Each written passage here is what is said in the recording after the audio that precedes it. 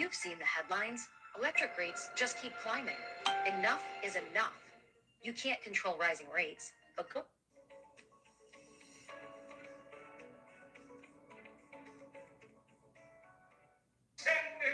There's something in combat.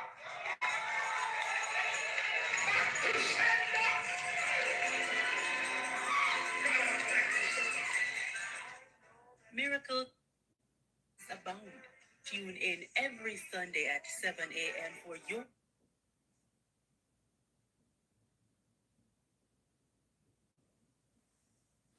Senate, we go watch the Senate, listen to the Senate, we are listen. But then I started.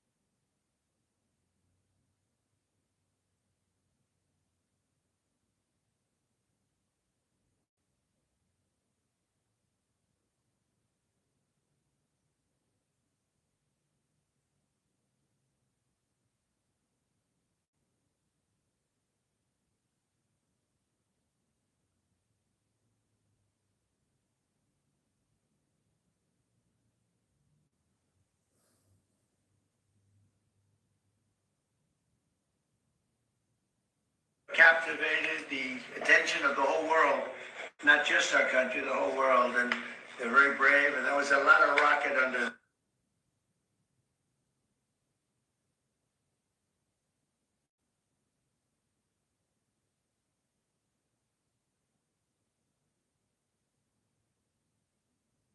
Don't take so long to start this something.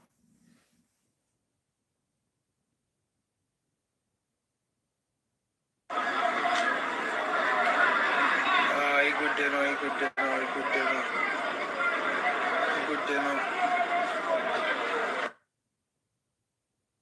So the picnic them gone past Safari, a Black River.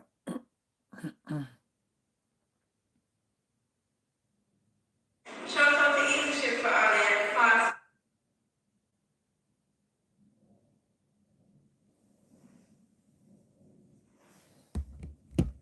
Let me see if they start the Senate yet. They evaluating us, so I don't know where my command so far. Don't let your vacation rental end up cool. Be invisible. Get seen, get booked on Booking.com. Amra Bartolotta is Pennsylvania's America First conservative leader. As your state senator, she has fought the lower taxes and blocked Know that we are proud to be one republic. We are the right to republic. A message from the Ministry of Legal and Constitutional Affairs. We are the right to republic.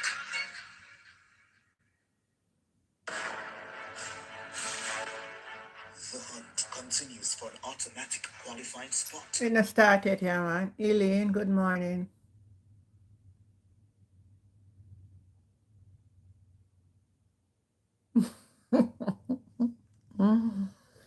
one calling and one open for our calling, no matter where you be, man. Yeah. I'm home, me alone in my place. So this is like a little,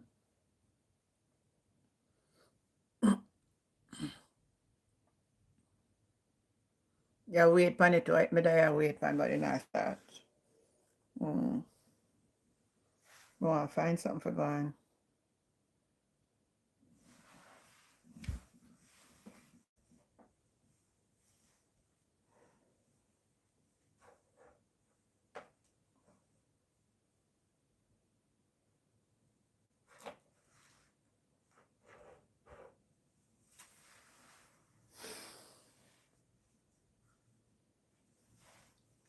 Really want to hear the Senate today.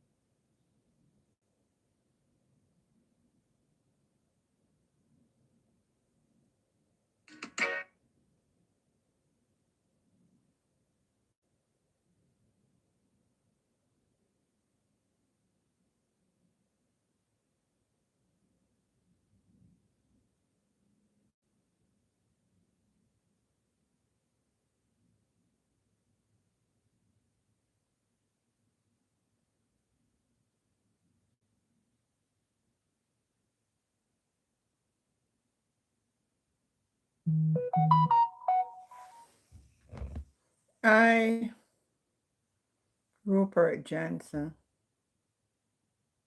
None of them not start yet.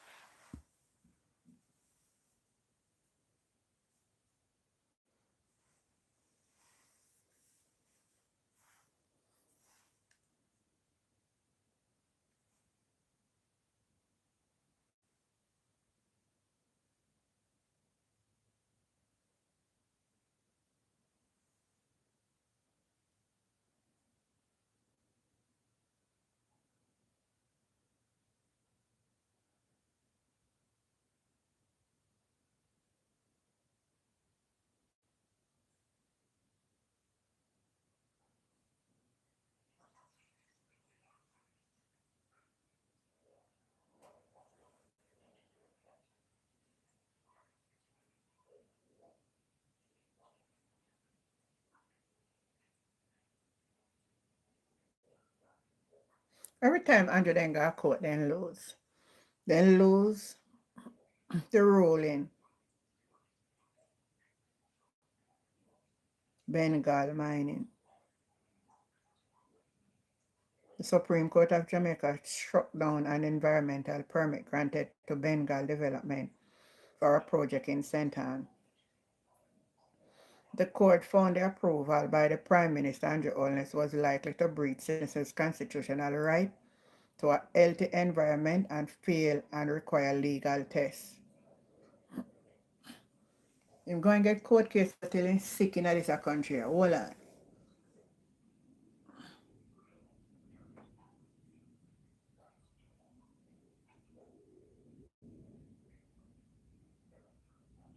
Decomposed body of a man found in Ryacobe River.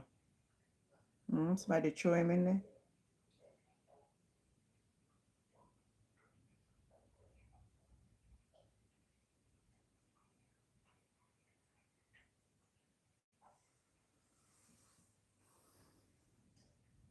We should have known so them not come on so early, because them never come, same thing with Parliament.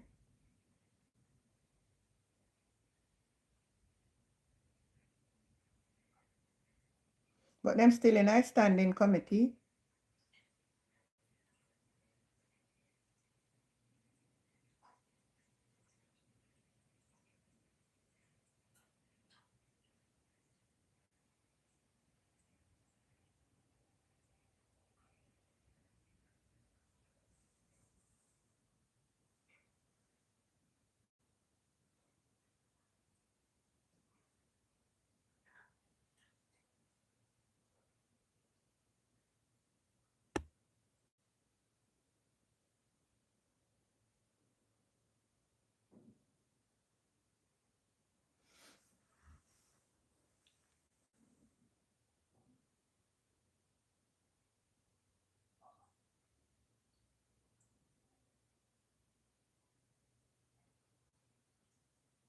Seems like them now start now.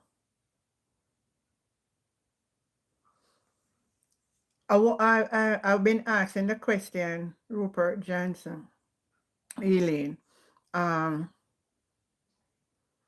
see, because I'm not so versed about the legality of how the parliament operate. I know some bill can just be passed by the majority of the house. Some need the opposition. I don't know if this one, but I remember when they passed the NID, and I remember when them tried to do the Portmore thing, the PNP take it to court. So it should be that they could take it to court.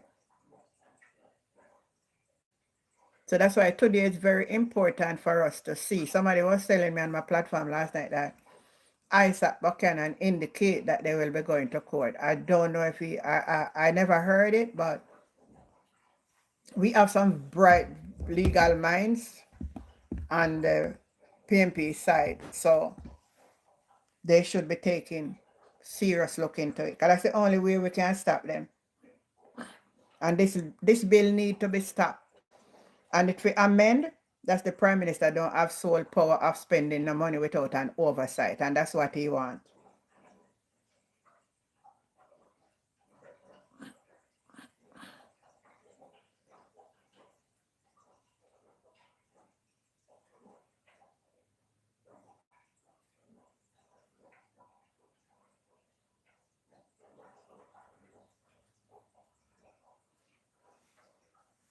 This eater sitting are disgusting nice.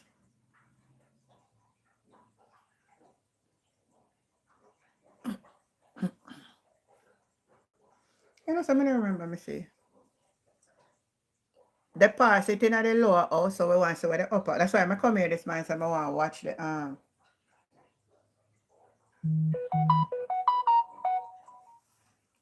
want to watch the Senate.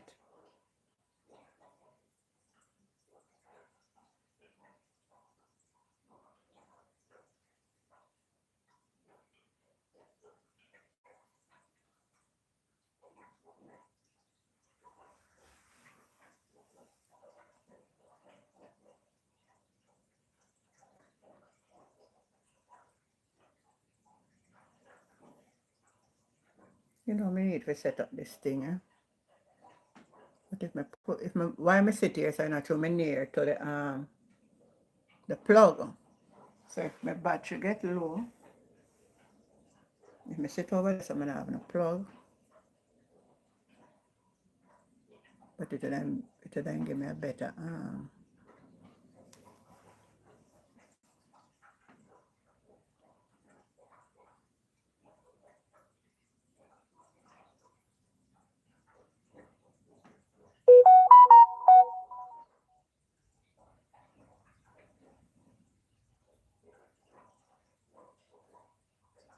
there, you know, I see I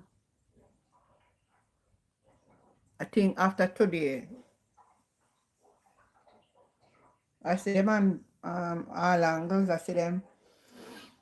I see them, you know, you see the pressure where the PNP under now? Everybody now I look to the PNP. I call in for resolve all of the problem where the JLP do. And I see some people have bashed the PNP. They not do their work. Like, say no, I don't know what they want them to do. I say, if you go fight them, you know, put the power back in the people them and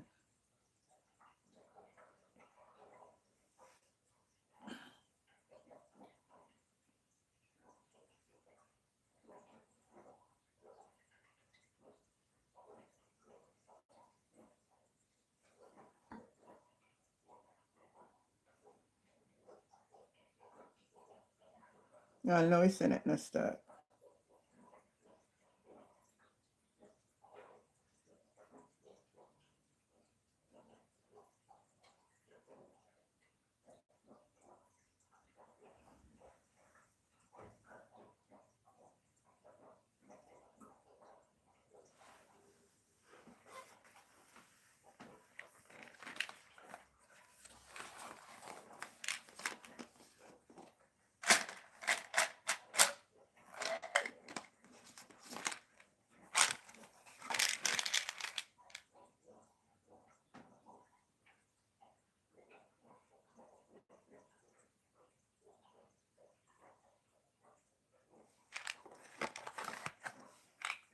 Margaret, good morning.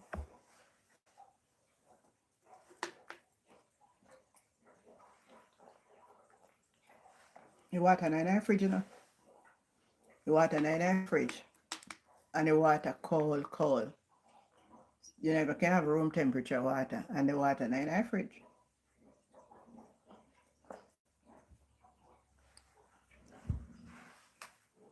Let me show you some of my hold on.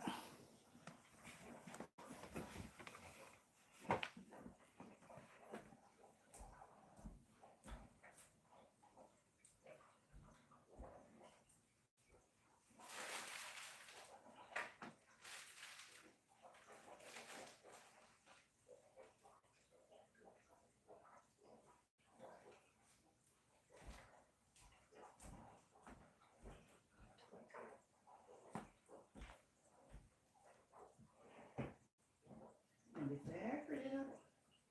And that then cold, cold, cold.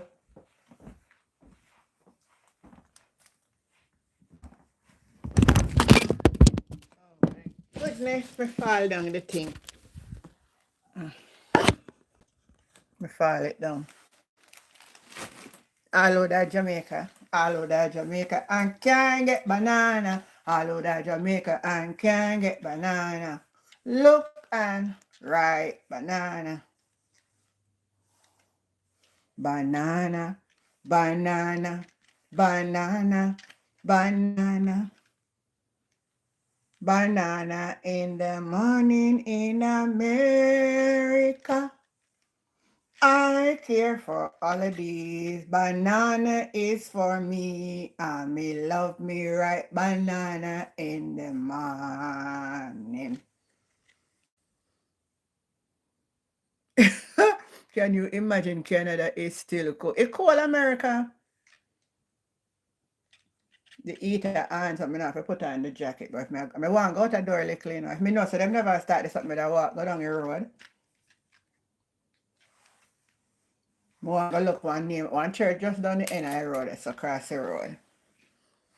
Grace Ministry, something like that. Ivy, thank you. Winsome. Winsome, what you say? Good morning, Miss. Jamaica banana is nicer than those, but you can't get them. You know, some of the American show off by, you know. No banana there, Jamaica. If one finger this a $200 for you. You get them off here. No, last week I get banana in the supermarket.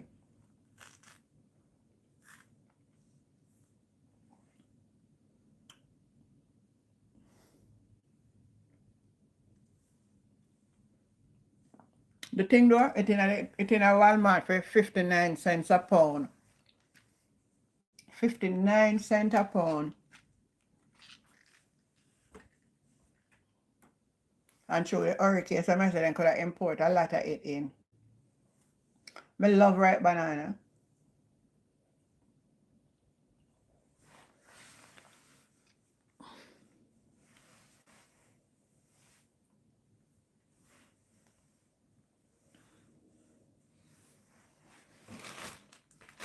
What am I doing with my next phone now?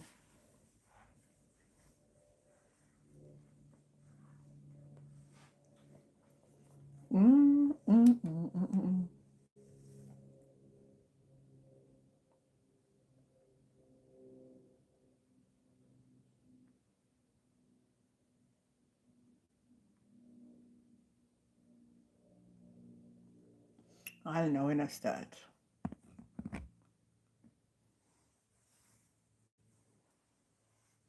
Seems like me for, but I need how much minute and it's still not start. So all them start the Senate. So them start the something late with you know. And then they try to tell them what if we go in the Senate go do, you know. Andrew and Juliet not easy still, you know. Andrew and Juliet not easy.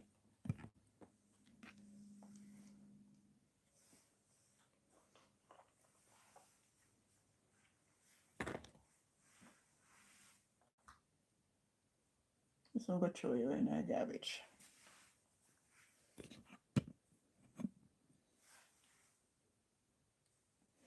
Me say me notice the labor. Anytime them PMP anything, you see that Abaca fit only come about Angela Brown Burke.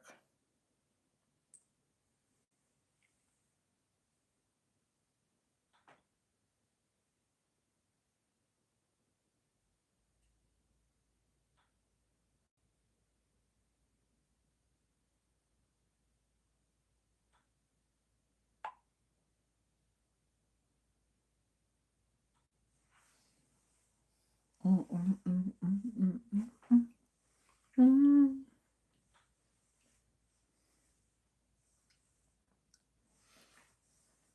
I care for none of the Jamaica need to stop talking and act true healing. Take it from bad to worse, then. You know, say take it from bad to worse. It's a disgrace.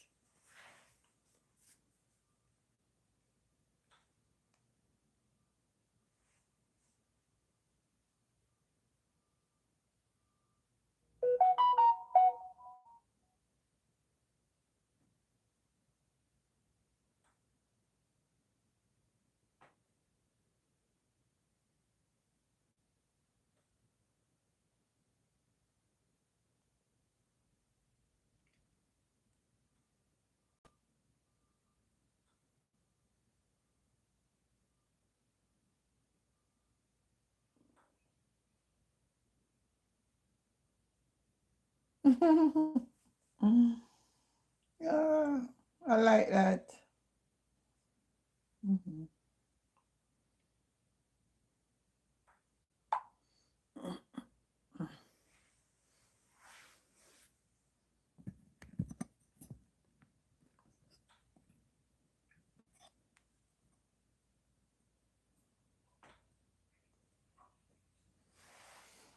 So I'm going to make a video till then start. So no can hear the video when I'm going to make. Welcome again to the channel, Life with Jennifer JM. I am your girl, Auntie Jen. My viewers, my friends, and my subscribers. Let me tell you something. Ah boy, Jamaica is in a mess. I'm going to say a mess. Oh, let me show my people them a banana. See my banana? Yeah, real mess. Tell me where the number is. And my green grapes. A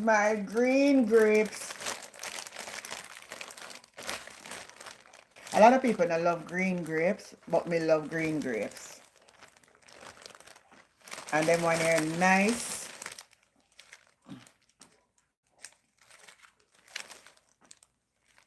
I wash them off already and everything, so.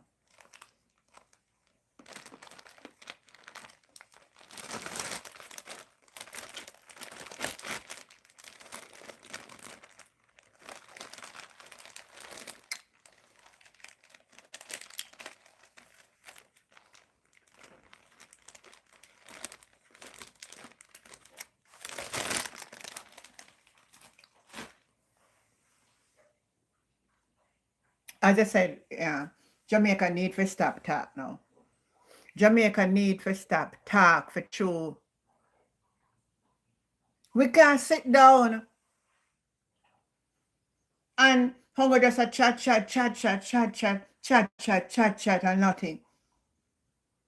This NARA bill, are we going to sit down, allow the Prime Minister full power to angle all the money without no oversight? It can't work. This man, when I certify, what if I look at it now? This man can't declare an asset to us, you know.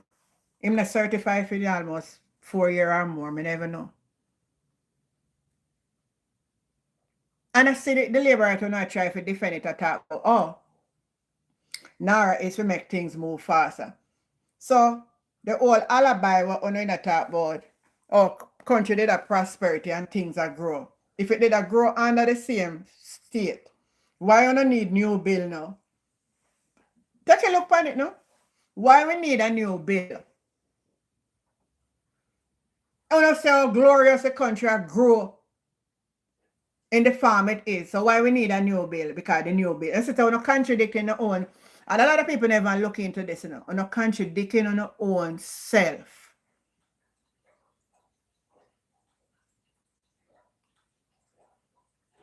No.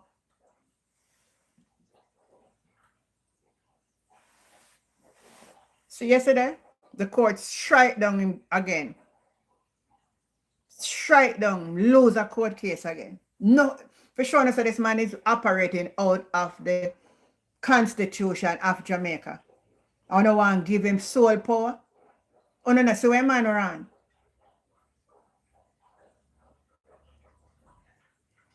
Because the opposition now want to work with him for this whole republic thing. They might try every ways and means for bringing new bill to take them time to manipulate the system. The man want total control over this country.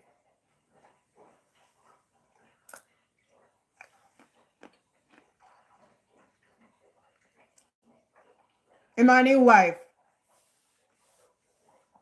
And his wife in our parliament have behaved like a little ghetto girl.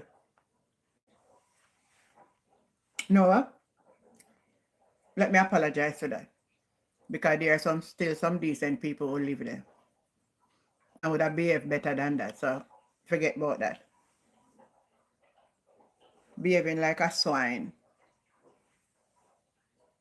Right, for sure, so she don't respect her husband neither, you know. Because for this some women, and in the presence of their husband, the manner in which she behaving in the parliament, she wouldn't be in front of her husband in her parliament. Unless her husband tell her, say, so she for behave. Unless I saw her husband tell her to behave.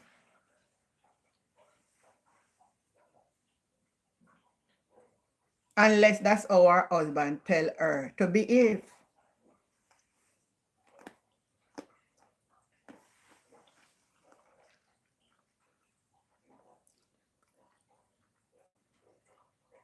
I'm Merville.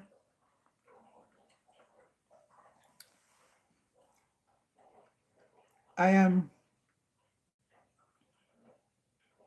am without words to tell you how disappointed I am and how embarrassed I feel to see my country reach a state in which it reached. It seems like them start now. I am very embarrassed. I am very embarrassed. I think they start now. Everything all right, my love? Catherine?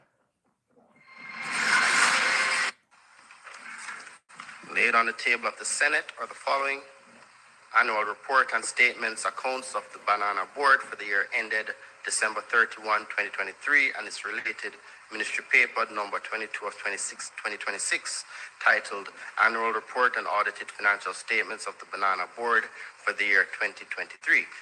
Bank of Jamaica's report on performance and main activities of the Bank of Jamaica Board of Directors for the financial year 2025, and Bank of Jamaica's monetary policy statement for August 2025 quarterly monetary policy report, December 2025 quarterly monetary policy report. Ministry paper number 23, 20, and 24 of 2025-2026, titled Cabinet Agenda Issues, dated 12th of January 2026, January 19, 2026, and January 26, 2026, respectively. Overarching Policy for Jamaica's Protected Area Systems 2026, and its related ministry paper number 26 of 2026, titled Overarching Policy for Jamaica's Protected Area System. National Keys Management Policy for Jamaica, and its related ministry paper number 27 of 2026, titled The National Keys Management Policy for Jamaica. General Consumption Tax Amendment of Schedules Order 2026 and its resolution under the General Consumption Tax Act. Amendment to Ministry Paper number 17 of 2026, entitled Revenue Measures for the Financial Year 2026-2027, and by way of information, report of the Regulations Committee of the House of Representatives on its deliberations on the Insurance Amendment of 20th Schedule Regulations 2026. So they look Thank like you very much. So they're not doing the Response Nara from the bill. Honourable House of Representatives. The following is a message from the Speaker of the House of Representatives. To the Honorable Senate, I have the honor to advise the Honorable Senate that on the 28th day of April 2026, a bill entitled An Act to Make Provision for the Management and Implementation of the Post-Disaster Reconstruction and Resilience Efforts consequent on the passage of Hurricane Melissa and for resilience generally to establish the National Reconstruction and Resilience Authority and for connected matters was passed in the House of Representatives with 20 amendments. The Most Honorable Juliet Holness, Speaker of the House of Representatives. All them the people if you no title name no honorably, you know. Mr. President, I signify my willingness to take charge of the bill. A bill shortly entitled the Reconstruction and Resilience Authority Act 2026, read a first time. Mr. President, I beg to give notice of second reading of the bill. Mr. President, I further beg to give notice that at a later stage today, I will move for the suspension of the standing orders to enable second reading of the bill and to commence debate on the bill.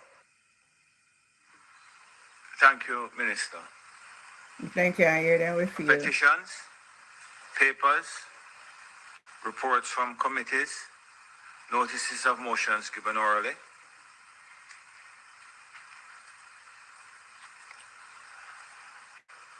Questions and answers to questions. Motions that may be made at the commencement of public business requiring notice. Motions relating to the sitting of the Senate. Motions for leave to introduce bills. The presentation of bills without the leave of the Senate first obtained. Public Business Minister. Thank you, Mr. President. Mr. President, today it is intended to take the Act to amend the Cybercrimes Act and to provide for Connected Matters 2026 through its concluding stages. So that means and that it's a Senate to now over open now, the you know? debate on the bill, which is the National Reconstruction and Resilience Authority Act 2026. We will proceed with them in that order, with your leave. Thank you very much. Oh, so then I Thank you, do Mr. Nara President. first. Mr. President.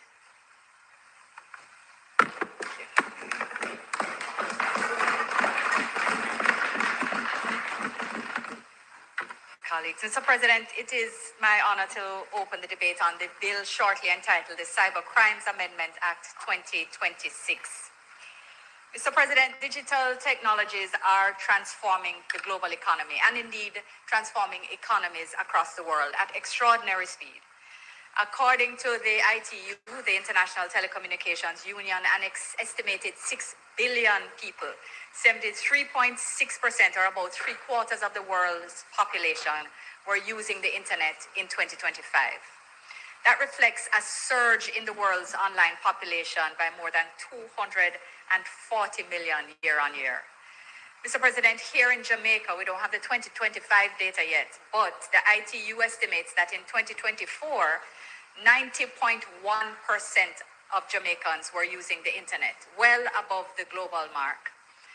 In this context, Mr. President, I want to acknowledge the work of the government, particularly Minister Vaz and the team at the Ministry of Energy, Transport and Telecommunications, because under the National Broadband Initiative, over 600 educational institutions, all municipal corporations, many ministries, departments and agencies of government, and also the courts under the island have been connected to broadband internet.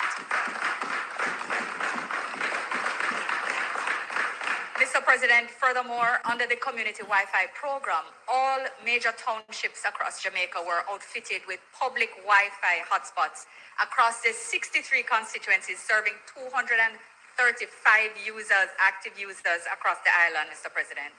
I understand that Hurricane Melissa affected many of those hotspots. In fact, 90% of the 415 sites island-wide were affected by Melissa.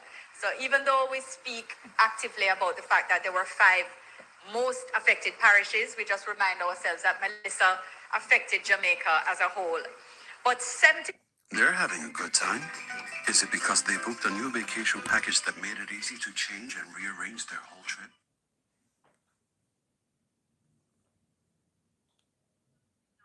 are great facilitators of service. They have the potential to bring simplified processes and easier transactions to citizens of every walk of life, young and old. All over the world, they are helping to unlock vast opportunities for individual, corporate, and national advancement.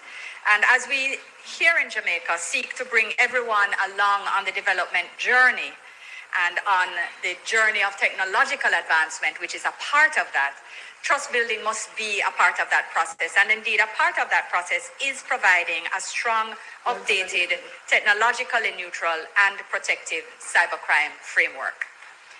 So, Mr. President, the reality is that alongside the many and growing opportunities facilitated by ICT advancements and expansion, alongside them are cybersecurity risks. Governments, corporations, and citizens across the world have become all too aware of the increase in the rate and diversity of criminal and nefarious activities. Fraud and scamming, identity theft, cyber-enabled deception, and the non-consensual sharing of intimate images, which damage lives, they impact families, impact businesses, and impact confidence in a digital economy. And these are things which are met across the world.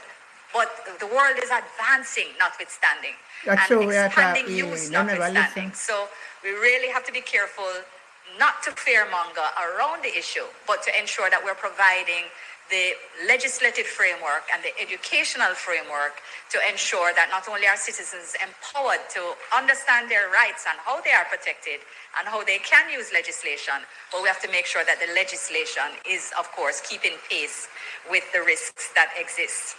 So government is committed to ensuring that we do.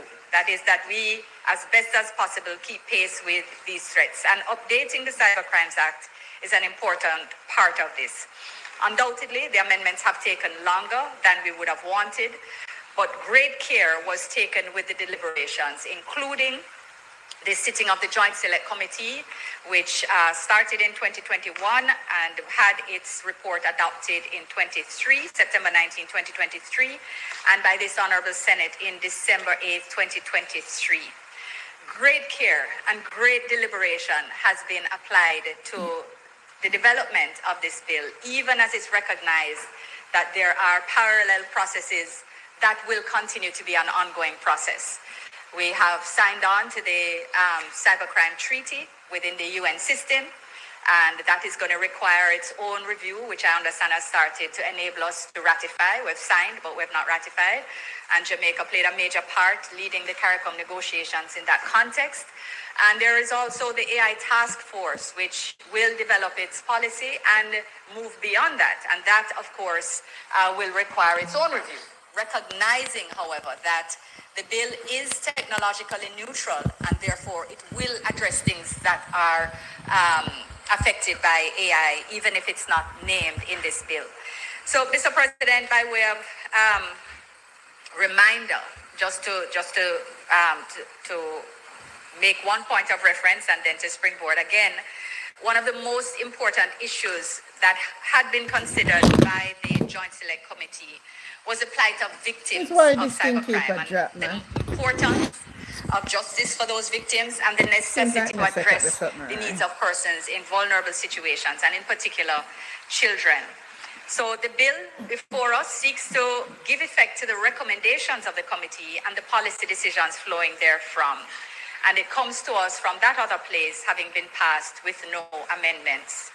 The clauses of the bill before us, Mr. President, can be categorized in three general areas. Firstly, updated definitions. Secondly, stronger protection for Jamaicans by way of new offenses and stronger penalties, especially for our children, and strengthened provisions for law enforcement and prosecutors.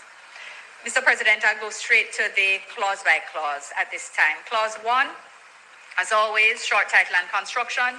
So it does say that the bill will be called the Cybercrimes Amendment Act 2026 and provides that it is to be read and construed as one with the Principal Act and all amendments thereto. Section 2, or Clause 2 rather, amends Section 2, and it specifically amends the definition of key, of the word key.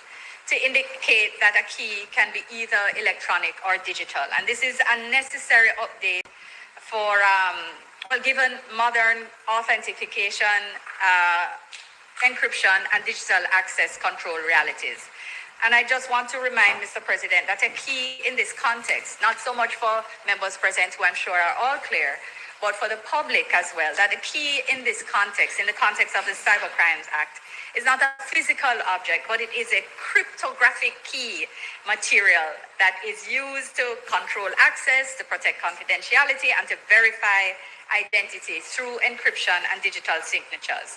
And you can note that for online purposes, in most cases nowadays, this will mean the secure code or the credentials used for secure logins, for encrypted communication, and trusted digital signatures. So the more we operate online, the more we use digital documents for electronic transactions, the more we simplify the ways things are done by using digital technology, is the more we have to think about how those are secured. So using websites that have not just HTTP, but HTTPS to know that it's secure, and all of the various ways in which you recognize that we need to be vigilant about protecting our transactions online. The keys are critical to that. Mr. President, Clause 3 amends Section 4, and it does so by strengthening protection for minors by amending the penalty framework of Section 4 of the Act, so that by access to any computer program or data held in a computer, an offense is committed against an individual under 18 years old, the circuit court may impose imprisonment for a term not exceeding 20 years, Mr. President. And the objective of this amendment is to communicate to the society at large, and indeed to the judiciary, that there is a policy position that is being supported by the legislature, that cybercrimes committed against children must be treated more seriously, and demonstrably so, and so they must carry a harsher penalty. Mr. President, Clause 4 amends Section 8 with a similar provision as done in Clause 4. But in this case, it is providing that committing the offense of fraud or forgery, again in this context of cybercrimes, once that is done against an individual under 18 years, it will carry a term of imprisonment also, not exceeding 20 years. Mr. President, Clause 5 amends Section 9 of the Principal Act, and I know that persons have been looking closely at this act to understand what it means, because it was a great focus of attention by the Joint Select Committee and indeed by the debate elsewhere. Clause 5 amends Section 9 to effect two significant changes. Firstly, it replaces the narrow wording of sending to another person found in Section 9 of the Act with the broader concept of publishing.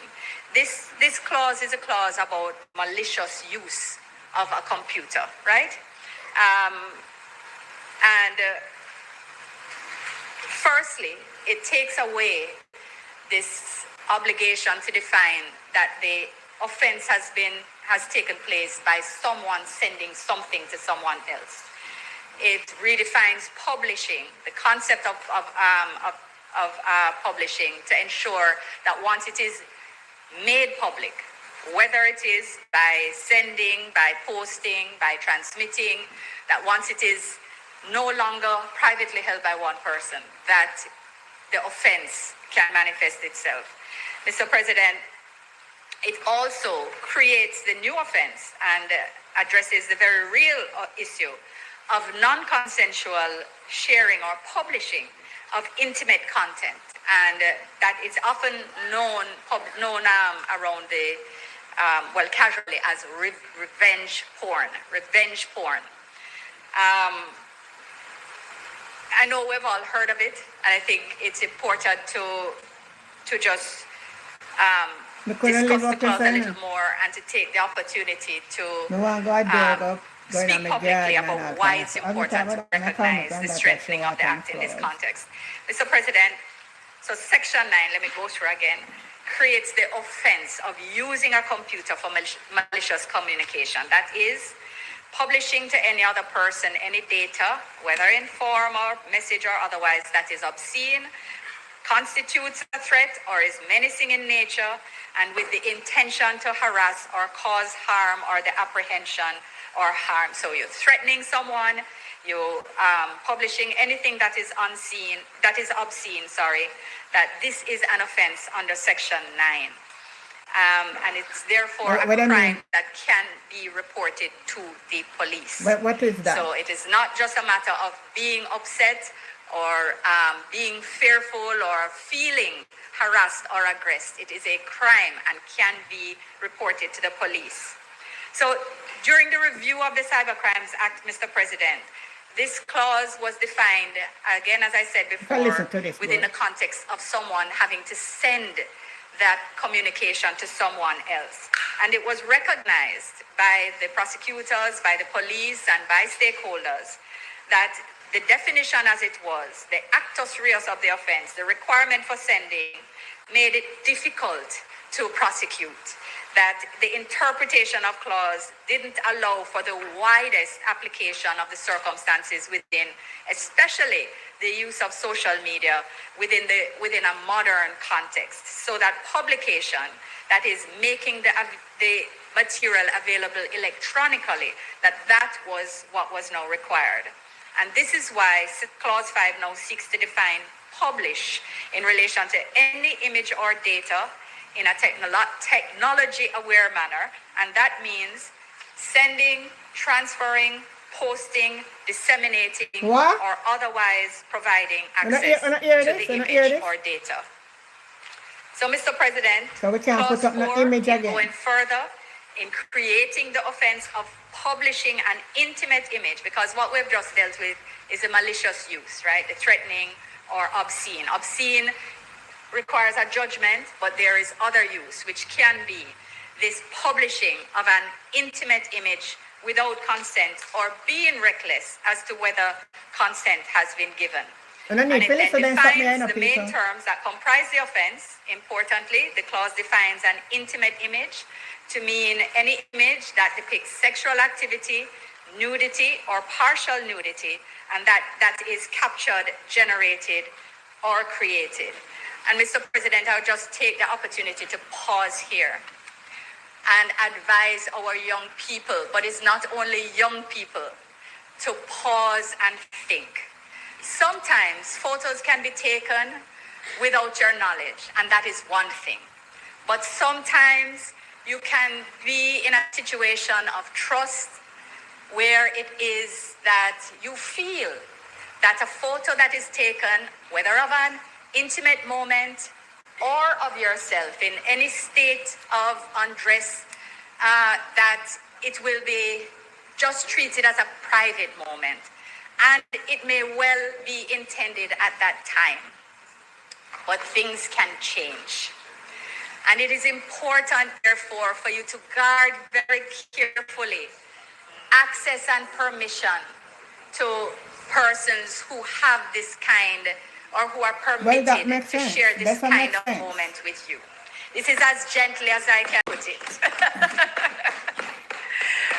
Because when you hear the stories of the emotional blackmail, the fear, the actual financial blackmail, the bullying that takes place around circumstances that could never have been anticipated, I want to say to our young people and our not so young who may find themselves in these circumstances, that if you are being threatened, bullied, blackmailed because of a moment of trust or a moment in which your trust was abused, it is a crime and you can report it to the police, and you should.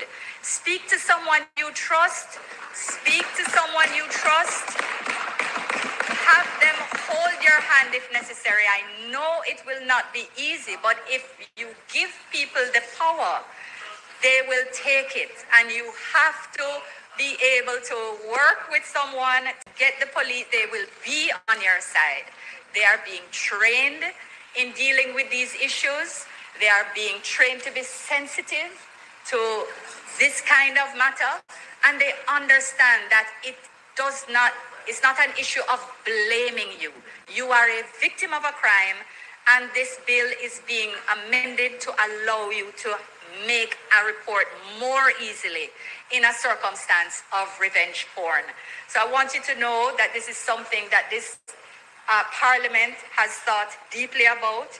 The Joint Select Committee debated it heavily, understood that you are not to be blamed, that you are a victim, and that you therefore should be supported in the ability to report a crime, have it prosecuted on your behalf, so that they will not have power over you ad infinitum.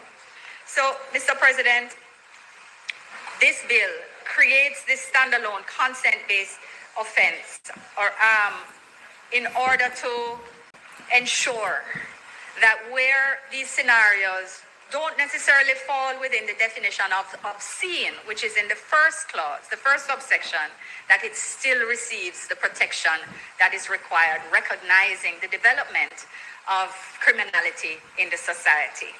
It makes, clause 5, Mr. President, makes it abundantly clear also that a person under the age of 18 is incapable of giving consent for the purposes of sharing intimate images. And I want to explain this. So it means that even if you said okay to the picture, you don't have to spend time feeling guilty about it, because in the moment you trusted that it was okay. But the law does not consider that an issue that will prevent you from making the report. It is the abuse of your trust in making the picture public that is the crime. And that is why you are therefore protected under the bill that we're passing today. You will be protected by it in order to ensure that you can be protected by the law.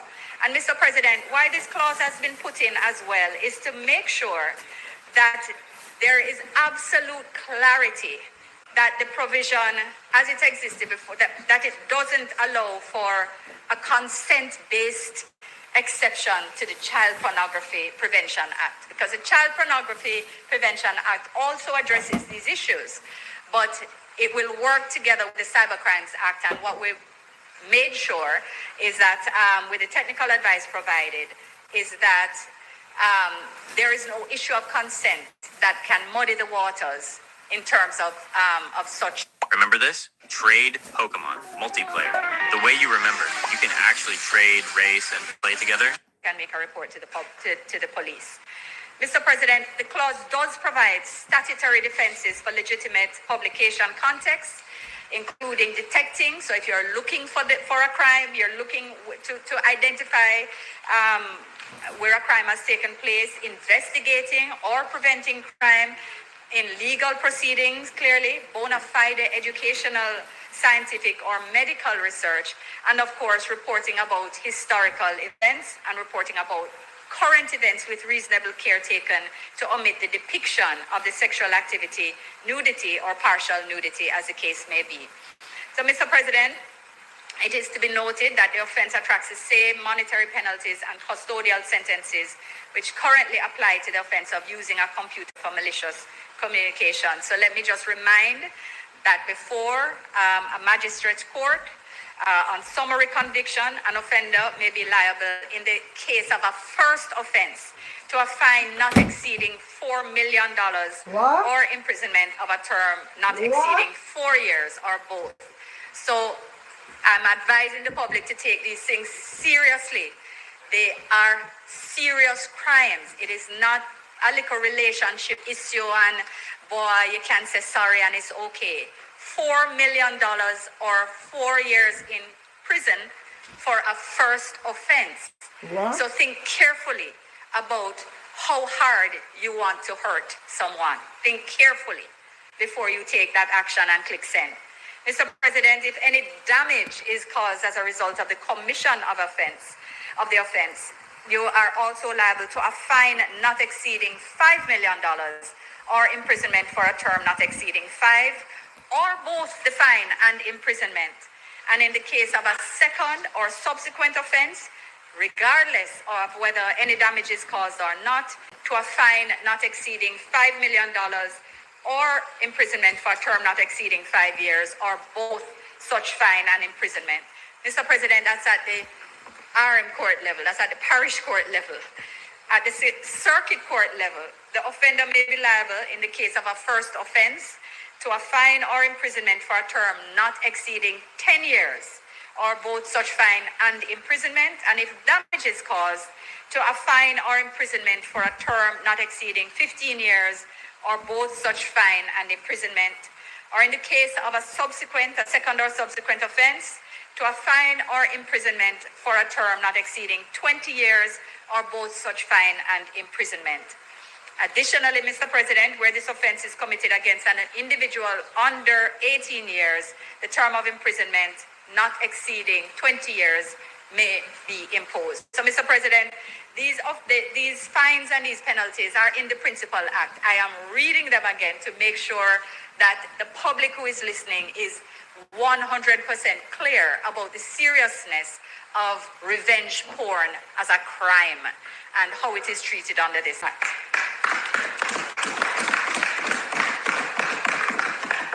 Mr. President, Clause 6 amends Section 10 of the Principal Act, and this is seeking to strengthen Jamaica's ability to disrupt organized cybercrime by targeting acts which precede offenses such as hacking, and to prevent the creation of black markets in items where these tools are traded, rented, bundled, and delivered like a service. So, Mr. President, the clause meets this objective by criminalizing without lawful justification, that is, criminalizing the acts once they don't have lawful justification, of the intentional manufacture, sale, importation, distribution, disclosure, or making available of a computer, a key, which we just discussed already, or any other data or device designed or adapted primarily for the purpose of committing the offenses outlined at sections 3 to 9. So the clause also criminalizes receiving and possessing such keys, data, or devices with the intent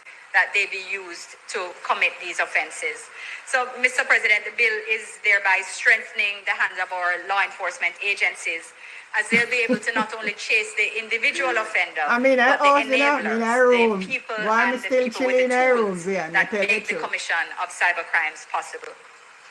Mr. President, Clause 7 amends Section 11 of the Principal Act, and Section 11 seeks to impose harsher sanctions where the offense committed is against or involves computers and or systems, the interference with which will have a debilitating act on, among other things, security, the provision of public services, and the protection of public safety. These systems are referred to as protected computers. And clearly the difference between the damage that's caused by hacking into an individual citizen's computer versus hacking into that of the constabulary or that of the investigative organization, or in fact any public service or major institution within the ecosystem of a government. So, Mr. President, this is Clause 7 updates the language of Section 11 by inserting the word revenue alongside banking and financial services. These are critical computers, and replacing the terminology medical with the broader term health. The update is strategic as it ensures that attacks on revenue and health systems are treated with the greatest degree of severity, given the potential to cause national disruption and economic instability, as well as undermining public confidence by exposing sensitive personal data. Mr. President, Clause 8 repeals and replaces Section 15 of the Act, creating a clear offense where the owner, occupier, or person responsible for the management of premises knowingly causes or permits the premises to be used for any purpose that constitutes an offense under the Act. And the offense attracts a fine or a term of imprisonment not exceeding 15 years. I think people will recognize the genesis of this clause. This comes from the same language used in the Lottery Scam Act, if I call it that informally, so everyone recognizes it. 1 p.m. premises are used to facilitate illegal activities, then they become liable too. And it's trying to get at all of the levels of cooperation in the crimes. So, Mr. President, this clause reflects an important policy decision arising from the review process because it repeals what was a previous compensation provision, allowing victims to now access the more comprehensive compensation framework under Section 24A of the Criminal Justice Administration Act, which allows the court to impose restitution orders for the benefit of victims, so that victims' cases can be considered on a case-by-case circumstance and the appropriate compensation then be granted. Mr. President, Clause 9 amends Section 19, which strengthens the investigatory discipline and accountability of the JCF by requiring the Commissioner of Police to develop and implement a code of standard procedures to be compliant with any search and seizure under Section 18 of the Principal Act. This ensures due observance of the safeguards contained in Section 19, which requires the documentation of computer materials seized during the course of an investigation. And Mr. President, this was thought important because complex cybercrime matters often succeed or fail based on the manner in which the digital evidence is handled. And the amendment is therefore intended to standardize the process by which cyber incidents are managed within the JCF and to ensure that all personnel follow consistent procedures when responding to cyber-related matters. And my understanding is that the work has started on the development of these standard procedures, and that by Q4 this year, we should have, they should be completed and the full sensitization take place within the JCF and related prosecutorial agencies. Mr. President, Clause 10 amends Section 20 of the Principal Act, and it simply makes an editorial update by aligning the reference in Section 20 to Section 18, which empowers the parish judge to issue a warrant authorizing a constable to search for and to seize computer materials. The amendment links the provisions of Section 20 to the specific provision of the Act where the authority for issuing the warrant resides. Additionally, Mr. President, the clause replaces the reference to the Director of Public Prosecutions with the prosecution, therefore widening the category of court officers who can make the application for forfeiture of seized computer materials to include clerks of the court where required. Mr. President, Clause 11 aligns the Interception of Communications Act with the amendment refers to in Clause 2 by similarly updating the definition of the word key to indicate that the key can be either electronic or digital, making sure that both acts work together well. So, Mr. President, as I take my seat and allow the debate to unfold, I again just reaffirm that there are many opportunities in the digital economy for all members of society, from ease of communication, doing business, accessing public services, banking transaction, income generation, investment. But at the core of digital transition must be the mechanisms to protect our citizens from potential harm that may also come from misuse of the same technologies. This bill has benefited from the work of the Joint Select Committee, which paves the way for bipartisan support, of which I am confident. And I'm therefore honored to commend this bill, Mr. President, to the members on both sides and look forward to their support. Thank you, Mr. President. No, Bill. Thank you, Minister. Oh, wait till the clock strike 1 p.m. 1 p.m. Yes. Senator Small Ferguson.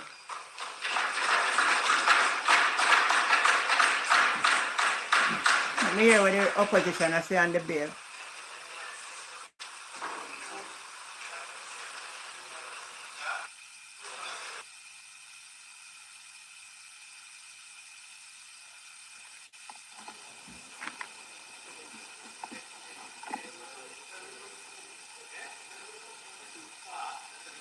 And this is the gel one in by now. Non-drowsy. It's a non-drowsy. See there? Non-drowsy. Mr. President, I rise to contribute to the Cyber Crimes Amendment Bill 2026. And at the outset, let me indicate that I support the bill. I support the amendments that have been made. And I want to in particular associate myself with many of the comments that the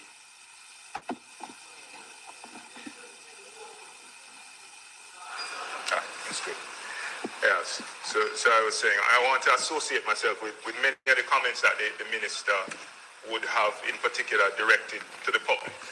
And this is a very important piece of legislation, I think strikes to the heart of central issues relevant to our Yeah, in a everyday some lives. sense, yes. Everything is online. The way people use people image in a some derogative way and Everything is online. they hide them up and then something that ain't really right. It is really how we live, and in particular, many of the more unsavory elements of life. You have a man playing have out online. intimate So, relationship and you I take them think the picture and then when minister they gave the take your public circle on an social excellent media. charge I would in that support regard. banning those stuff. This I don't think particular anyone of bill, we see what is right would want to the principal act bash was what is good. heavily ventilated I don't think you and in somebody the share other place. intimate There moment. was They should take your extensive image debate. and circulate. It No. was the subject of our joint select committee. Whose My thought is that she did it out of frustration because they didn't want them to talk. the amendments that are They didn't want them to talk, and it's an act of showing. I should have done nothing wrong, you know. It's because Jamaica people understand that anytime you touch it is a rebellion against what is the happening. conclusion of same is why So I support this her. bill has such heavy bipartisan support. Now, that being said, before turning to the substantive issues, I want to make a comment about the process that has brought us here. Right? The minister acknowledged that this certainly we would have wanted to have been considering these amendments before. Now, she mentioned that the Joint Select Committee started their work in 2021. They concluded their report in 2023, and we are now discussing this in 2026. Right? Now, the fact is, Mr. President, that this is not an unusual timeline in legislative terms here in Jamaica, right? But it presents a very particular challenge in the context of the legislation that is before us and legislation of this nature. The truth is, Mr. President, that this legislation is directly tied to technology, right? And that is an area that evolves rapidly, continuously, and unpredictably. And what that means is that any delay in the work necessary in this space has real and practical consequences. It creates a widening gap between the law and the reality that it's intended to regulate everyday life. Yeah. And it means that by the time amendments are brought before this Honorable Senate, elements of the framework may already be less relevant than they could be, given the pace of evolution of technology. And indeed, cybercrime itself has evolved since the Joint Select Committee started their work in 2021.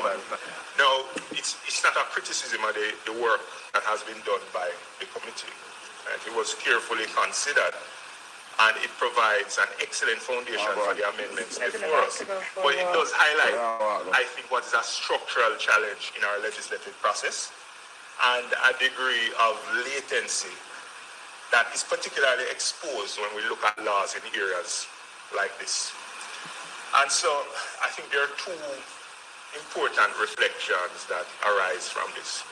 The first, from my perspective, is just a general reminder that we need to prioritize urgency, in a sense, in bringing forward amendments to legislation that operate in fast-moving domains like technology. That's number one. And I think, too, that we need to consider I whether remember for that legislation of this nature, 2012 where or we're 13, aware somewhere that that it happened. requires continuous review, that No, we embed more frequent and 2000 structured reviews mechanisms, 13? not just reviewing it No, in say an 2003 episodic or 4, somewhere there. infrequent way. Because in this space, Mr. Um, President, as I mentioned, Yeah, for a law but of this then in nature, if it's 2007, not evolving, then by 2003 or definition, 4, it's somewhere, falling but behind they were the opposition. reality. So in that context, I'll make a couple comments. Jamaica people don't know with what's going on in respect to the Jamaica, bill you know. before us today. There was Mr. no President, the first repercussion, area I want to touch on is more than he artificial apologized. intelligence. Now, And the speaker at I the think time this never area behaved like most this one. clearly This one a illustrates pig, you the know. point that I just made with respect to the need for urgency and frequent updating of laws of this nature. Because when you review the bill in detail, Mr. President, given the timing of the review, it becomes apparent that artificial intelligence is not addressed expressly at all. I understand that the minister characterized the act as being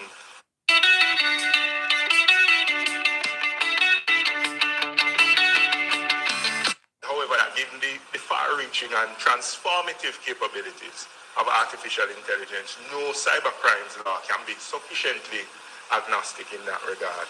Now, to be fair, elements of the bill do, I think, attempt to embody that agnostic nature and, you know, to provide sufficient breadth with respect to changes in technology. And it shows up, for example, in the provision which extends the definition of an intimate image to include one that is captured, generated, or created. Right? And I support that inclusion. So it does allow for the possibility for an AI-generated or manipulated image, which is commonly referred to as deepfakes, to fall into the scope of offense, right, where it's published without consent. But beyond that, the bill, Mr. President, it treats things like artificial intelligence in a largely indirect manner. And there is a gap there from my perspective, because AI is simply just not another tool. It fundamentally changes how cyber harm can be created, how it can be scaled, how it can be deployed. It creates an environment, Mr. President, where images can be fabricated convincingly. And AI has evolved so rapidly that the kind of images that you would see 6 months ago and the kind of technology that would be widely available 6 months ago has changed at a pace that we've never seen before. It can clone voices and mimic individuals in real time. It identifies, you know, things that can be constructed and deployed digitally, documents that can be fabricated. Right? It can create highly personalized deception at scale, which is a problem. Right? And Mr. President, importantly, much of the harm happens before anything is ever published. It occurs, from my perspective, in some instances at the point of creation of these fabricated images or whatever the case is. It occurs from my perspective when content, which may not be published in traditional sense, is used to threaten or coerce or to extort or to impersonate in a sense. So the question from my perspective for us is whether the law is presently addressing the full life cycle of the harm, or whether it's really focused on the end point when the damage is truly done. In jurisdictions like the UK, the legislative approach is already evolving to take account of. I say place call IJ put on jacket this morning for down. example. I understand that recent reforms it come down to when say lower this today definitely call me just in your images, I wrap up in our bed. But also the creation of the images, threatened sharing of the images. Me call him yesterday. The deep fakes that I mentioned before. In Australia, I understand that the law recognizes digitally altered or synthetic material as within the law, and it has evolved to capture both the creation and non-consensual distribution of this content, alongside tactical mechanisms to respond to this kind of image-based abuse. Yeah. So Bit by like I think one Mr. or two of President, the these call examples up back point up. to a Not the big direction of one travel. them, you know. And against that backdrop, I believe Yeah, that but you there can are manage three to areas that handle we that. could look at to strengthen the framework that is underpinned by this legislation. Yeah, you can Now, I handle the big understand one that there every has been back. the Try creation of one the and AI can use Council, and there's and a parallel left work hand. being done here, which is necessary. It allows for real-time If when you go down changes there to and be you made want outside anything, of they sell everything out of this legislative framework hospital and to gate. bolster it, and that's important, and I commend that.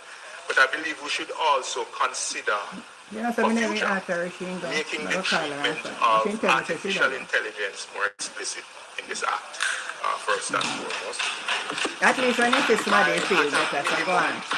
Directly referencing the synthetic So and when you AI reach down there, if anything, you call content, me back. and the current language is very helpful. Yeah. I think it clearly articulates and removes, certain gaps that existed before. But I think placing artificial intelligence Yeah, directly there Saxon, will man. remove any ambiguity and future-proof the Never legislation. I'm going to take off his socks Secondly, I think we need to consider I whether tell the you if I'm a offense baby, so don't should put on my extend clothes to the them. creation I don't take or off back my clothes commissioning them. of Because later I'm non-consensual going to try synthetic but on the hot images, water and get and it where from there's there. separation If between me the feel creation like of that, the if me not feel images like me not and the put down actual water on my publishing and skin, I tell the distribution whole world that. of them. This would address, I think, the harm First thing, me at not carry source. body odor, And and me it not smell. would almost, I'd say, dissuade persons who may be more adept at the use of the technology from doing so on behalf of the ultimate perpetrator. Right? And the third, Mr. President, is considering introducing an offense for threatened publication, right? Threatening the use of this technology in ways that some people may not even imagine. They may see the results of it and feel afraid by virtue of unknown capabilities. Right? I think that is important as well. Mr. President, I think the bill takes an important step forward, to be clear. But of course, there could be greater specificity. I'll move to the second point, Mr. President, which is related to an element of what is already Oh covered by my the goodness, let me tell you, all the while in I'm here, suggesting been that we coming to US from contemplate taking a step 2007. further, which is cyber-enabled And harassment. Right? And note the use of the And word I- harassment. So I acknowledge that the bill does Not make that I wouldn't want important to progress with respect but to me non-consensual can't see publication of myself different as a images, beard which is very cool. important. And I think That's why I I'd always come in imagine at the summertime.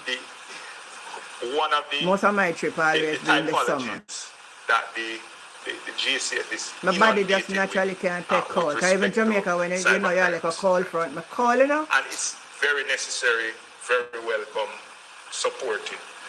But I think cyber harm, Mr. President, extends beyond intimate images.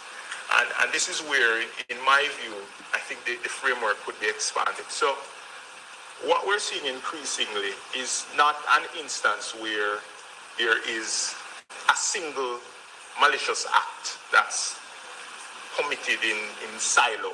Come on, I want to know my but case go up on the other accent. No, pattern here. of sustained digital behavior, coordinated behavior by one and multiple people.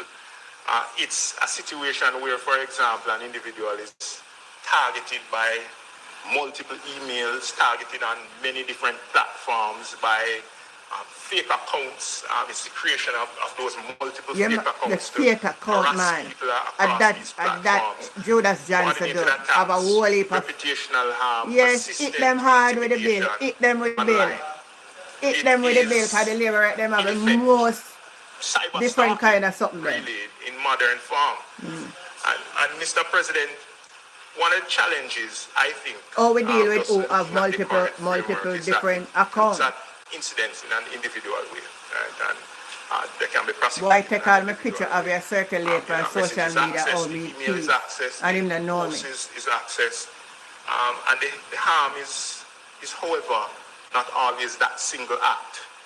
The harm, I think, is compounded by persistence. Right? It's about the accumulation and the combination of the different mechanisms that are used.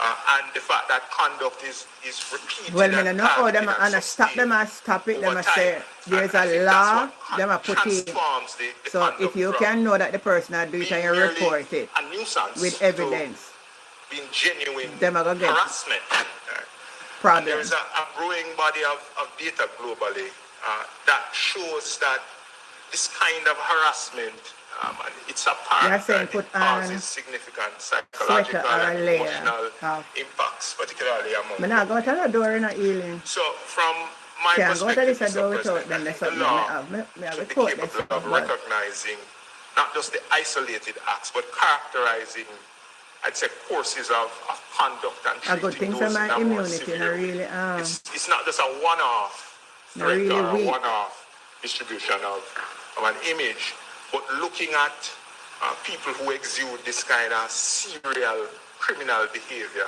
and treating with them very separately from somebody who may have done disparate elements of Me go this carry kind slippers. That the of thing. slippers can It wear will it. allow us to look at the behavior in I aggregate sneakers alone and never go treat wear it accordingly, outside. this kind of pattern-based conduct. I think, Mr. President, it will allow law enforcement to be Me carry one able shoes and I to go wear go assess upstairs. behavior in its If you totality can. rather See than me carry just slippers to in wear. fragments, This Mr. slippers President. can wear gonna wear. So the third and final area that I want to touch on is really to lend my support to a comment that was made in the other place, which touches on the issue of cross-border enforcement in this You area. can see that people get Now, sick as every minute. I want to associate myself with the call that was made for Jamaica to consider acceding to the Budapest Convention on Cybercrime.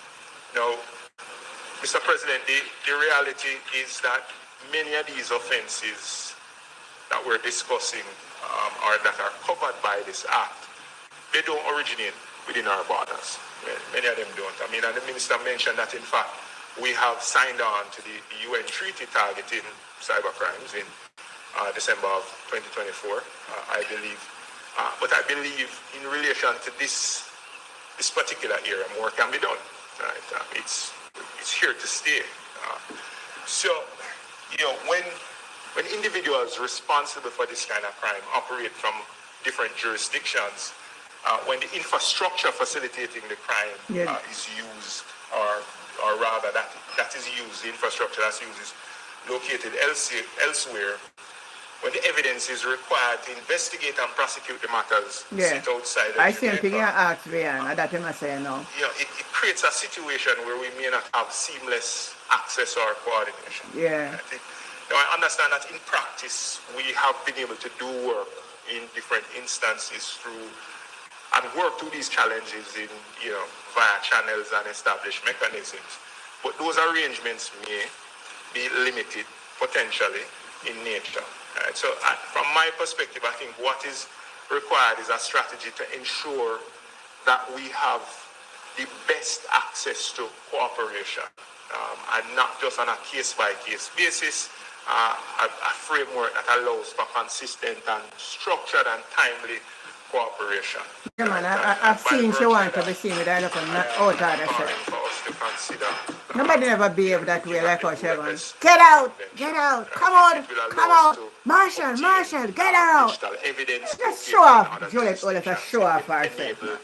Look at them, you know. mutual legal assistance. Me need to stop watching them, you know. And me can't, it's like me can't I talk, you think know. those things can only serve to No one know bolster where you're going, our cybercrime I'm sitting prevention sometime, man.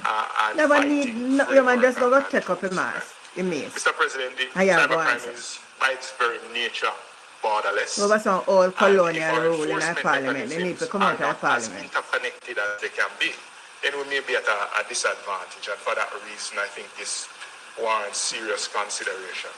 So in closing, Mr. President, I want to reiterate that we support the bill. I want to again, endorse the minister's call to action from the public. And I think the bill, despite the fact that it could have come here sooner, represents meaningful progress. It modernizes important aspects of the law.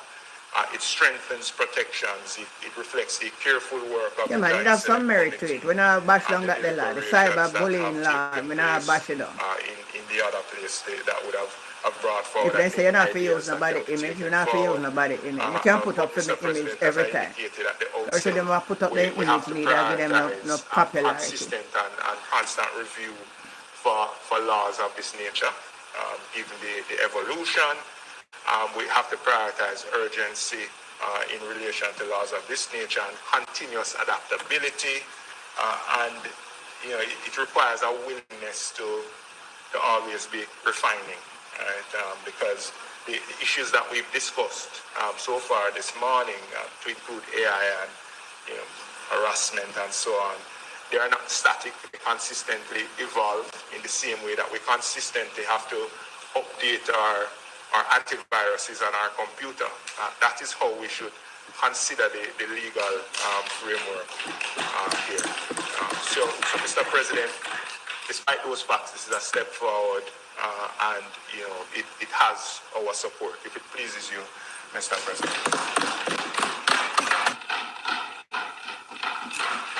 Thank you, Senator Small Ferguson. Yeah, I'm Senator, making a cartoon character. I don't think Kaman you're right. Gill.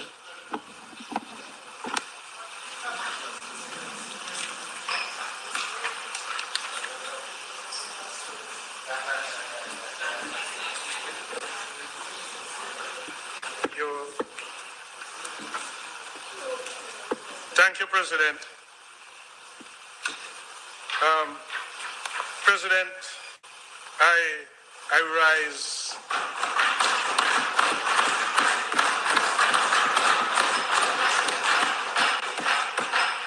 as a member of the Joint Select Committee.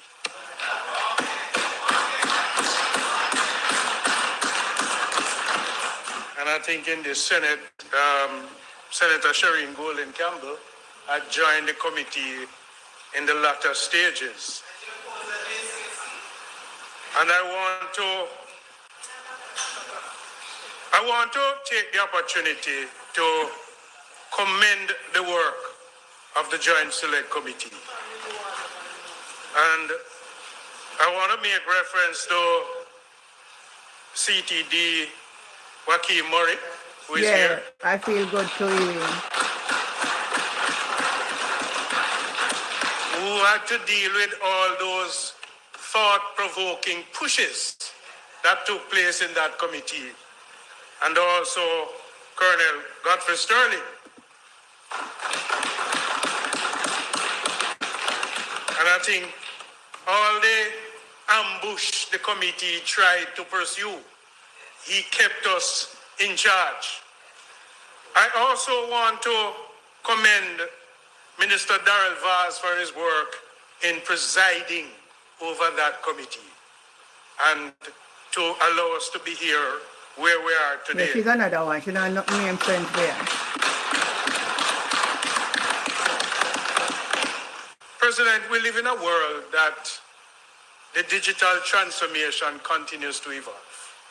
One of the things that faced that committee was the fact that here we are debating and deliberating on issues on a day-to-day basis, You know, if me die Jamaica, unknown gone as to what will take place in the future. We live in a world that we're forced by whatever means in an open space to deal with the advent changes in technology. Just to conduct our own business, or maybe to keep pace of technology that is driven globally. In the workplace, it is fast-paced.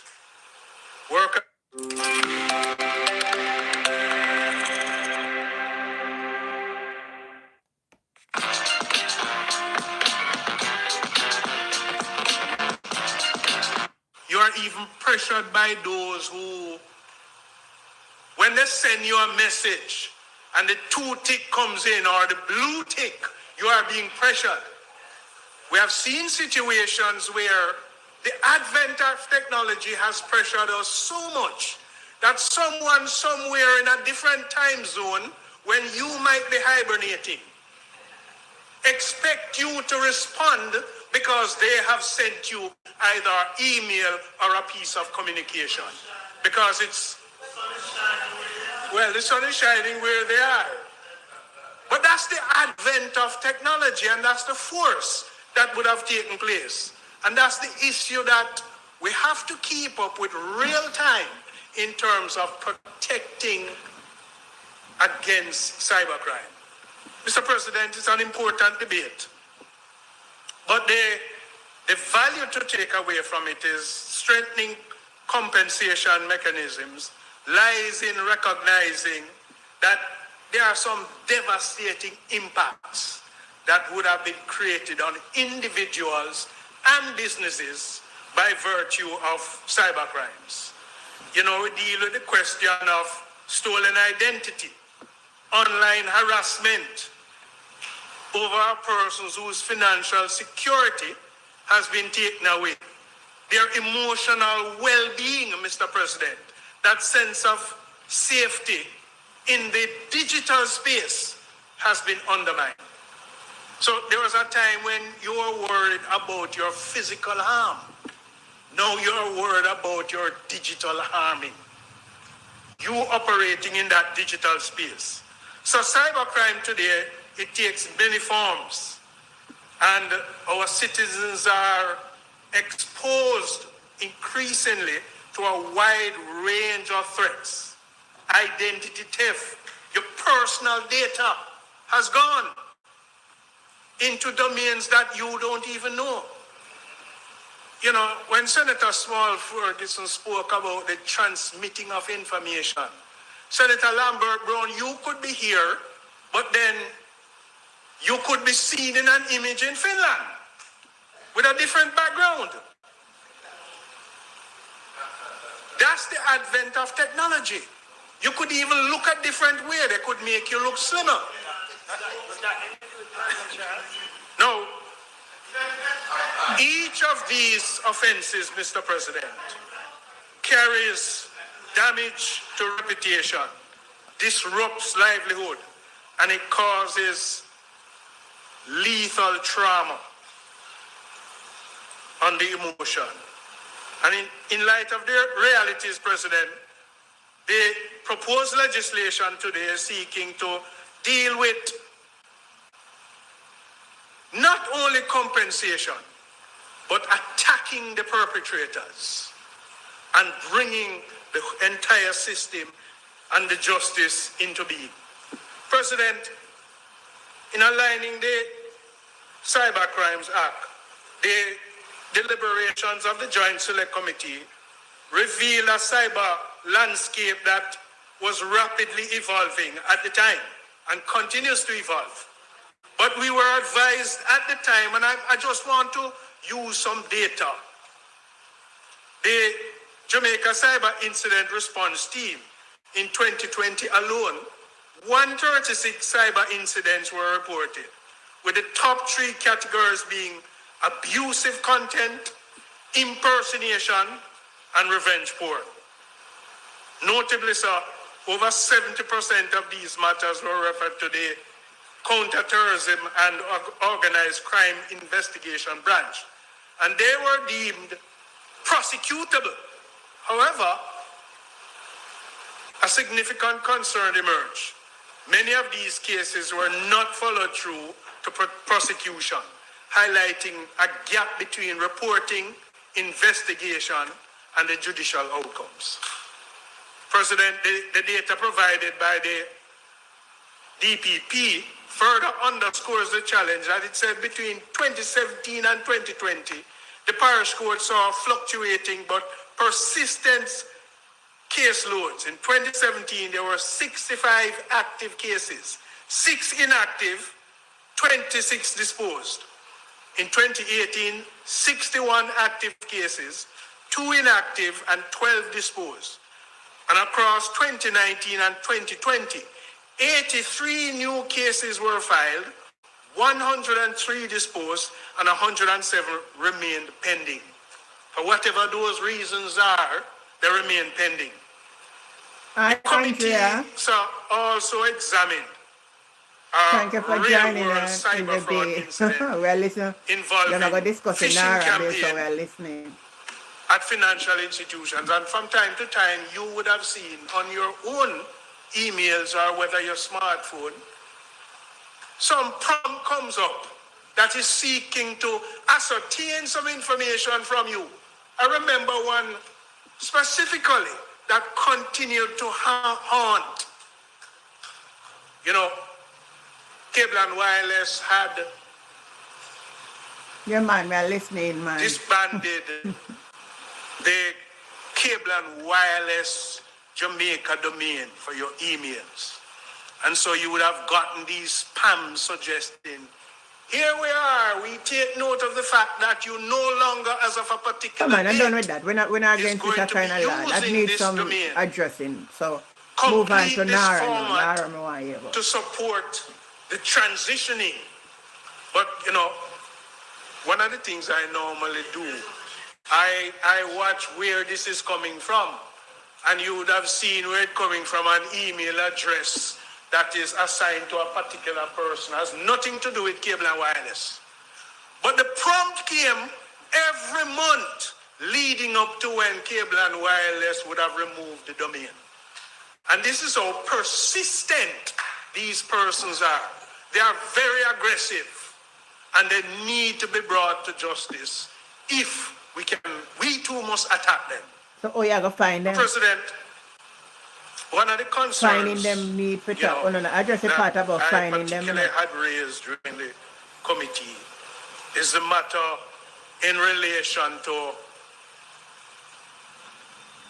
you as a customer in a bank. And if you were exposed through that financial institution to any challenges, any deception, and if it was reported anywhere else to the authority. And what we found is that the financial institutions, they don't want to report them to the authority. They prefer to deal with it in the background. And the committee made us recommendation that, you know, there must be some, even through anonymity, the aggregate number of these cyber fraudulent cases must be reported to some domain to track it. Even if you report it to the Financial Services Commission or the Central Bank, but it must be reported. Then there's the growing issue, Mr. President, of that a lot of debate surrounded the growing issue of malicious communication online. And you know, while the right to free expression must always be preserved, the committee was very clear that there must be a firm boundary where speech or the transmitting of images that becomes harmful and it threatens the individual's reputation and livelihood and safety, that it must be addressed. And it's coming out today in the recommendation in the legislation. Mr. President, the committee's findings highlighted three critical realities. Cyber incidents were increasing in frequency. The attackers have become more and more sophisticated. So what you're accustomed to today changes tomorrow. And there's a gap between the reported cases and successful prosecution. President, these insights reinforces the urgency of legislative reform and what I consider institutional coordination. Because it can't be that just the reform is just pursuing, catching, and treating with it. But there has to be a coordination, a level of coordination that deals with information and educating the public. The public is going to require some level of technological or digital awareness. So this is not only about prosecuting, but this also must be around the protection of the society.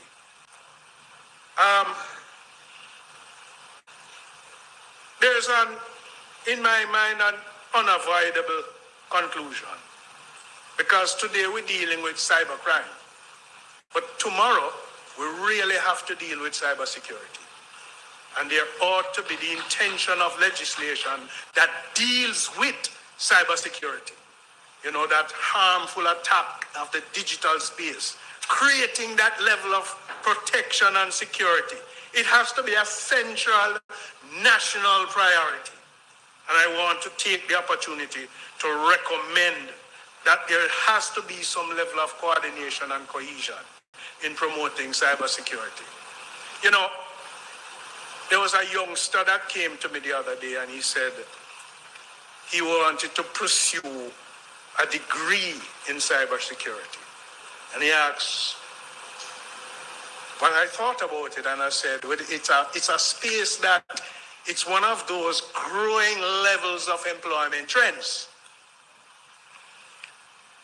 Months after I saw him and I asked him, where are you with the application? And he said to me, he reconsidered.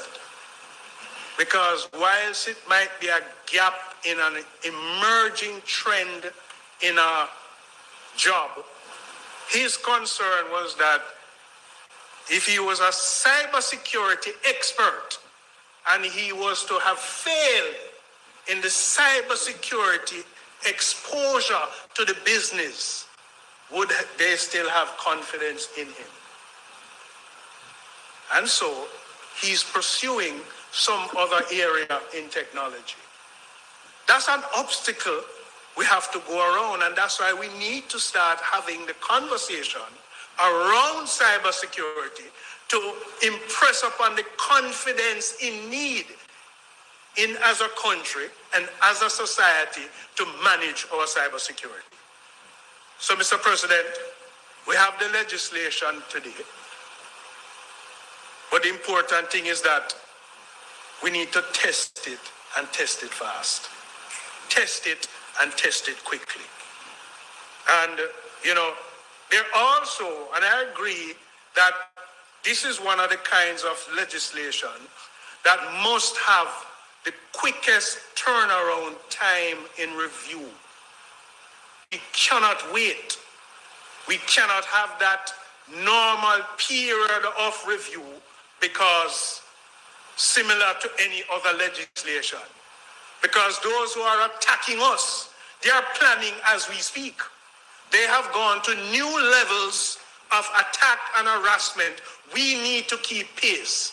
And one of the things that we have to do as a point of priority is that we have to put in place a kind of risk assessment system of evaluation, of tracking the issues that will formulate the next series of amendments that is going to be proposed in the legislation. So we have to find a way to track it. And so, President, the work of the Joint Select Committee has provided us with both evidence and direction. It is our responsibility to act decisively by advancing these legislations, embracing a futuristic, comprehensive approach to cybersecurity, and affirm our commitment to protecting our citizens in safeguarding also institutions and upholding justice in this digital age. So, sir, I commend the amendment to the legislation and I urge my other colleagues to support its intention for a stronger, safer, and a more secure digital Jamaica. May it please you, Mr. President.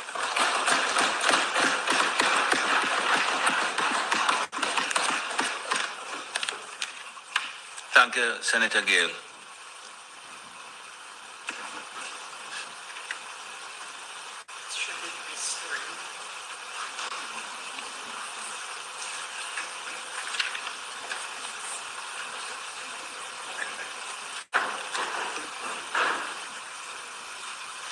Senator Bernard.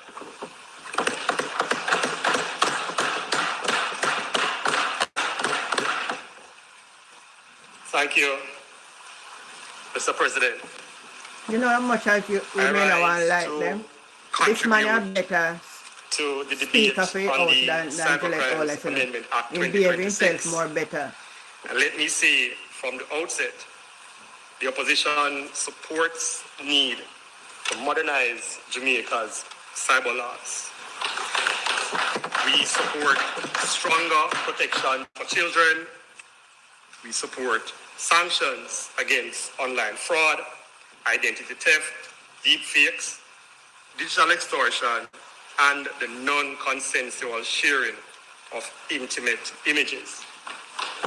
Mr. President, It is fair enough. Fair no enough. Jamaican should be left defenseless in the digital space. But this debate cannot be separated from a deeper national conversation that is taking place. The government comes to the parliament asking for more digital tools, stronger investigative powers, wider offenses, tougher penalties, and clearer procedures on search and seize.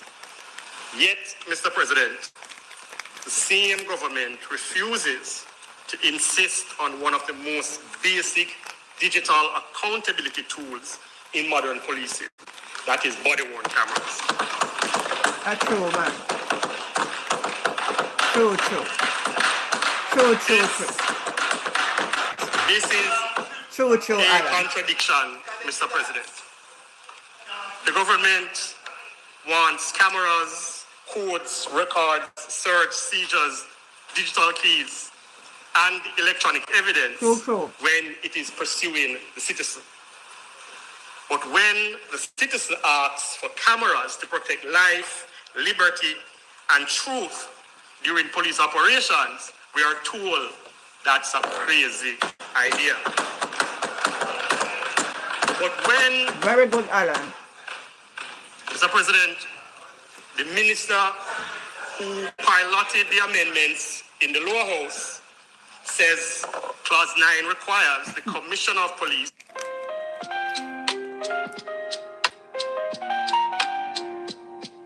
under the Cyber Crimes Act, because digital evidence must be handled with effectiveness and integrity. Yet, when the evidence concerns fatal police shooting, the same principle of integrity is treated as optional. Mr. President, this contradiction borders on hypocrisy. Indicom reported that 115 persons have been shot and killed by the security force year to date. That already exceeded the comparable figure in 2025, which is 87. Indicom also recently expressed concerns about public statements dismissing body-worn cameras. In this climate, the refusal to require body cameras in planned high-risk operation does not build confidence, it deepens suspicion. The government cannot say Jamaica needs a trusted digital society while resisting the very technologies that would help citizens trust the state. Mr. President, I true that, man. the minister responsible for national security says cameras make police targets.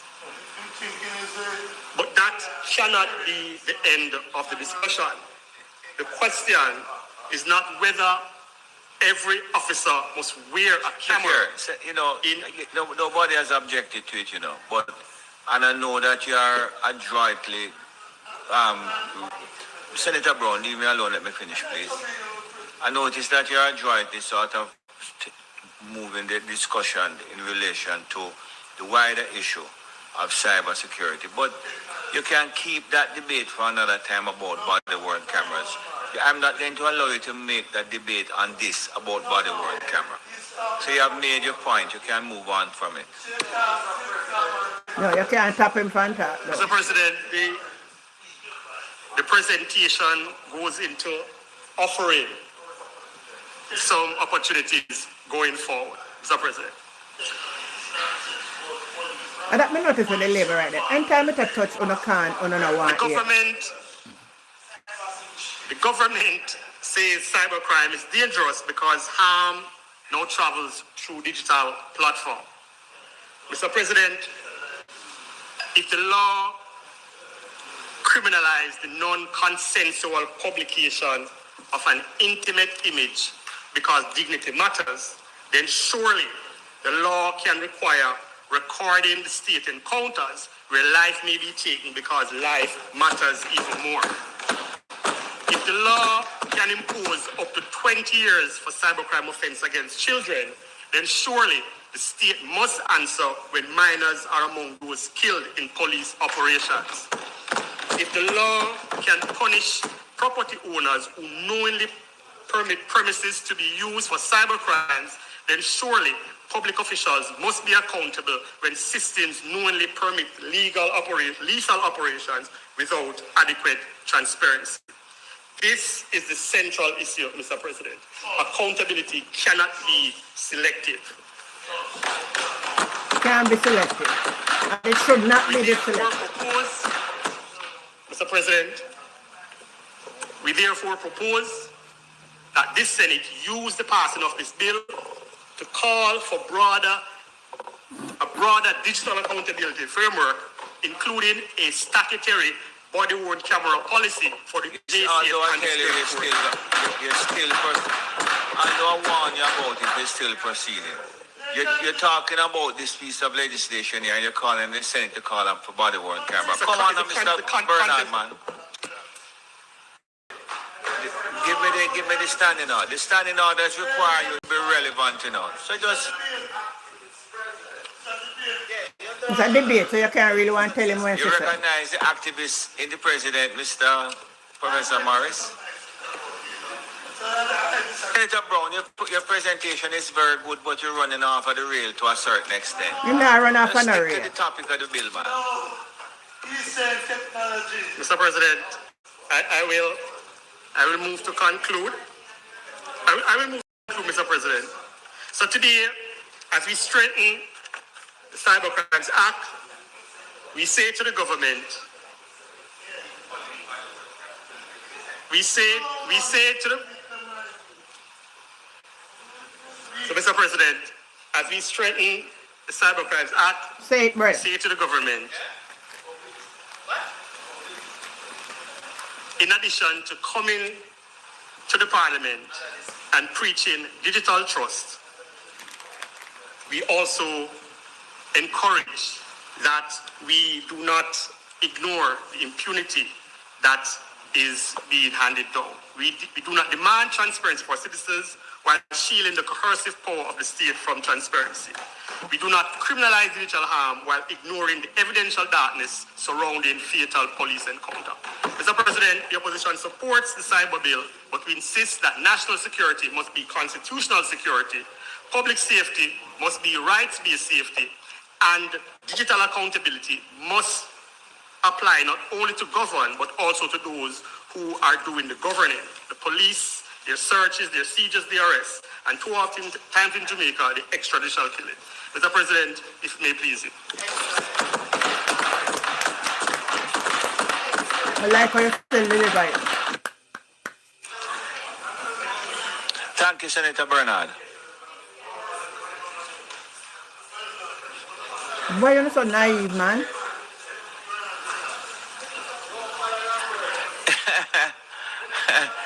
Man needs some guidance. Man needs some guidance instead of him getting encouraged. Senator Thompson. Senator Dr. Thompson.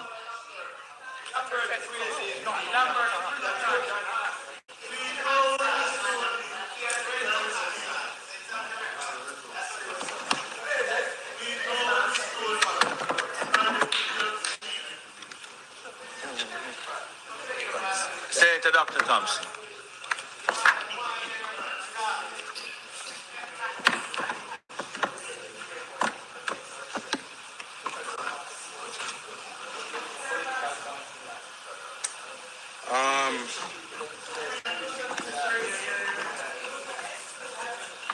Thank you, Mr. President.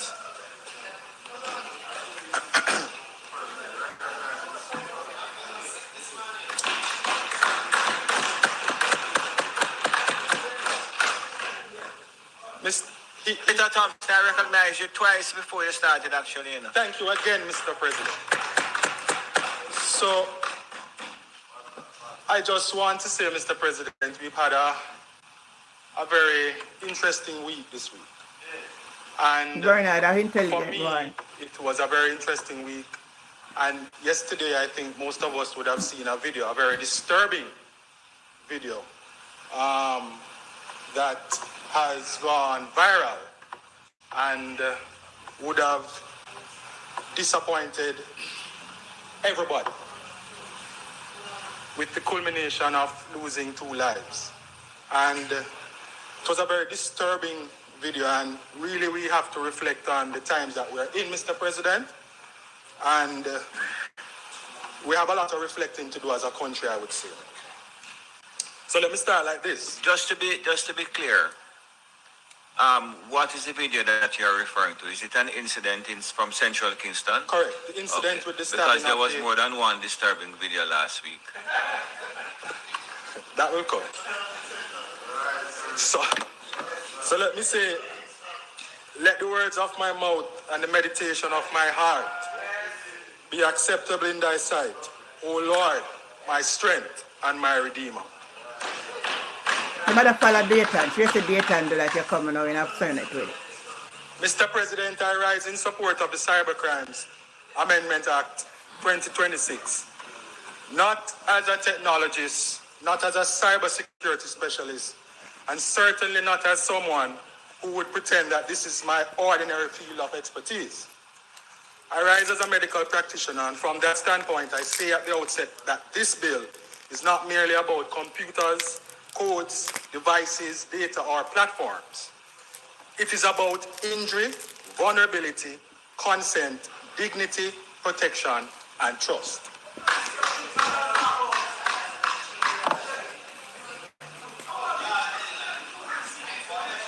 In medicine, we are trained to understand that a threat to the body is not always visible at first.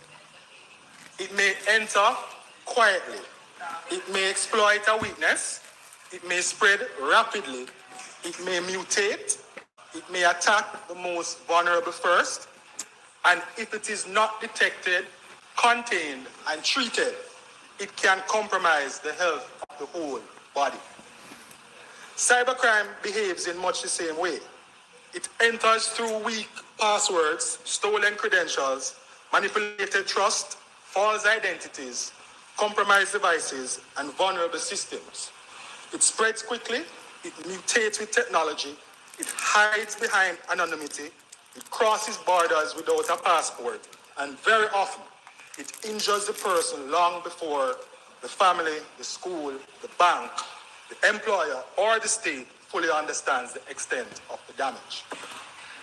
That is why I see this bill as part of the national immune system we must rebuild around Jamaica's digital life. Mr. President, Jamaica is not debating this bill in theory. We are debating it in a country where banking is digital, business is digital, education is digital, communication is digital, and public services are increasingly digital. Our children learn, play, and socialize online. Our citizens bank, shop, apply, register, communicate, and store information online. Our institutions hold sensitive records online. Our economy is becoming more dependent on digital confidence. The minister in introducing this bill in the other place was correct to observe that Jamaica's daily life is now unavoidably digital, and that the harms we face are amplified by social media virality, remote anonymity, cross-border criminal networks, and now artificial intelligence. So the question is not whether Jamaica will become more digital. That is already happening. The real question is whether Jamaica will become digitally safe, digitally mature, and digitally trusted. A nation cannot digitize faster than its people can trust. Digital transformation without digital protection is not progress. It is exposure. Mr. President, one of the errors we sometimes make is to think of cybercrime as harm that remains inside a phone or a computer. But the device is only the medium. The victim is human. A child whose image is circulated without consent does not suffer a virtual wound. A woman whose intimate image is shared for revenge does not suffer virtual humiliation. A young man whose identity is stolen does not suffer a virtual violation. A pensioner whose savings are stolen through online deception does not suffer a virtual loss. A small business whose account is compromised does not face a virtual crisis. These are real injuries suffered by real people. The health evidence should make us pause. The World Health Organization states that globally, 1 in 7 persons aged 10 to 19 experiences a mental disorder, and that depression, anxiety, and behavioral disorders are among the leading causes of illness among adolescents. The World Health Organization also identifies suicide as the third leading cause of death among persons aged 15 to 29. Here in Jamaica, the Ministry of Health and Wellness and UNICEF have treated young mental health as an urgent concern. In 2019, they reported that 42% of attempted suicides treated at hospital were children. And that a U-Report poll indicated that 53% of U-Reporters had considered suicide. UNICEF Jamaica has also reported that 1 in every 4 Jamaican students has considered suicide. And that is up to 60% of those treated at hospitals for attempted suicides are adolescents and young people under 24. Those figures are sobering. They remind us that a cruel post, a threat, a fabricated image, a leaked photograph, a scam, or a campaign of online humiliation may land on a young person who is already anxious, already struggling, already isolated, already silent. International data also confirms the seriousness of this issue. The World Health Organization Europe reported in 2024 that 15% of adolescents, approximately 1 in 6, had experienced cyberbullying. UNICEF has also reported from polls across 30 countries that 1 in 3 young people said that they had been victims of online bullying, and 1 in 5 reported skipping school because of cyberbullying and violence.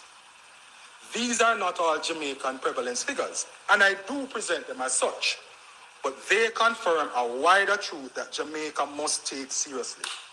Online harm does not stay online. It follows a child into the classroom, into the home, into sleep, into self-esteem, into concentration, into friendships, into performance, and into mental health. From experience, I know that the body and mind do not draw neat lines between harm that begins physically and harm that begins digitally. Stress affects the body, fear affects sleep, humiliation affects mental well-being, anxiety affects concentration, financial distress affects family stability, shame can silence a child, fraud can break a household, exposure can damage a reputation. A person wounded online may carry the injury into every part of daily life. That is the human reality behind this bill. Mr. President, it is against that reality that I strongly support the provisions that strengthen protection for children. This bill amends key penalty provisions so that where certain offenses are committed against an individual under the age of 18 years, the penalty may include imprisonment for a term not exceeding 20 years. That is not a casual amendment. It is a serious statement of national priority. 20 years. It says that where children are targeted, groomed, manipulated, exposed, or exploited in the digital space, the law must respond seriously. For adults, cybercrime can be devastating. For children, it can be defining. A child may not yet have the maturity, resilience, or perspective to understand permanence, manipulation, type in the coercion, comment and tell me consent, for not or here. digital consequence. A child may not understand that one image can be copied, forwarded, stored, edited, monetized, manipulated, and resurfaced years type in a later. comment. A child may not understand that the person on the other side of the screen may not be the person they claim to be.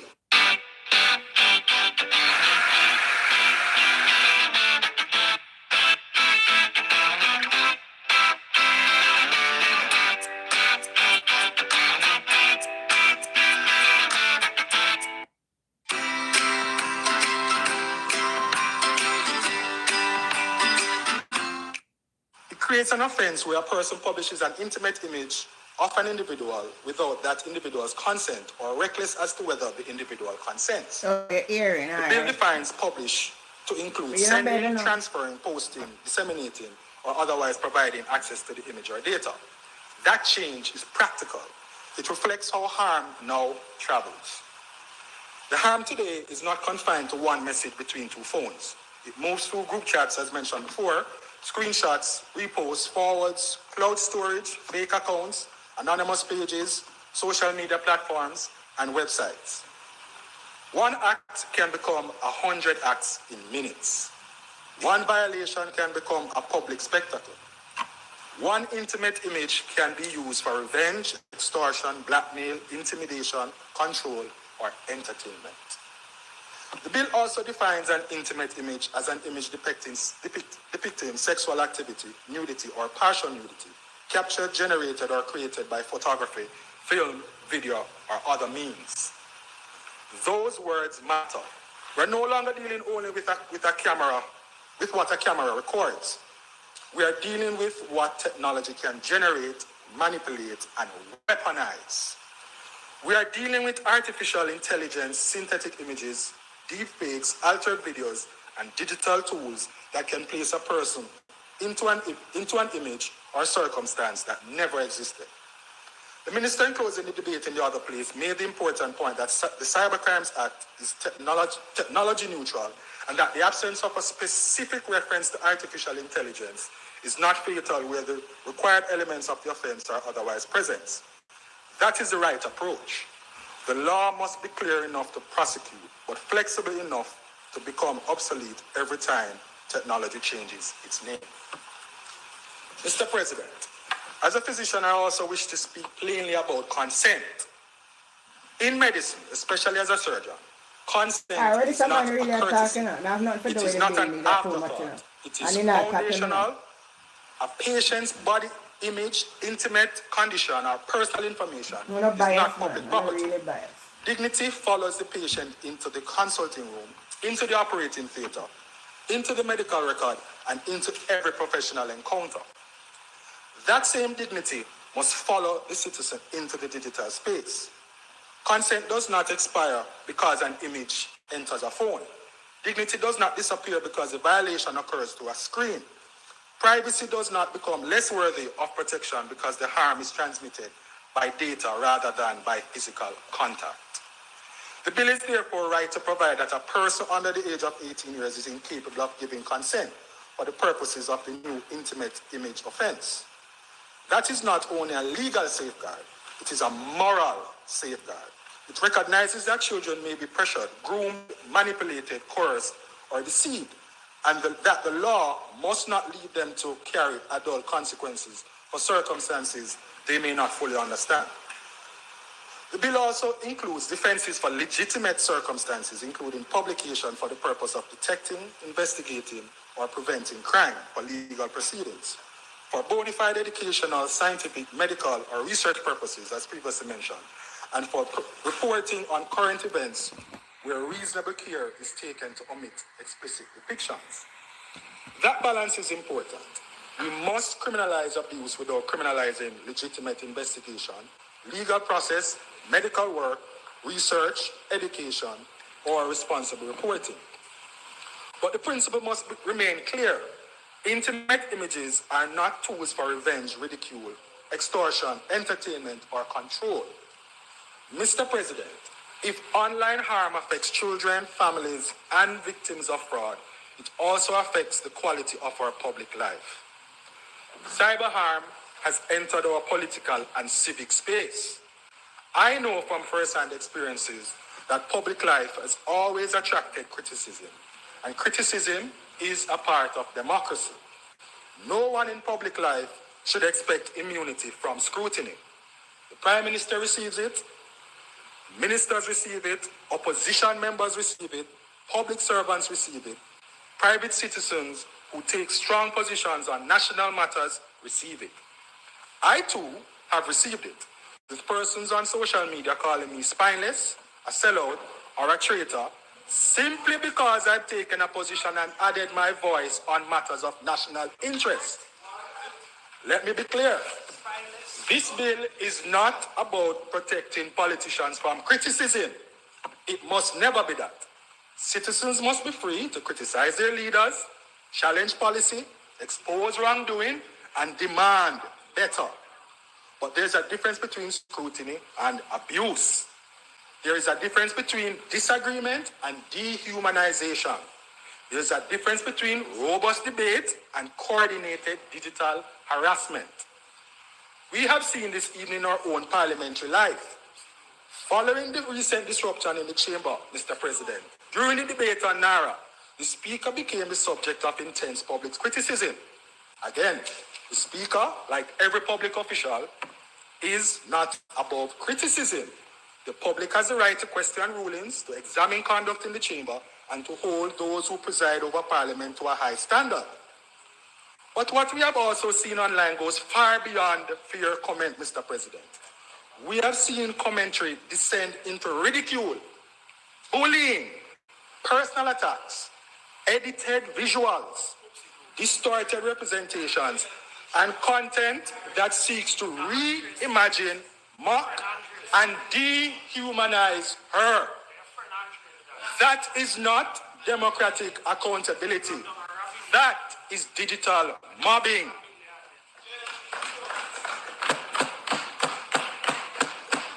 Mr. President, that is cyberbullying dressed up as political commentary.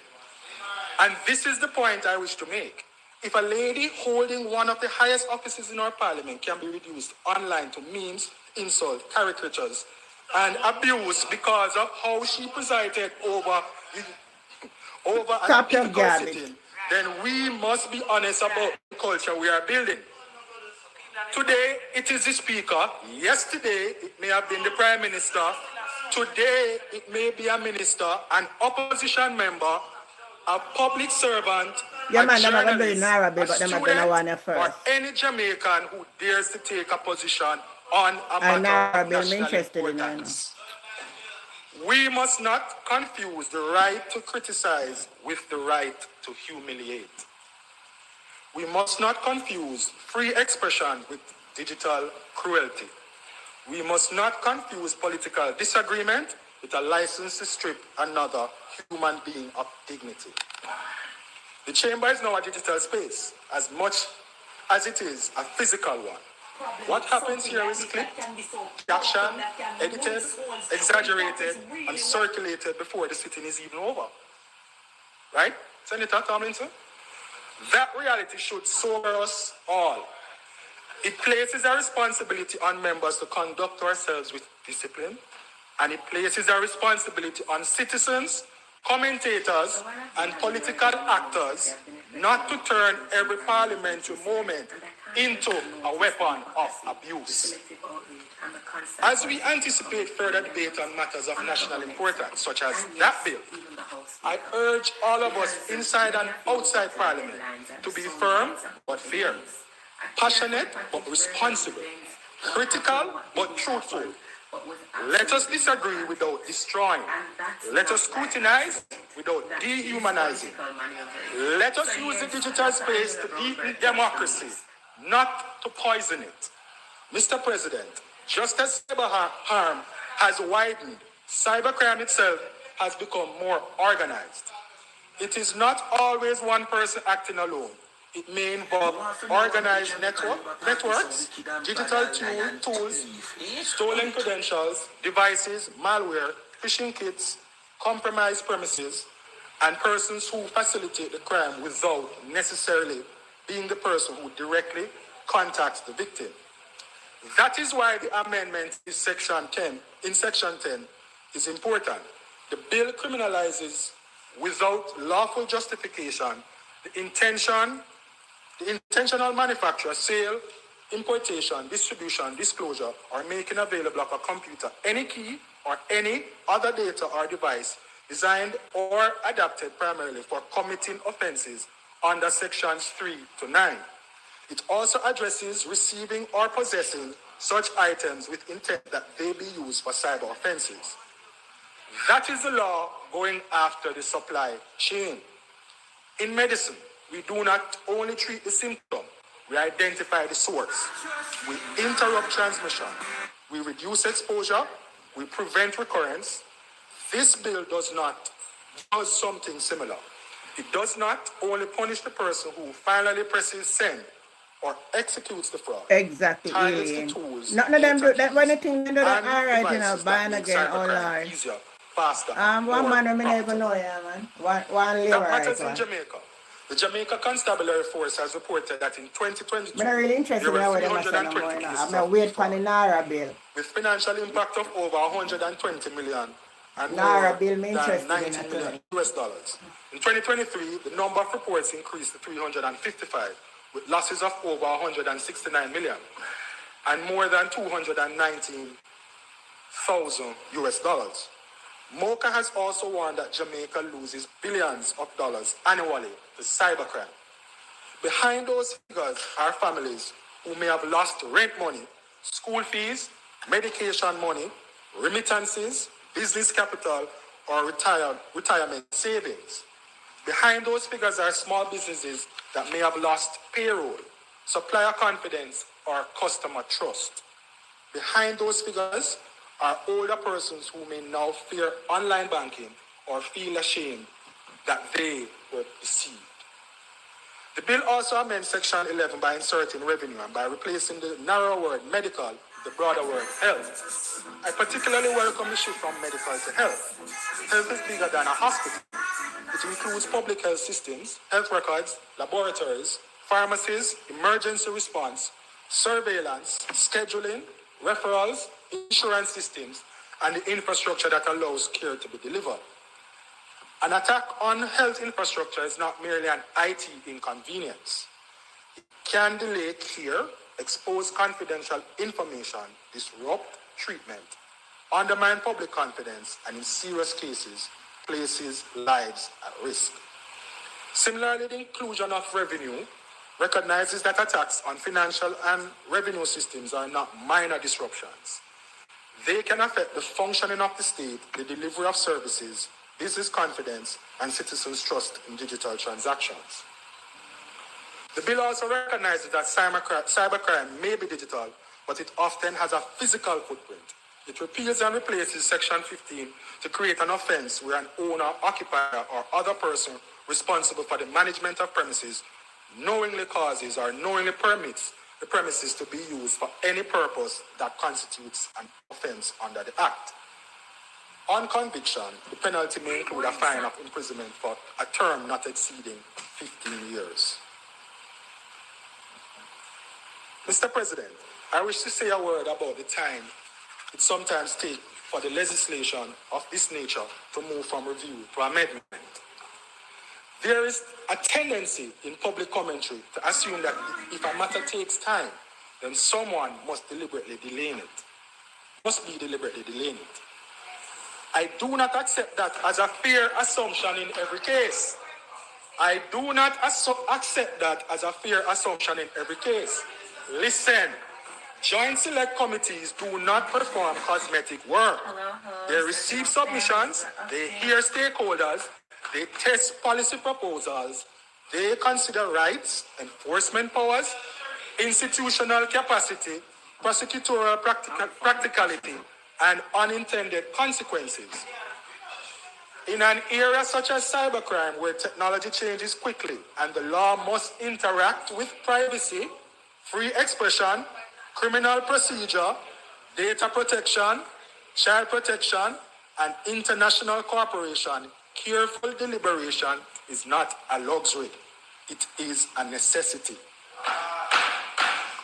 The bill's Memorandum of Objects and Reasons records that the Joint Select Committee was established under Section 25 of the Cybercrimes Act to review the Act, and that it reported to the Houses of Parliament in May 2023.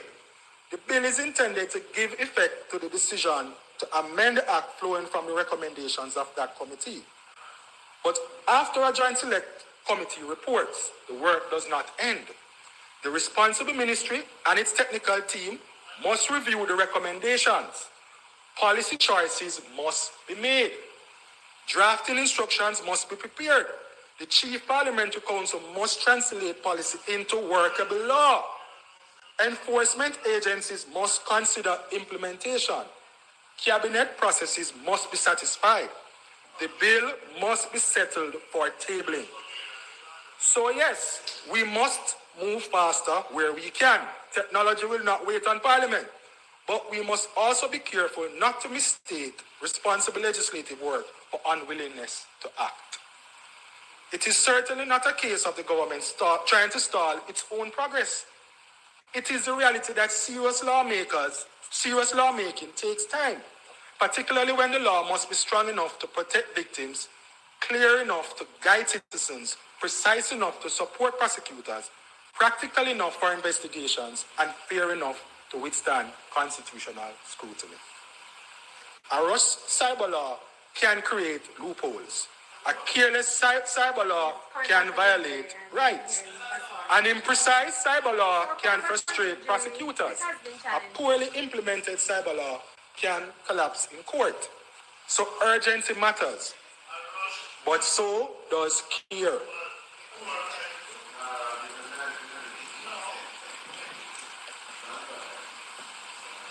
Mr. President, I'm careful not to overstate what this bill does. We are far from legislating for everything that technology can now do. No parliament anywhere in the world has fully caught up with the speed of artificial intelligence, deepfakes, online fraud, cyberbullying, data misuse, identity theft, synthetic media, and organized digital crime. Technology is moving faster than law. That is the truth. But the fact that we cannot legislate everything today does not mean we should legislate nothing. This bill is not the end of the journey. Senator Thompson just indicating you have 3 minutes to wrap up here. And I will be finished. Thank you, Mr. President. It is a good and necessary start. It modernizes the language of the law. It strengthens the protection of children. It places consent at the center of intimate image offenses. It recognizes that harm can be created or generated by modern means. It targets criminal tools and enabling environments. It improves procedural discipline in search and seizure. It updates protected systems to include revenue and health. And it gives effect to the parliamentary review process contemplated under the Cyber Crimes Act. So yes, more will have to come. We will need continued review. We will need stronger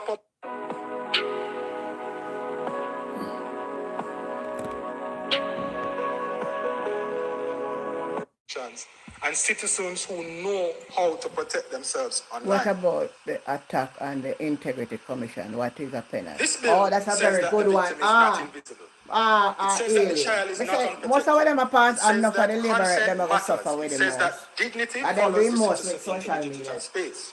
It says that technology must not become a hiding place of predators, fraudsters, extortionists, and organized criminals. The screen must not become a shield for cruelty.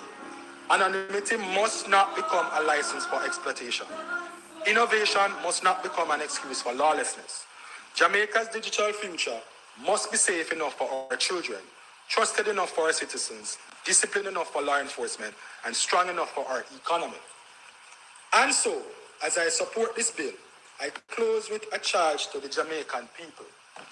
Use digital platforms wisely. Think before you post. Think before you forward. Think before you click. Protect your passwords. Protect your children. Protect your personal information. Report cybercrime. Do not participate in humiliation of another person. Do not share what was never yours to share. Do not turn political disagreement into personal destruction. Do not allow curiosity, carelessness, anger, or cruelty to make you part of someone else's trauma. The digital space is not lawless, and it must not be cruel. It must be a space where we do business, learn, communicate, innovate, and connect with responsibilities. A little bit longer than I'm used to, Mr. President, but this is very important. For those reasons, Mr. President, I support the Cybercrimes Amendment Act 2026, and I commend it to this Honorable Senate. May it please you.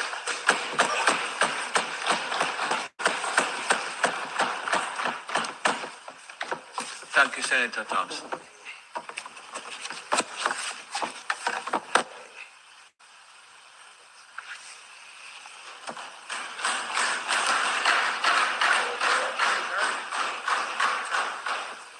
Thank you, Senator Thompson. Senator Brown? Thank you, President. May I yield a minute or 30 seconds to allow you to welcome the CAPSEC who have joined us.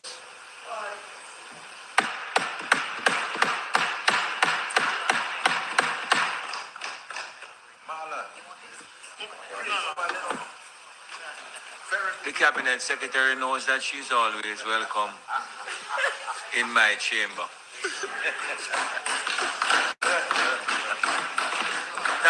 Thank you for that, Senator Brown.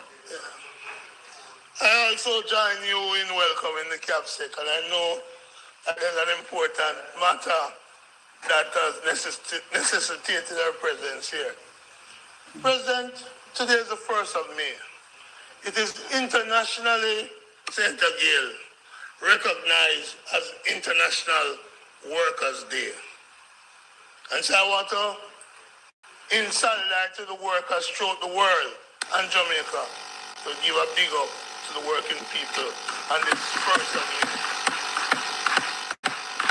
Senator Brown, isn't it World Press Freedom Day? Sorry? Isn't it World Press Freedom Day as well? Every day it is World Press Freedom Day as well. It may be, but, and the Minister of Information can address that. But for me, the International Day of the Workers takes precedent to all others. President, since I mentioned workers, it is well known by now that I am instructed by doctors in another matter elsewhere, and I'm waiting for the result of that. Yeah, money for the doctors. They're working at 2021 rate of pay when they do the overtime that is required of them. So I'm about to use, President, to speak in after doctors. Doctors who instruct me. And so in the Senate, I'm speaking now after the one doctor, one medical doctor that is here. And he said some nice things for which I agree. And so it forced me to go to the Bible to find the appropriate text. Everybody I use Bible. And I found slide Luke 4, verse 23. I believe it says, physician, heal thyself. That's what it says? Physician, heal thyself. Mr. President, I don't use Facebook because in 2012, when I became a senator, I'm looking at you, I don't know if you was involved. Some people created a Facebook saying it's my Facebook, using my name with a whole heap of dirty things. Yeah. And I said to myself, you know, so you will never join the Facebook community. So they attempt to pretend it's Lambert Brown. Wouldn't be supported by my giving her dignity to Facebook. So I don't use Facebook. But today, May 1st, is a kind of unusual day for me in the Senate, President. Because 3 members of the government side have spoken. And not a single one of them use the words, Dr. the Honorable Andrew Holness. It's a shocker for us over here because the cult of the personality is so deep that every time any of them speak, we expect to hear multiple mention of the Prime Minister's name. Sir? We have heard the name. So I want to remind them of the necessity to use it. And maybe they can't because the Cybercrime Act of 2015 was passed when Mark Bowman was on that side. So we find it, yes, man, we find it very interesting that they are at one with the cybercrime bill. We are so happy that the Senate today find consensus on the cybercrime bill amendment bill. And it comes from So if you know, so like they found the bill, the PNP found the bill and they're doing some amendments to the bill. From 2015. Yeah, tell them Lamy. Of the bill. And that review would go through a joint. Tell them Lamy, because they don't know what's going on. And President, that's taking too long. And as Senator Small Ferguson pointed out, what we should be doing is like, just like how your license you carry every year, we should be reviewing cyber issues because it's moving so fast, so rapidly, that we should be looking at it, have a team in the respective ministry, constantly reviewing and updating the parliament. The JSC model works. It allows for reduction of controversy. It will allow for removal of conflict. For those who are joining in, I don't know. It removes confusion. But we're listening so the joint select model the works. Senate debate because we want to hear the NARA bill. For example. But they're talking about the cyber bill first. The joint select committee was able to meet virtually. They're trying to adjust to the American because we're standing lifestyle, orders have changed to allow for virtual meetings. When Senator Gale and I sat on the BOJ Joint Select Committee, Senator Gale, we were meeting on Saturdays, led by Minister Clark. We were meeting in the luxurious facilities of the conference rooms at the BOJ. And we took the parliamentary staff down there. So it's clear to me that a joint select committee can move and meet with dispatch.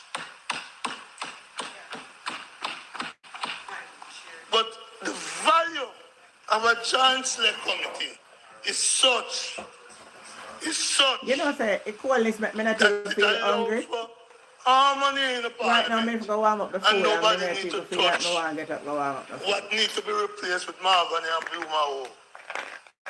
The mace.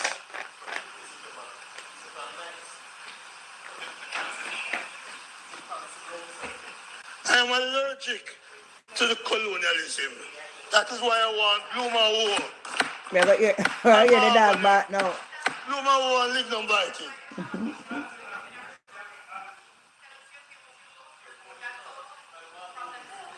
One thing why the place quiet me. The model of the Joint Select Committee is one that brings benefits to legislation, and I recommend to the government that we use Joint Select Committees to avoid controversy and to get as much harmony and unity as we can on legislations.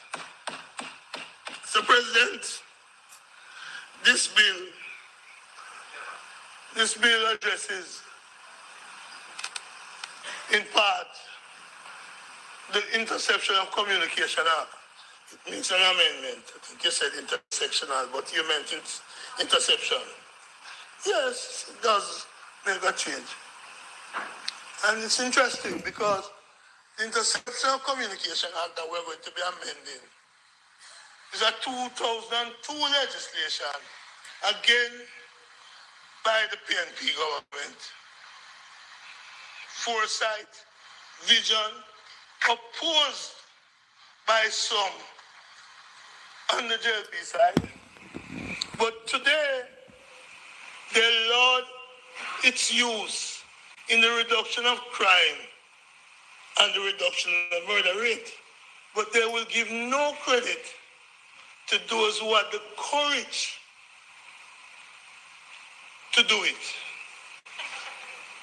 in 2002. Just as they have no courage to give credit to those like Philip Paulwell, who stood up and ensured the telecom revolution, on which much of the cyber activities is founded. We recall the objection to the Universal Service Fund, which allowed for all the expansion of Wi-Fi and other facilities. But those came from the courage and the conviction of a forward-thinking government. And so, President, I support this bill, the foundation which rests heavily in what the PNP did. And when I listen to the physician, let me shift a little now before I close. When I listened to the physicians spoke earlier, I said to myself, hold on there. Every funeral, every church service, every attendance at Parliament, I see a video of the physician. And I have to start asking people on my side, what are going on? And so I said, is this somebody using AI, Senator Ferguson, to promote or to depict the senators power hungry or PR sensitive? But people said to me, no, it's a physician who sees the need to use the technology to promote himself. Nothing wrong with that. But people notice it, Senator. And I would like to have a discussion with you to see if I can get the same support for the little You don't have to ask the physician for that. You have some young people sit down behind you that follow up No, the same I like thing, what he's doing. coming and going. Same thing. I like what he's doing. So I want the best. Senator Tomlinson. I don't want to ask them. Senator I want to ask him. Oh, you do it? Ask Senator Tomlinson now to do it. I want him to tell me how he does it. So that I too may benefit from it. So when they say all these, every speech you make, come on, they've done this a bill. And just this a bill a pass and make that pass and go. The problem that you have, maybe you have to have the content to get the coverage. No. I will tell you this. If you look at the news media, I am one of the most covered persons. But I don't ask anybody to do it for me. I'll pay anybody to do it for me. So I don't need, it's not the content issue. It is the ambition. I probably don't have the ambition to. Right person, So, President, I'm finishing. And I went to crave. No, but you have to call watching up on his phone and make him tell the person so somebody else because you can't go until them come out. And I want what I say, President, does not get you at 1 o'clock or now? me or both of us in trouble. Call him, Pan. I just want to say, President, yeah, you can still go in. I appreciate Call watch it from tell the person where did it for come out. Lambert Brown, appreciate how you have handled this debate, including your response to Senator Bernard. We may not agree with you, but you do it with decorum. Yeah, Thank you very No, much. no, let me finish. I'm yes, one, speaking, two. and I have 16 minutes, and I am simply saying, I appreciate the fact, President, that you have handled this debate and other debates 14:38. with decorum. You have treated the members of Yeah, the that's a Senate silent, then come on on. both sides with dignity. With dignity. Thank you, Senator Brown. No, let me finish. With dignity. Because sometimes people out there think we are at loggerhead. And I want to give you credit. I have watched Parliament elsewhere, in the region, in the world. And I would say to myself, boy, despite the disagreement I may have with my presiding officer, he has never shown indignity to me or anybody else on the side. So I appreciate that, President. I finished. And I believe that.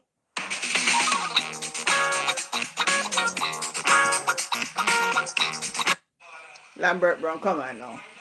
Yeah, what I learned in the other place is a point of I order drink no depending on water whether much, you I know. yield or not intending to yield now.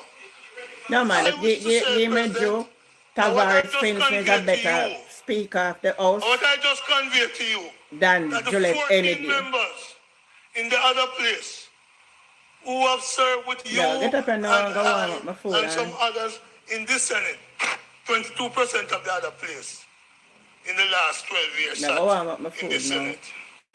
22% When I of follow later, them man, that is something I feel. So now I'm currently serving between 2012 and now sat in this place. I hope one day they will join me in saying President Tom Tavares Finster was a good man and he handled the difficult situation with dignity. I respect you for that, and I hope people elsewhere, not the other place I'm talking about, elsewhere, will learn from you. May it please you, Mr. President. Thank you very much, Senator Brown.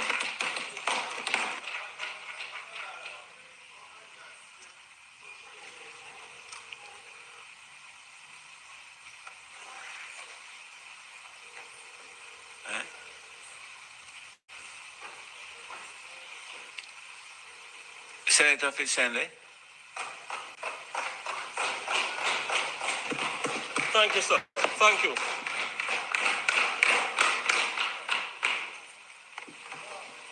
I do not make it a matter of course to personalize debates or my contributions to the Senate. However, Senator Lambert Brown attempted to attribute paternity yeah, somebody in our place one Sunday out there all long and can't get to come in. The Cybercrimes Act to one Philip Fiani Paulwell. But all we are going to know, because they're And going to give back to something and they pick it out there all long till it has a Senator Brown, that what we consider Salutria scandal, the Trafigura scandal, all right, I'm tell her for you the that bad gas scandal, the net serve scandal. Yeah, There I are enough tell her matters time to ago. give paternity to Mr. Paulwell, where the Cybercrimes Act is not one of them. It is a matter of fact that the Cybercrimes Act was first passed on March 17, 2010. It's somebody gone already, but And it's somebody amended not back, it's something can't give them at the window, that's why. October It's of have to show them a 2015, police license and they will look in it, and say under the that's a administration of liability. one Oret Bruce Golding. So there are enough matters to give credit to Philip Paulwell for. Go back and go tell the people that my But window paternity somebody for the come out Cybercrimes Act and you need to go in. is not one They of never them. care back to something and then gone and you need to go in. That being clarified, sir, technology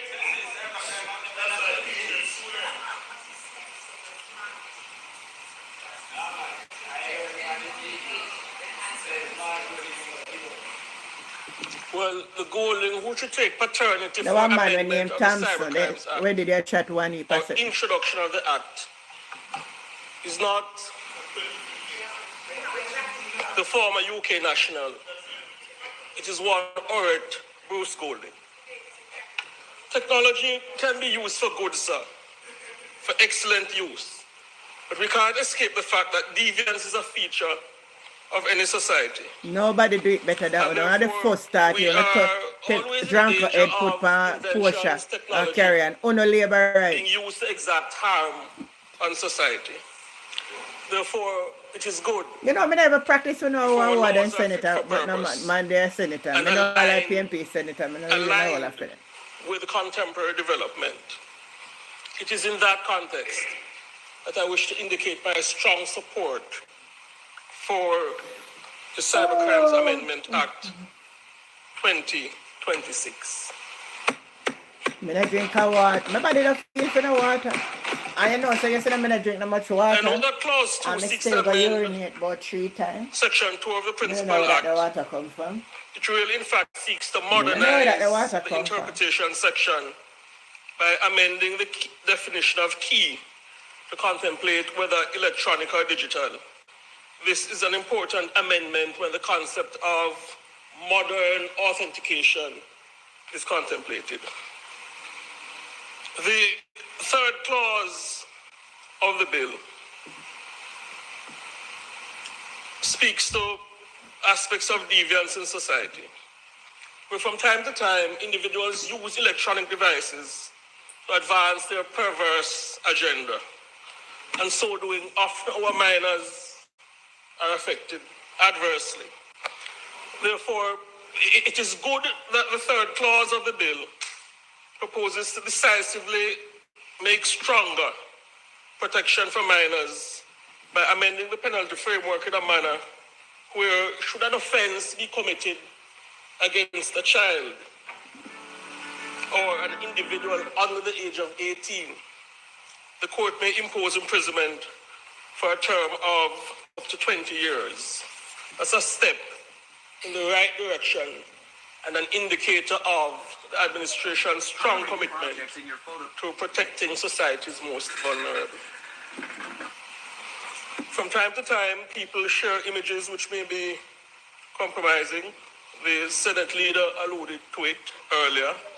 And I believe Clause 5 is another example of the law being amended to make it fit for purpose. Because this clause expands use of the term sent to another person with a much wider and more suitable term, publish. And it creates the offense of publishing an intimate image without consent. During debate in the lower house, I heard concern about whether the act speaks to artificial intelligence. Because the term is not alluded to in the specific form in the act, there was conjecture about whether it treats with the development. The short answer, sir, is yes. Because Clause 5 defines intimate image to include content that is captured, generated, or created, which is, again, neutral language, but it speaks to activities which may include the criminal use of artificial intelligence. This bill is fit for purpose. Aside Clause 6 as well as another compelling factor why this bill is to be supported. It seeks to put a stop to activities and processes which are likely to be embarked upon by those who prey upon monies which are not theirs, fleece financial institutions, and pilfer the monies of the ordinary Jamaican. In an era where law enforcement and financial institutions have indicated that there appears to be a spike in impersonation, payment diversion, account takeovers, SIM swap style tactics, the amendment to Clause 5, which outlaws processes which criminals may engage in furtherance of this crime, is very important and again highlights the solid thinking behind this piece of draft legislation.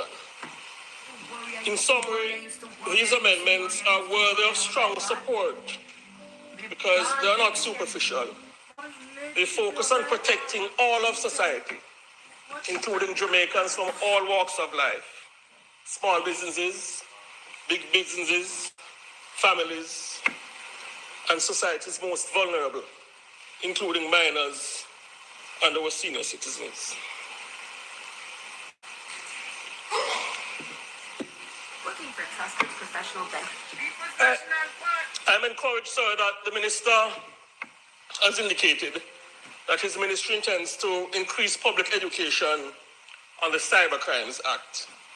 This is important because Jamaicans whose trusts have been betrayed in a criminal manner, or who have been preyed upon by people unknown to them, who have abused the cyberspace, must know that the administration has put in place fit-for-purpose legislation to get them justice.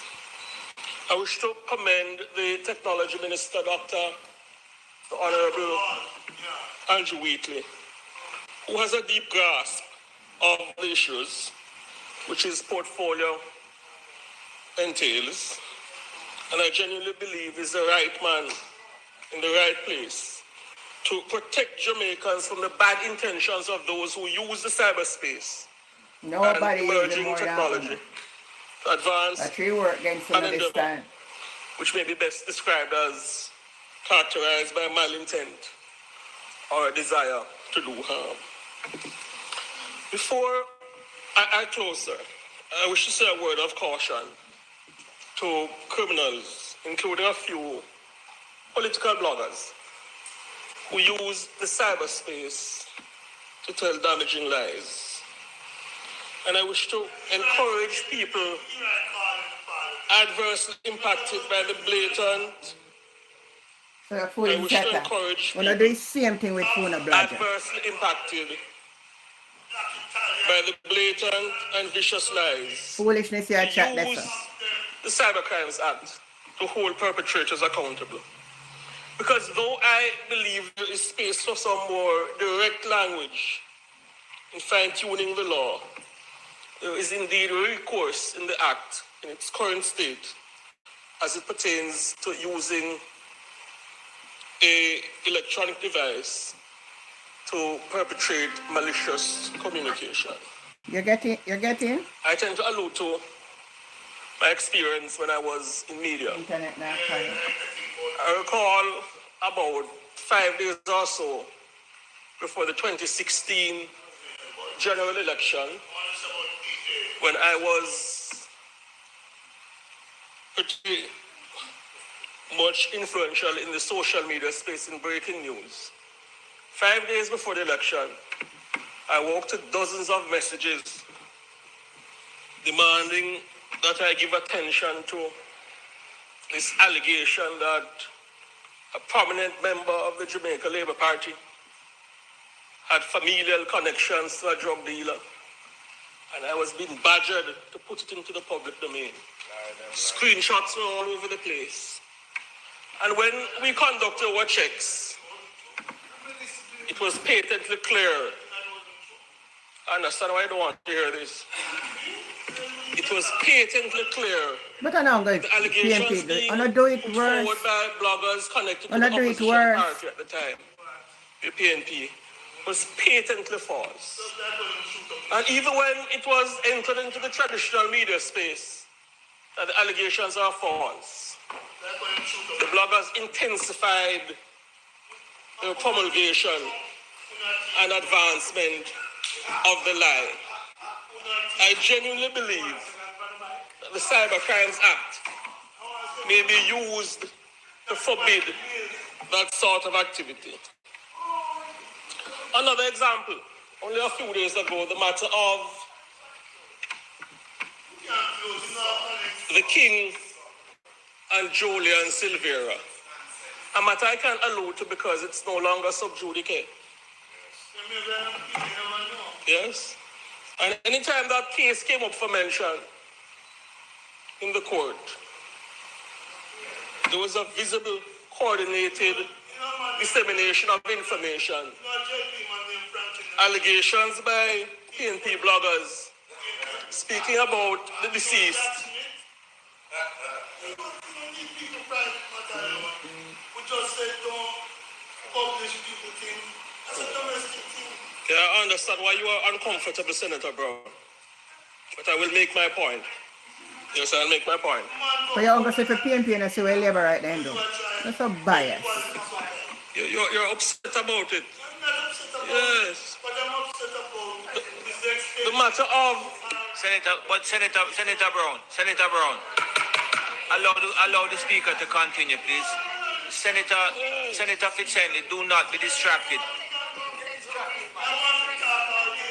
Yes, I understand why you are upset about it. Yes.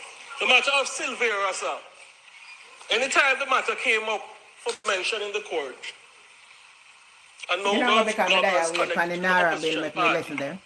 sought to Hi, enter into the Jessica. public domain How you false doing? allegations Did you see you this speaking morning? about the land title of the deceased and My attempting call to the dear. connect Look here, a Jessica. member of the Being a government bed. to that matter. Totally wild and false Being a allegations. bed, Jessica. And I, in fact, heard a You member never of want to the get up and warm opposition up your currently food. on their benches who Oh, yes, so put a really vote warm. on now make a sort of what you comment when the matter of Silvera came up, seeking to connect a member of the administration to it. Absolutely false.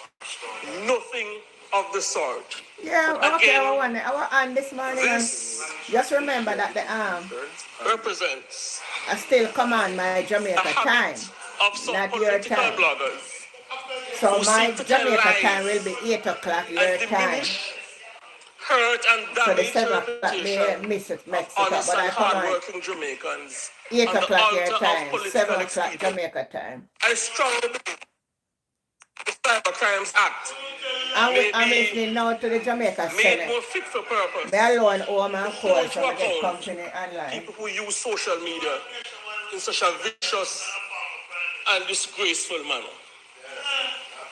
And I tell you what, to make matters worse, what disappoints me, I see senior members of the opposition, including members of the leadership, associating and recommending for national awards some of the chief purveyors of these toxic lies. I think that's a disgrace, and I strongly Cyber Crimes Act should be amended to hold people who use social media in this manner, in an accountable manner. If you're talking and addressing the situation to put in the law, just address it right across the board. Labour right do it, PNP do it. They use the social media platform to disrespect because one man named Judas Johnson take my image and circle it all over. Come on and stop on the foolishness now. Victimized person I want to manage a call up at by Jessica. individuals, these political bloggers who tell lies using social media. He's the Prime Minister of Jamaica, Dr. Holness. But you know what gives me confidence? So then I tell lie about Mark Golden. Despite the wicked, the perverse, and the disgusting use of social media by political bloggers connected to the PNP, the people of Jamaica are perceptive. The brother, you know, brother, you're really hypocrite. Make a distinction between what is true and what is false. And I strongly believe that perceptiveness Oh, you bungle up. was most highlighted Yeah, learn it. on the 26th of February 2016 and the 3rd of September 2020 We should have really give him that and airplay. You know. 2025 when the people of Jamaica rejected the lies of the opposition and voted for truth and an administration that is prepared. It's different administration, that's true. Me don't want to see lie. If Jamaica Labour Party are true, me don't want to see lie. If any all Jamaica Labour Party, I will send me Happy Mother's Day. Thank you, Senator Fitzhenry. Gloria Palmer. Senator Scott Motley. Thank you for the pre Happy Mother's Day gift. Thanks. Jessica, I want to make some arrangement now, you know, because my son say how much hour I have to go drive come over New Year. So I want I think next weekend though, not this weekend. Eh?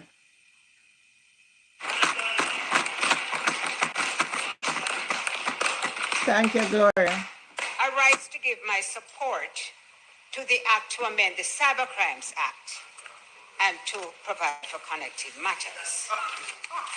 I start, Mr. President, by looking at the memorandum of objects and reasons.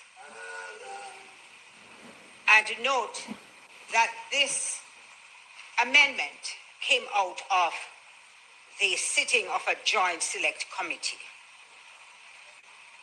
I am one of those persons who like joint select committees because I think that it reduces the tension when you come to debate. And I did listen to Senator Golden Campbell on all angles, and I noticed she says that people go and repeat and repeat and repeat.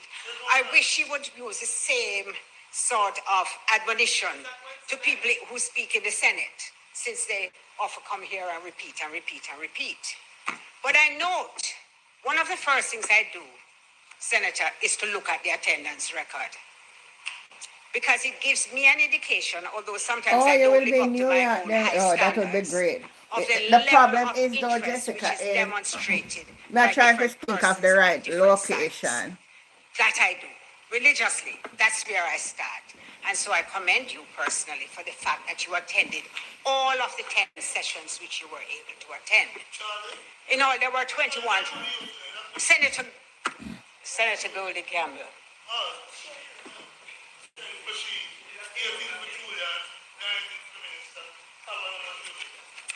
This law really has moved us towards a more explicit standalone offense, which I think is important.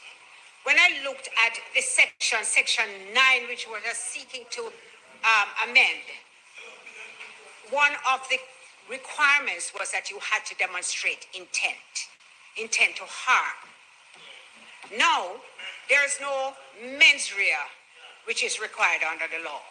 What it is that it looks at the actus reus to say, did the person do this? But the thing I never prepare in no mind. I'm not preparing no mind. Because I'm not talking about labor like labor in a day.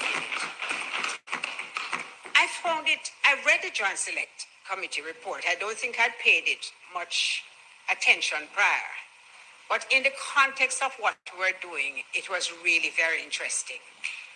Because when I noted that in 2019 and 2020, there were 83 new cases filed in that year, I attributed it to public knowledge of what was possible.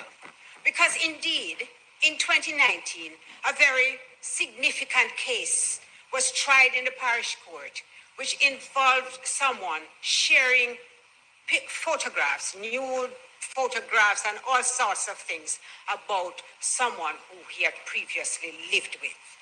In fact, they had had a long-standing relationship. They had broken up, they had reunited, and she had lived in Jamaica for 6 months with him. After they broke up, he started sharing all these matters about her, created a website to disseminate the information, harming her. Yeah, sometimes I need to follow them, because them not no sense.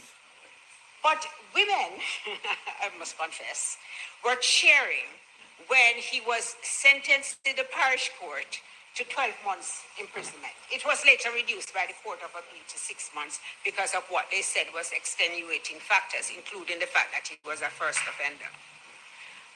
But I think the fact that 83 new cases were filed, some of it must have been attributable to the boldness which the complainant had, because she did not care about the fact that now she was getting this additional publicity and her life was there for everybody to see.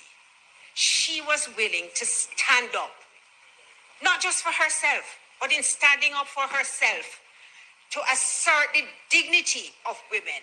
And as the minister said, once a relationship created around trust that would cause you to do what you did. But Minister, let me tell you what. I say you must live your life like you're on camera all the time. because nowadays you never know. So what you do all the time has to be consistent. Minister, I actually saw Minister Wheatley yesterday and discussed with him the fact that we were debating this act amendment today. And I was reassured by him. And maybe I'm still naive, but I did believe him. I trusted him when he said that the whole question of AI generated, although, you know, the way it's framed in the legislation, you could say that it was done in a catch-all way, but he has said that closer look will be given to it, and I believe him. You see, Mr. President, I have a concern that it took so long to get here, because it has taken a long time. And unlike other matters which remain static, the technology is constantly evolving. And I think there has to be a process which must be found to have like continuous review. It was noteworthy that one Taylor Swift, who is well known internationally, filed a patent and trademark application because she felt the need to protect her image and her voice from AI. This, I think, is the first one that we are aware of. But we know the abuse which has been done to creators, to persons who have their images being used and their voices being replicated simply for somebody else to make some money. So when I say that the technology has to keep up with it, we have actual examples that demonstrate to us the necessity of so doing. I want to make one last comment which is referred to in the memorandum and which enables the application of Section 24 of the Criminal Justice Administration Act in this legislation.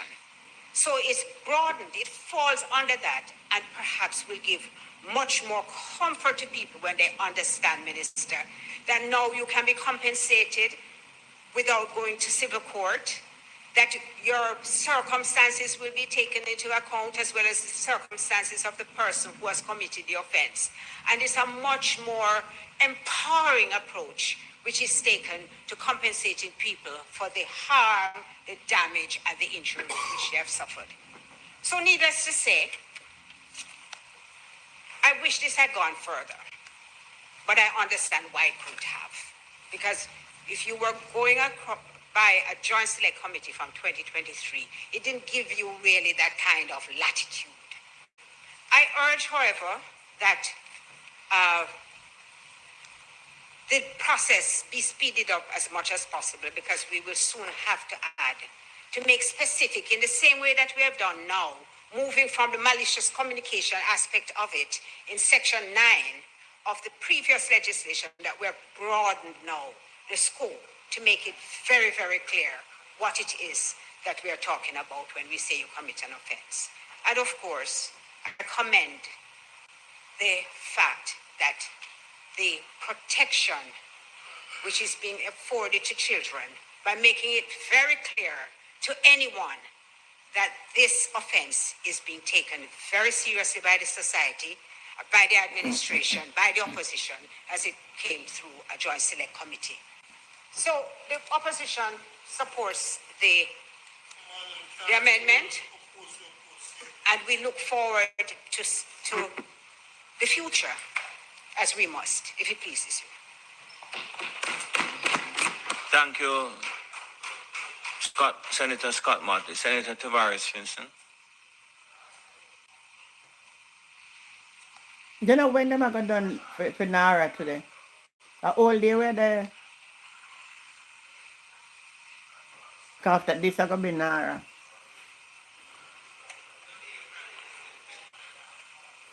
Let me see how far the phone batteries are now.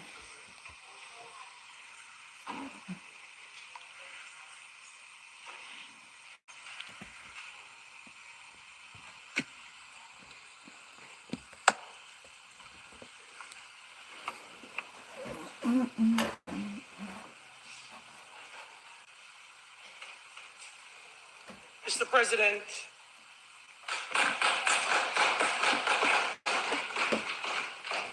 I rise today with a heavy but a hopeful heart.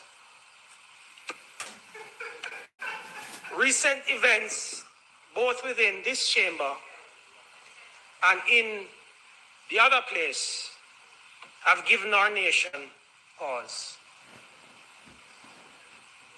They have stirred concern among our citizens, and I believe within each of us who understands the weight of the responsibility we carry here. We are not just legislators, Mr. President. We are representatives of the people's trust, custodians of democratic values and examples, whether we intend to be or not, of how leadership ought to look in Jamaica. When the conduct within our parliament becomes heated to the point of spectacle, Yeah, me not answer to never when can. actions such as the taking up of the mace in the lower house occur, it sends a You see him? message far beyond these walls. It tells Yeah. our citizens, especially our young people, that discord may outweigh discipline and that confrontation may overshadow civility. Yeah. You might get $1, $1, $2, That $2, cannot and be him the now put standard you we for set, help to put Mr. towards President. by the sitting for put in a hip. We are being watched by school children learning Me know about you're game, governance, me that tell you no game and just by hard-working Jamaicans seeking stability, me know say me I go buy me thing, so we are gonna try see if we can put together and get the film. So me tell him. and by a diaspora So me that never looks know, to can I us say nothing yet. with both pride and expectation, So I Mr. look to you. President. What they see here should inspire confidence So I look to you. and not concern. It should reflect thoughtful debate, principled disagreement, Yeah, man. and mutual respect, even when our positions differ sharply. And he says Let us that not remind the funny ourselves, opinion, Mr. but that's President, hold it down. So that they must know strength why in they do it. leadership is not measured by volume or defiance, And they but have to by keep the foot restraint, stretched out. clarity, and purpose. It does not I always pay have broke to up people be in that the so wall. controversial or confrontational. We can disagree, Mr. President, indeed, and that is the essence of I our too foot them, democracy. bro. But we must do so in a manner that uplifts the institution we serve. Him was like kind of so look like a some accident in house. Oh, bite here. So this is some accident in come out, but in 2 foot. Boy, me just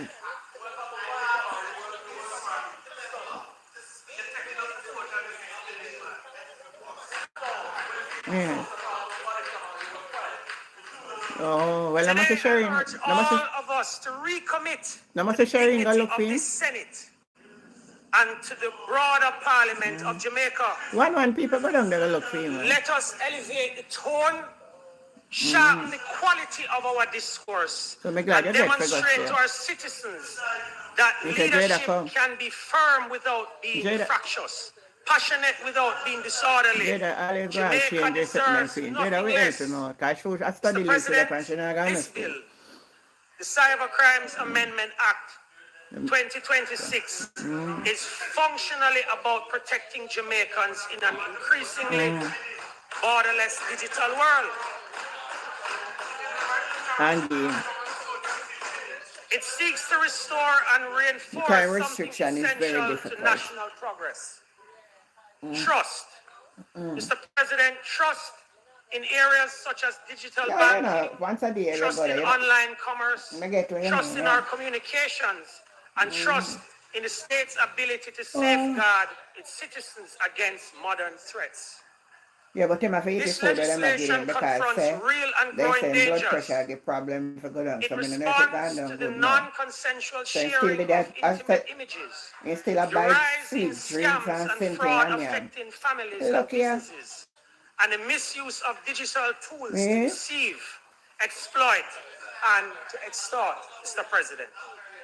At the same time, it strengthens You have to enforcement know, while yeah. maintaining important safeguards and respecting the broader legal framework that protects individual rights and personal data. We see what going on, yeah. Let me be clear. Me in my This is bed not wrap up in a sheet. legislation The that cold. stands So against the cold for technology. Jay put on jacket It down. stands for trust, for safety, and for confidence Yesterday, in Rosie Jamaica's come and we got digital future. We Walmart. I cannot said, build look a what modern, that come thriving again. digital It's like economy me if feel our a people freezing feel in my that face. the online space is unregulated or unsafe. Mr. President, I therefore commend this bill to this honorable Senate.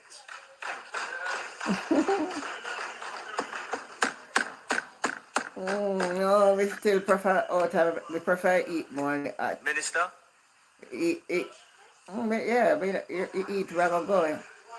Then I call this a No, we shiver don't your do whole it body. You again. can't take a shiver.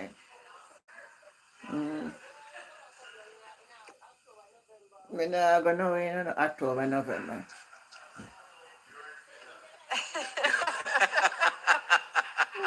Then I go Walmart we go yesterday. Me not really see a place like that. The Senator place Brown, look old fashioned to me, I tell you the truth. You're in Finland. It look old. Minister, proceed, I please. pay bricks and thing, me I say. Ambush. Brick ambush. Thank you, Mr. President, and thank you to colleagues who contributed to the substance of this debate. Or on the other side. Your comments and your interventions and your broad support of the intention of the bill to strengthen the cybersecurity framework Well, to me no say protect so American. children even more effectively Me no say so American house from them stay brick and cybercrime, board. and So of I course don't to like that. ensure But me up here so can see a real country. the nature of our discussions that that came out tell of me the this Joint man said Select for my Committee, case and come down me so specifically nice. the recognition of the need for a specific technologically grounded offense in But me say bus I run on the road out there so you know to go through me no know. reflect the needs Me no know of how the a bus thing go. modern Bus run on the road framework right as out the end of relevant the for road so one Jamaica. bus stop there. And I'm very pleased to hear the wholehearted and Me bipartisan no know. Me no know which part the support bus I of go. these Me no know when me I go relevant so good about to take provisions. the bus. I just want to respond to some of the comments which have Yes. been made Me beyond just this want to support. focus and if I keep To clarify that most issues which have been raised are in fact either in the bill or otherwise addressed in the wider ecosystem. And I want to make it clear for the purposes of Hansard that this is the case. I also want to perhaps start with the issue of the inclusion of AI, the recommended inclusion of AI. And just to say, so the discussion which it over on the other side. Senator Scott Motley may have had with Minister Wheatley would have to be nuanced in the fact that there is a council Yeah, but that me never has been got. Me never established, bother is go by my reviewing, living room part. and the review which I referred to in my intervention No, sir. as If well, you through them over on the has to side, be so me no bother ongoing, go over there. will take into The consideration sofa then nice though. offences which Me like the sofa then. may be manifest by artificial intelligence to verify Eh? that they are either already addressed in the bill or require It's still further in there. work. So that review is being done because it's not established that they In won't it's be a tea then addressed. nice though. Me We have like actually them. started that. Sofa then nice.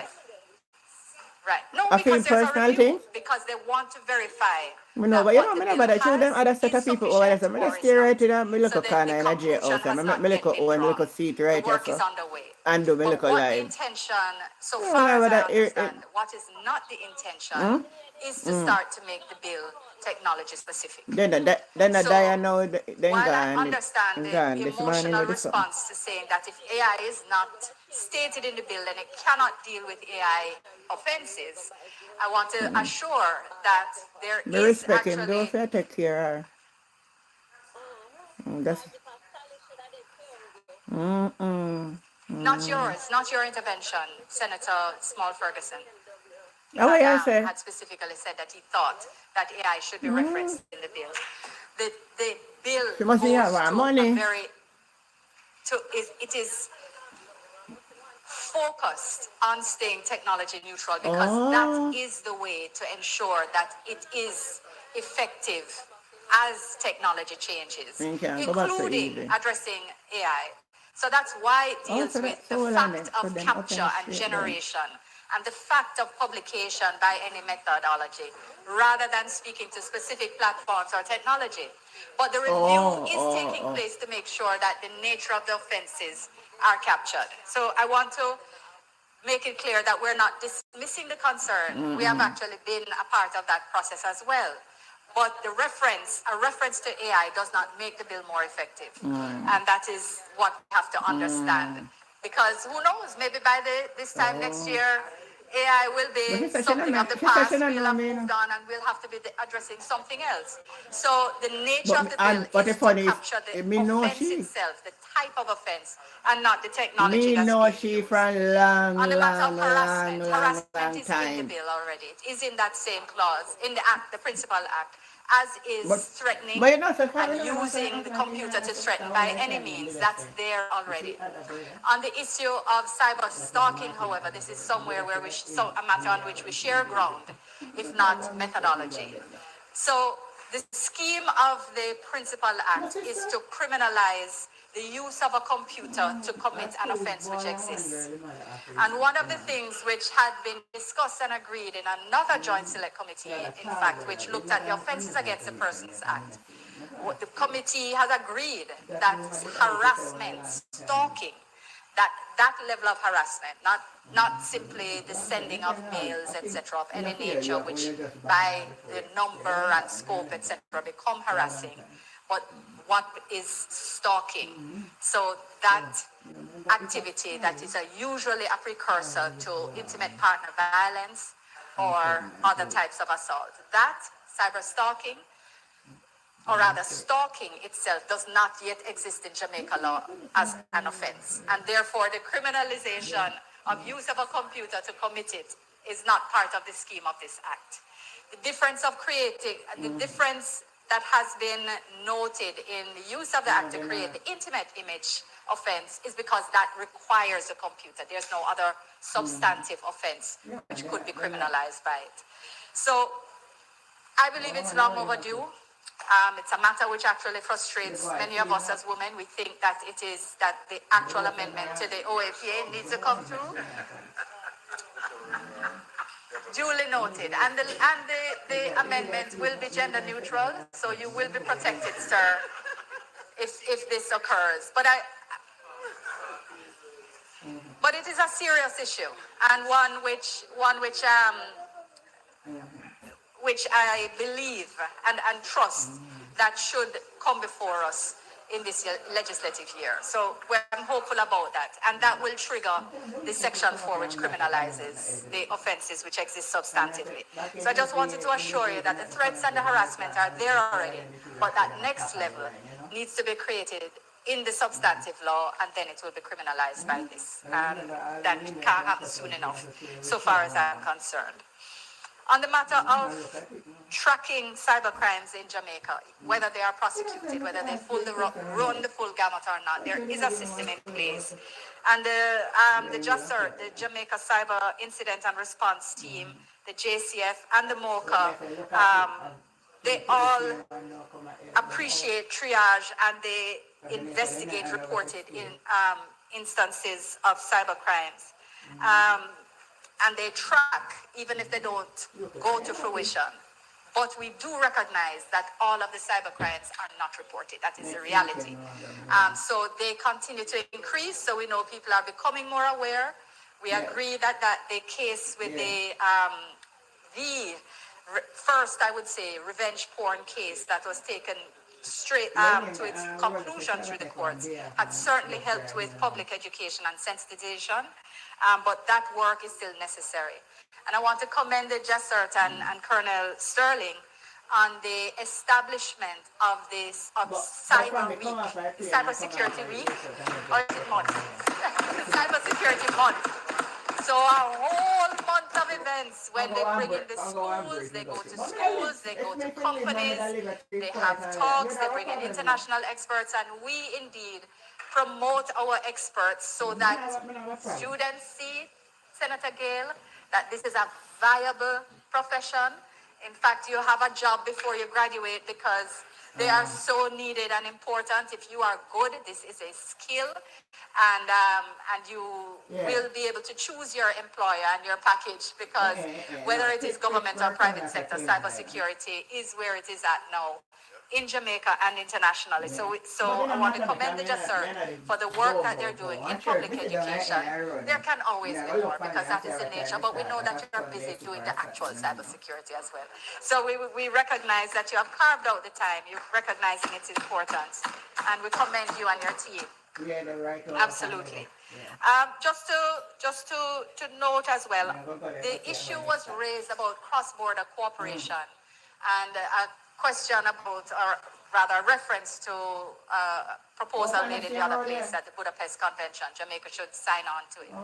But this was a convention that came out of the Council of Europe. It was very Eurocentric. It is not universal by half. I don't know if more than 80 countries have signed off on it. Have not only signed but ratified. And it's actually maybe the same amount of countries that have signed on to the UN Treaty on Cybercrime, even though that one was only finalized in 2024. Same number of countries because it is more universal in its approach. So it's early days yet. And we are, Jamaica led CARICOM's negotiation on that. And the developing world was very clear that signing on to the Council's concept of what cybercrimes should look like, which also is a 2004 convention and very much focused on an older view of what cybercrime looks like in terms of it is a hacking and whatever. The internet wasn't where it is now. There was no social media in the space that it is now. So the cybercrime treaty that Jamaica has signed and along with others, is much broader in scope, much more technologically flexible, and therefore more forward-looking. And therefore, I would like to say that it is unlikely that we're going backward to the Budapest Convention. International and cross-border cooperation exists broadly. A lot of the fines that that take place and trafficking, etc., are due to cross-border cooperation that takes place now in the cyberspace and otherwise, and that is very effective cooperation. We have bilateral agreements, we have mutual legal assistance treaties, we have hemispheric MOUs and regional MOUs between CARICOM impacts and other So there's a substantive ecosystem of arrangements that allow for cybercrime cooperation, and it does not rely on us going back to Budapest. So I want to just put that argument to rest because it sounds good because it exists, it's an older treaty, but it's really substantively does not help Jamaica at all. So I wanted to meet that suggestion as well. Mr. President, I also wanted to raise the matter, or address rather, the matter of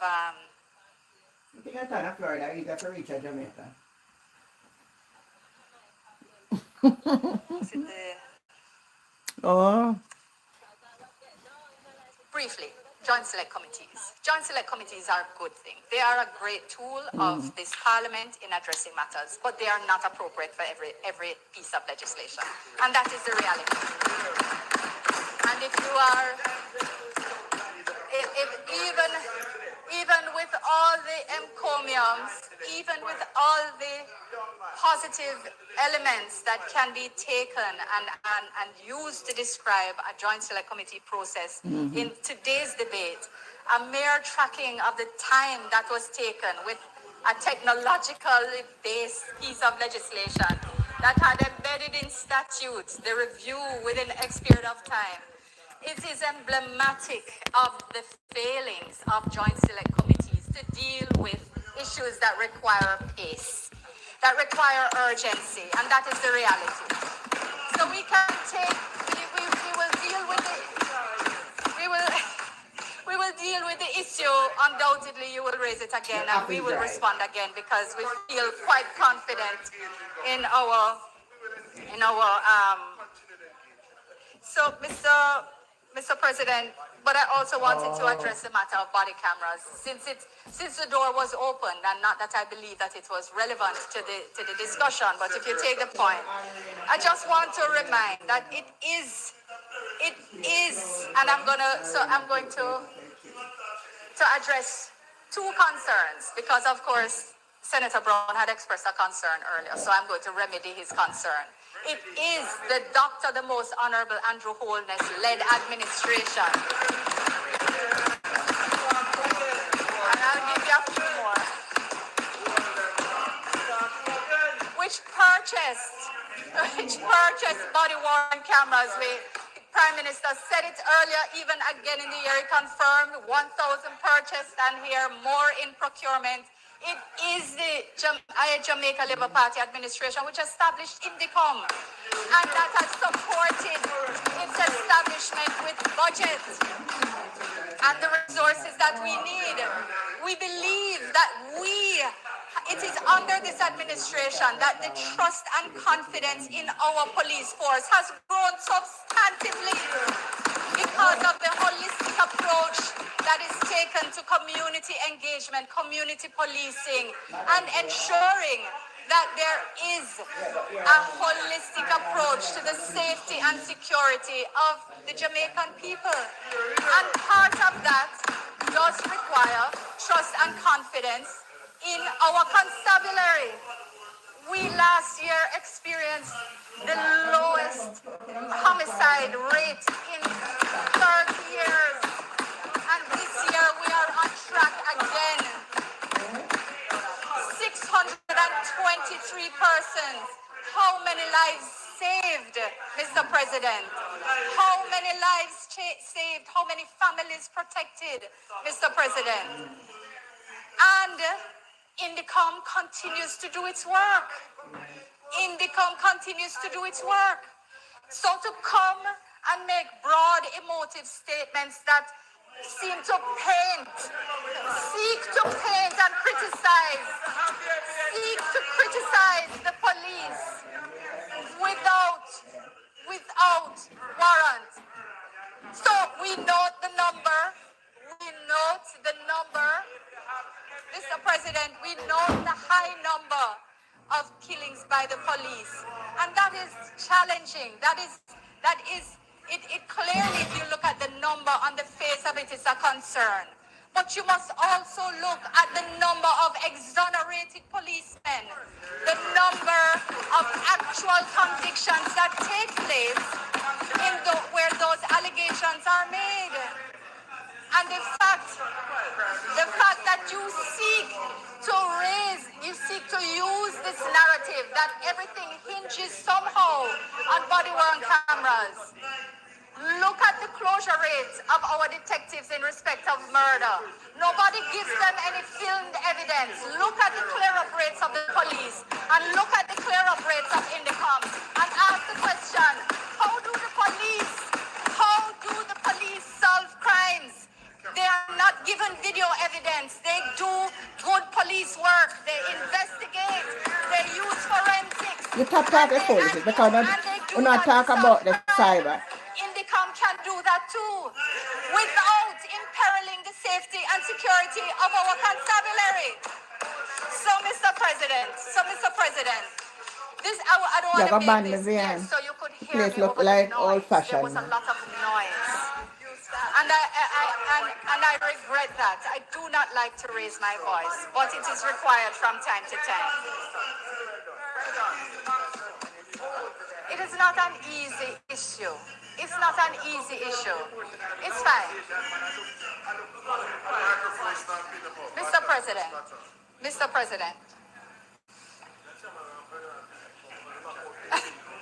Mr. President, I'm just trying to make sure that I have addressed the notes which are of greatest concern. And I don't want to omit anything. Thank you, Senator Morgan. And I really feel Senator Brown is telling me to be calm, but I feel very passionate about ensuring that the men and women of our security forces who literally put their lives on the line every day, literally put their to keep us safe. So I can't help, I really can't help but speak strongly about it. So pardon me, Mr. President, if I raise my voice. Okay, it was not intended to be disrespectful or indignified in any way. Or undignified. Thank you, Mr. President. Mr. President. All right.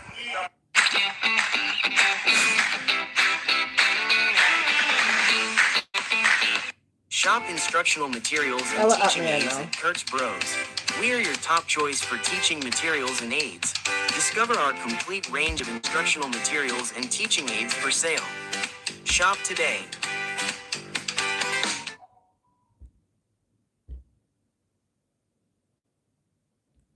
I don't understand. Hold on. Mr. President. Mr. President, I wanted to just go back to the bill as I close. That's a good idea. Thank you. To protect Jamaicans in this increasingly borderless and digital world, and about helping to build trust. And I stated earlier, and I really wouldn't mind if senators would listen to this briefly.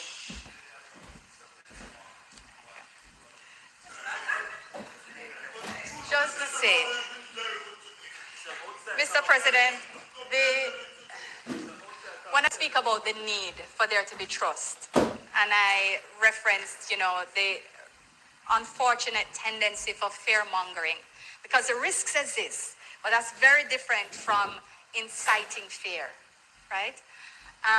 And it's something that I really encourage, this is not directed solely at opposition.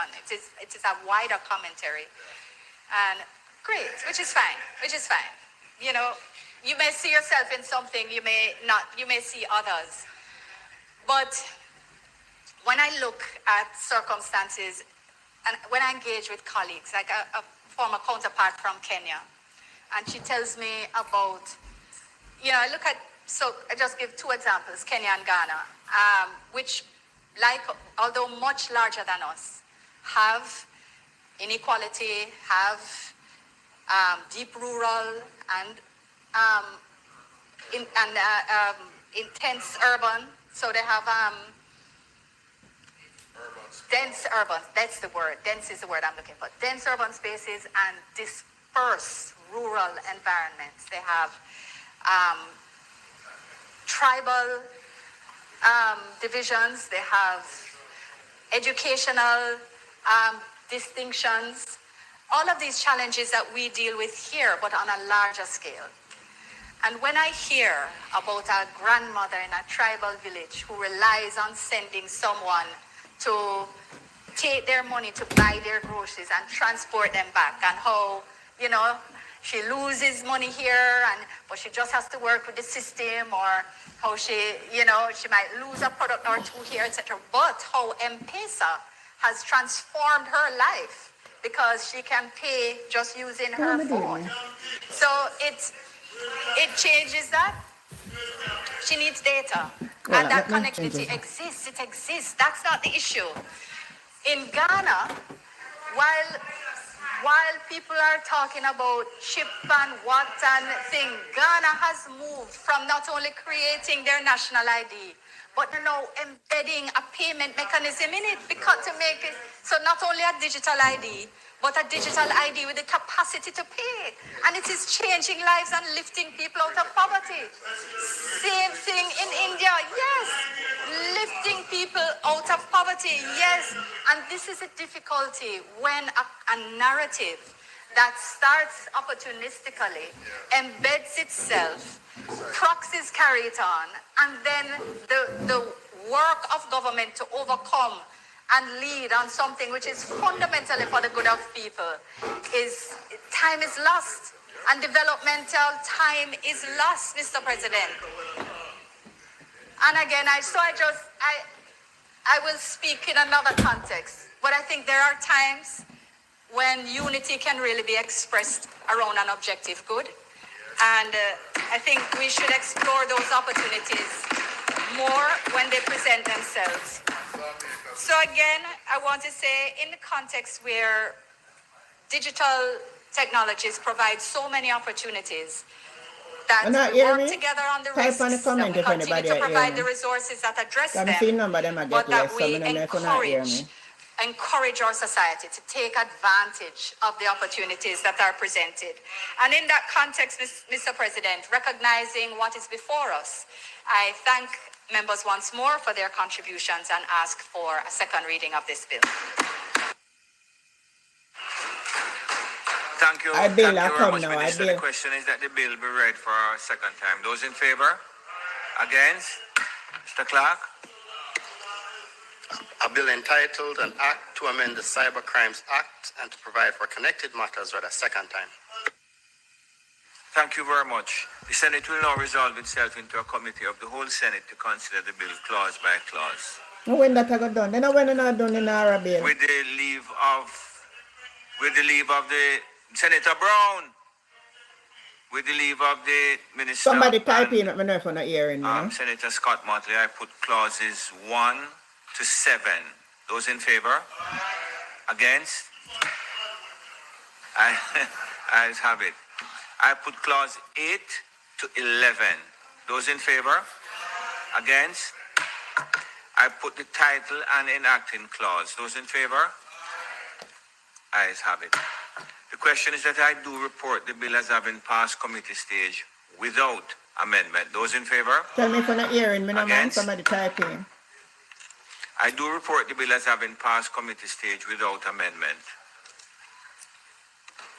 Mr. President, might I ask for third reading of the bill? Members would have heard the question. Those in favor? Against?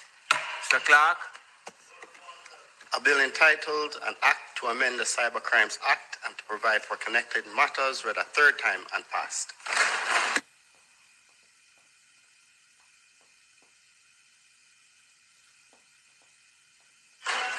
I've consulted the staff of the clerk's office present in the chamber. I have a view. Would I ask Minister and Leader to determine whether we're going to go on or we're going to take our lunch break? Would I ask you to just... Yes? Okay, so be it. That's the position of the clerk as well. I think we have some technical folks who are going to leave. Minister, you have some technical folks to leave. Well, they could leave, so they could do so. Minister Morris Dixon, I think you have conduct of this piece of legislation. Would you put your other mic on for me as well? I will. Let me Mr. just be clear here. Minister, you have the time required to finish your presentation. Senator Brown, hold on a man. You have the time to complete the presentation, your opening, but recognize that the opposition spokesperson would have a time relative to the time that you take in your presentation. No, it won't be today. Very well. So bill now pass for Yes. them. And all other members will operate within the 30-minute guideline.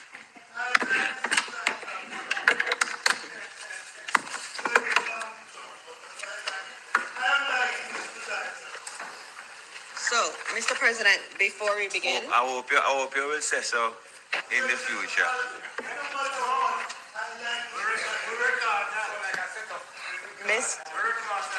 Mr. President, Oh, you're I hearing. now All right, Patricia, move thank you. for the suspension of the standing orders first. Mr. President, I now move for the suspension of the standing orders to enable me to take a second reading of a bill out of the bill and to commence debate on the bill.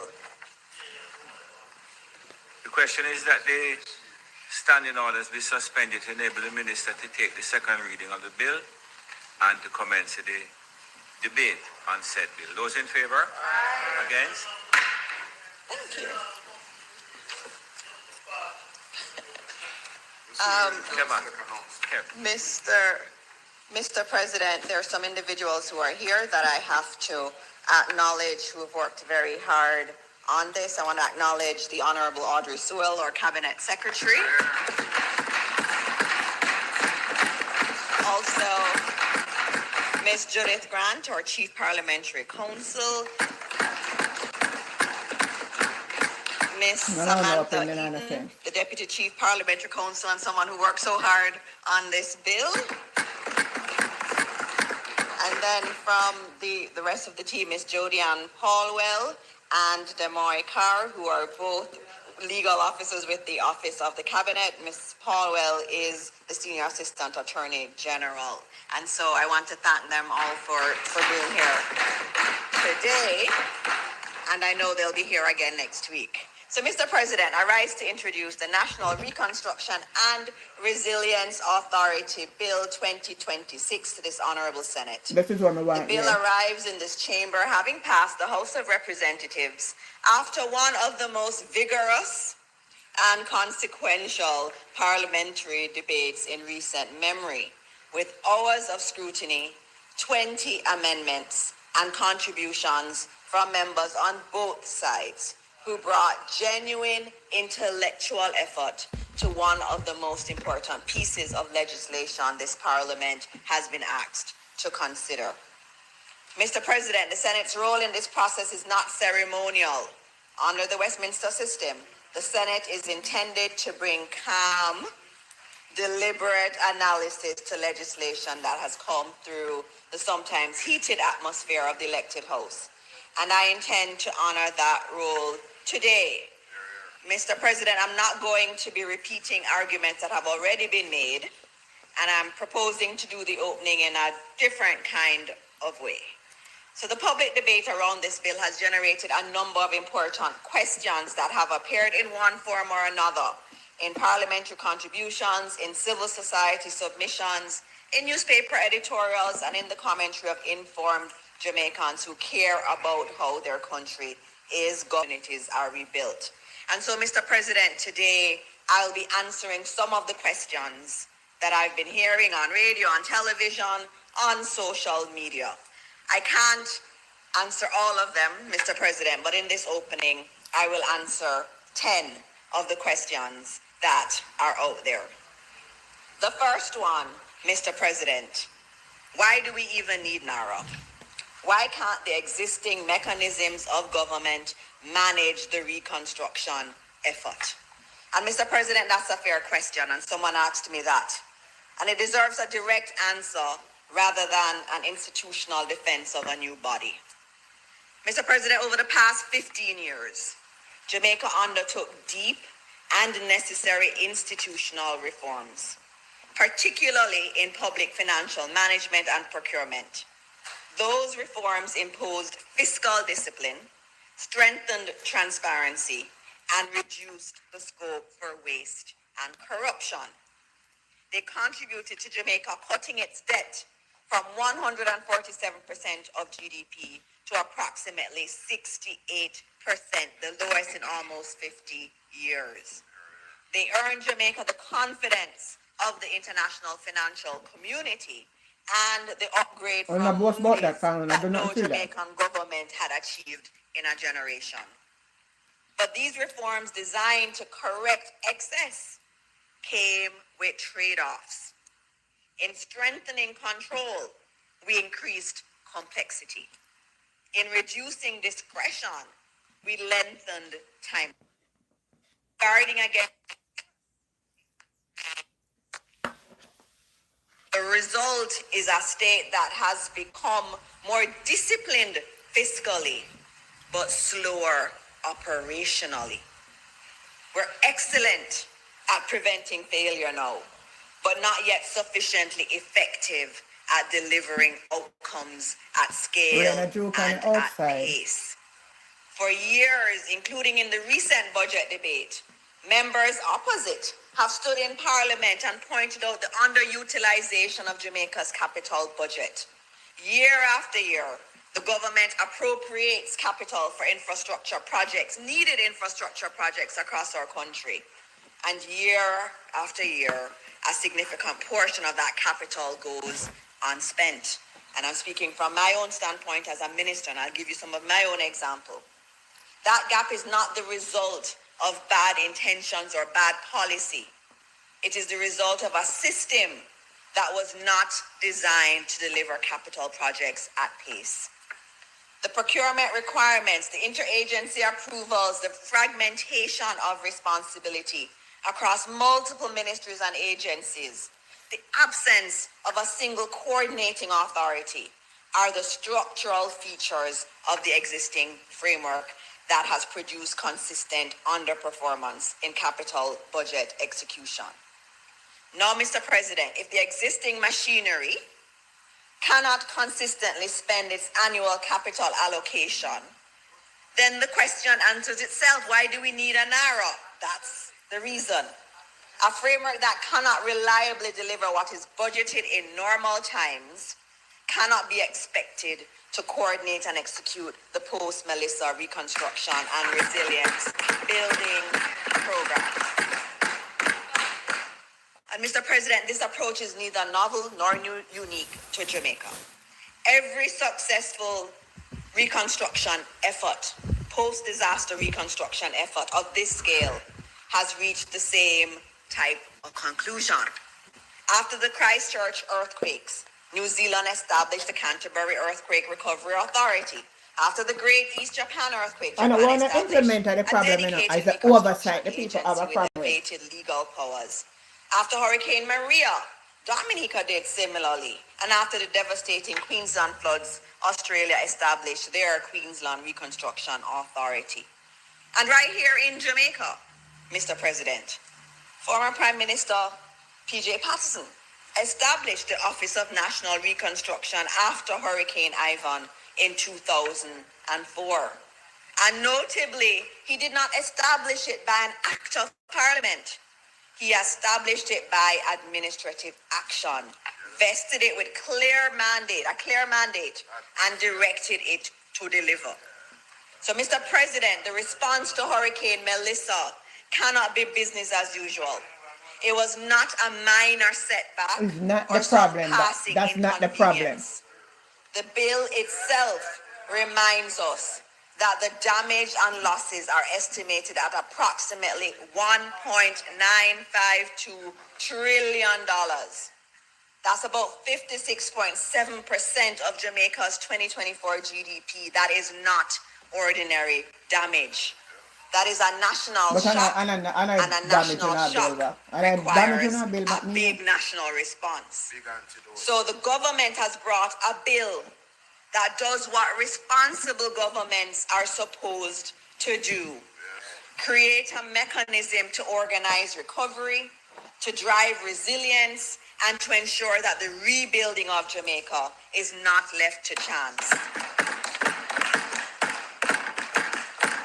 So that's on the first question, why do we need a NARA? The second question, which we hear a lot, why doesn't it have a board?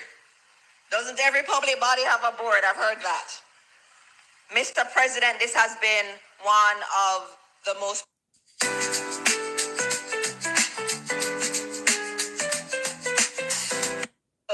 not every public entity is structured around a board of governance. There are many different forms of public administration. Executive agencies do have advisory boards, but it's not a governance board. And let me explain the difference. A governance board sets strategic direction through the authority granted it by law. And that is done through cabinet and the responsible minister. An advisory board simply advises the head of the entity. And that head of entity reports directly to the minister. In April 1999, under the Patterson administration, Jamaica designed its first 4 executive agencies, and we know them. The RGD, the Administrator General's Department, the Management Institute for National Development, I think and the the Company's Office of Jamaica. Really? They were created not by an act of parliament, but by administrative action. The parliament subsequently endorsed and codified that framework by passing the Executive Agencies Act in 2002. And in 5.2 of that act, You know, it come out now, provides say PNP does explicitly something for down. advisory boards, not governance boards.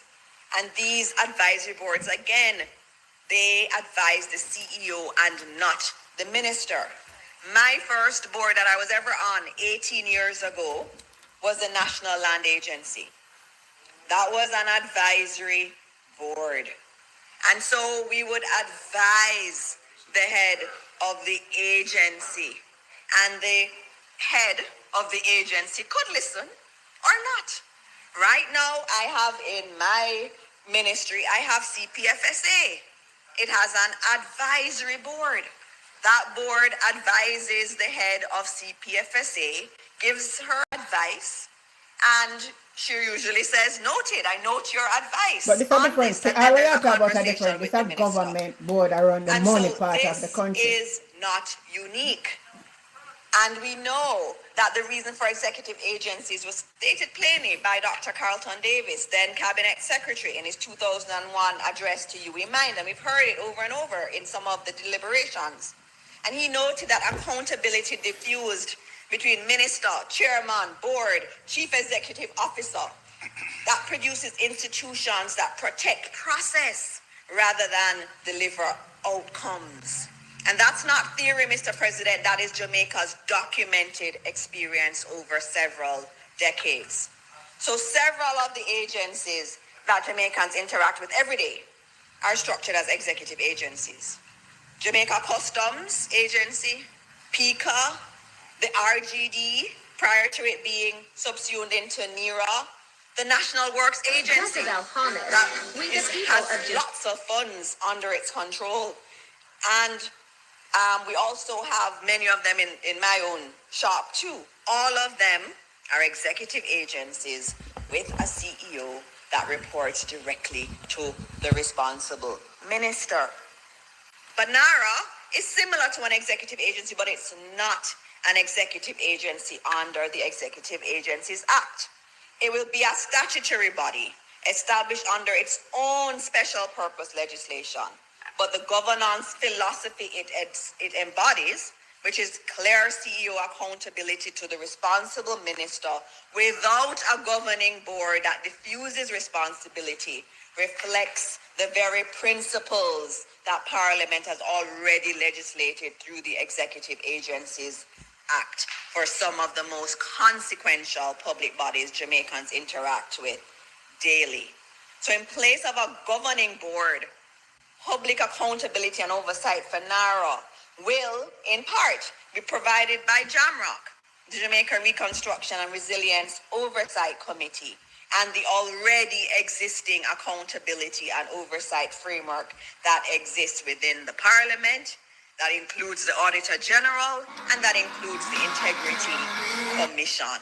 So that's number two. Why doesn't it have a board? That's not unique. That is actually a feature of many of our high-performing entities in government. Juliet Holness. The third question, what is this JAMROC thing that I'm hearing while about? struggling? April 29th, The 2026. Jamaica Reconstruction and Resilience Oversight Committee, which will be modeled on EPOC, the Economic Program Oversight Committee. I think Senator Duncan, you know a little bit about EPOC. A little bit. He knows a little bit about EPOC. And one of the things we have to say about EPOC is that it has been widely acknowledged and globally recognized as the most effective public oversight and accountability mechanism in Jamaica's independent history. EPOC held multiple political administrations accountable and was critical to the success of Jamaica's fiscal and macroeconomic transformation. The Prime Minister, Dr. the Most Honorable Andrew Holness, first one.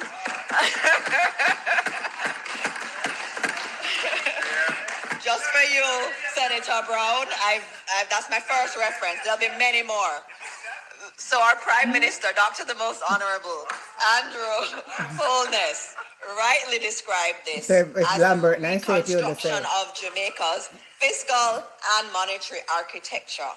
Mr. President, EPOC was never enshrined in statute, and it didn't prove to be a weakness. EPOC's authority derived not from legislative compulsion, but from the voluntary commitment of credible, independent citizens who place their personal reputations behind a single public mission.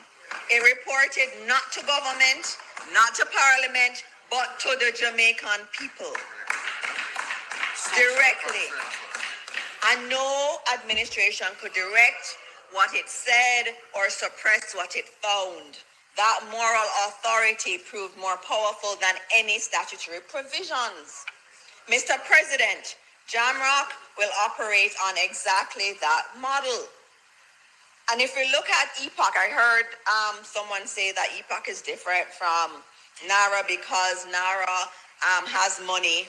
But when we think about EPOC, when we think about the second debt exchange, and think about the quantum around this entire program and how important it was for us to get this right, we're talking about $860 billion in the debt exchange.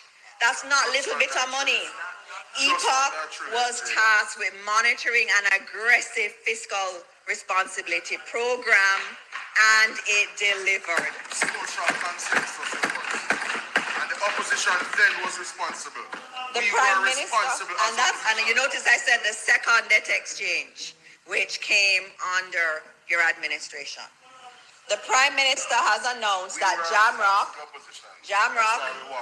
Jamrock will be chaired by Professor Peter Blair Henry. Mr. President, let me tell the Senate and Jamaica who Peter Blair Henry is. Yes, tell them. Peter Blair Henry was born in Kingston, Jamaica. Yes. He's a Rhodes Scholar. Brainstorm for those. He holds a PhD in economics from the Massachusetts Institute of Technology, MIT. He served as Dean of New York University's Stern School of Business. He is currently a senior fellow at Stanford University's Hoover Institution, one of the most prestigious policy research institutions in the world. And yes, it is conservative. He serves on the board of directors. He serves on the board of directors of Citigroup and Nike.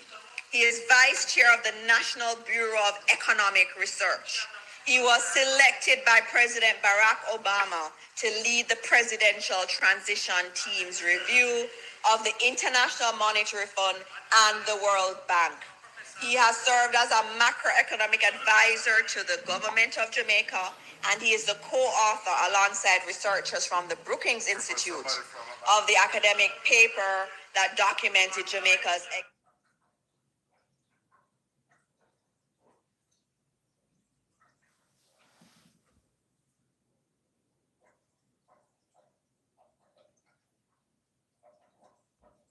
exceptional fiscal achievement and presented it to the world as a model for indebted nations everywhere.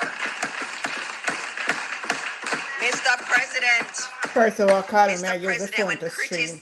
when critics ask whether Jamrock has credible oversight, the answer is it will be chaired by one of the most distinguished Jamaican economists alive. He is a man whose career has spanned the boardrooms of global finance, the lecture halls of the world's finest universities, and the highest levels of international economic policy. His presence as the chair of Jamrock represents independent, rigorous, public accountability of the highest order, Mr. President. The Prime Minister has also committed that Jamrock will include a member nominated by the leader of the opposition. Because reconstruction, like the economic reform that EPOC oversaw, is a national mission and not a governmental one. Its oversight, therefore, must reflect that national imperative. Perfect hairstyle. Social consensus. So, the next question. Who oversees NARA and how will NARA be held accountable? Mr. President, oversight of NARA and its work sits at multiple levels. Cabinet sits at the top of the project approval architecture because Cabinet issues the official list of approved reconstruction and resilience projects and also the strategic investment projects. Plans, whatever plans NARA has developed, have to be approved by cabinet before implementation. The minister will also oversee NARA through directions and required reports. NARA, based on our bill here, will be required to submit reports every 6 months to the minister. And those reports are required to be tabled in Parliament. Financial oversight is also there. NARA's accounts must be audited annually by an external auditor. And the CEO doesn't choose that auditor. Independent external. The cabinet secretary selects the external auditor, and that has to go and be approved by cabinet. So this external auditor will be appointed independent of NARA's management. And I have to also note that the Parliament will also receive the annual report and audited statements of NARA. What Also, annual you have report? The Auditor General, who is expressly entitled to examine the authority's accounts and records. And we've seen the Auditor General can do real-time audits, performance audits, any audit, has purview over this body. In addition to that, you have Jamrock, which I've spoken about already. So you have Cabinet, you have Auditor General, you have Parliament, you have PAC, you have PAC, you have Integrity Commission, you have Jamrock. I don't know what more we need. That's many layers of oversight. And I said NARA CEO say, also will be held strictly accountable. Performance evaluation of the CEO will be conducted by the Cabinet Office with structured input from Jamrock as well as other stakeholders. Performance evaluations will be grounded in the achievement of clearly defined targets and measurable outcomes, not merely process compliance. The people of Jamaica will be able to judge through Jamrock's public reporting. Jamrock will be reporting to the people whether NARA is performing, and if it is not, the accountability chain will be clear, direct, and consequential. And Mr. President, again, I have to note that NARA will remain subject to all the standard anti-corruption, integrity, and accountability different mechanisms story that of come this after this country. morning. Everything will apply. So none of those institutions, whether it is the Auditor General, the Integrity Commission, or any of the committees of Parliament, will have any diminished authority over NARA than any other public body. Number 5. What about public consultations in the reconstruction process? Mr. President, to say NARA can operate with no consultation at all would be inaccurate. What the legislation does is require consultation with relevant persons in the development of programs and plans under clauses 18 and 19. Beyond the letter of the law, our Prime Minister, Dr. the Most Honorable Andrew Holness, number 2, is on record in the Parliament and in the public domain saying that the government will continue to engage Parliament. Also, he has said that the National Partnership Council will be a part of the consultation. And so the entire reconstruction architecture is one of consultation embedded in program and plan development, thus guaranteeing ongoing public engagement. How will NARA procure goods and services? NARA will not have a procurement free for all. Everything NARA does will be governed by law.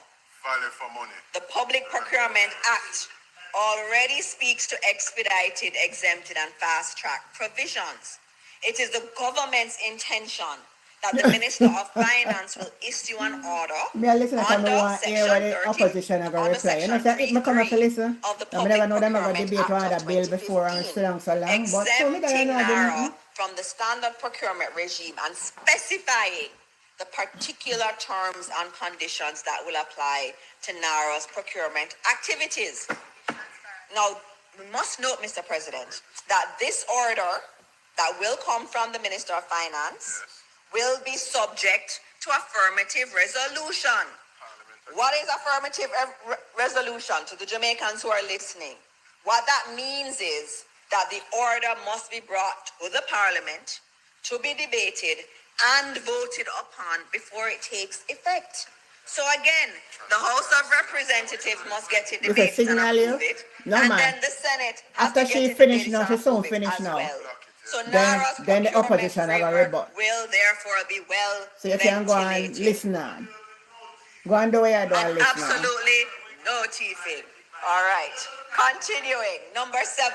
Since I have to go through and I have to give you more time if I talk longer. Does NARA give the minister powers to override every regulatory body in Jamaica, including environmental and planning authorities?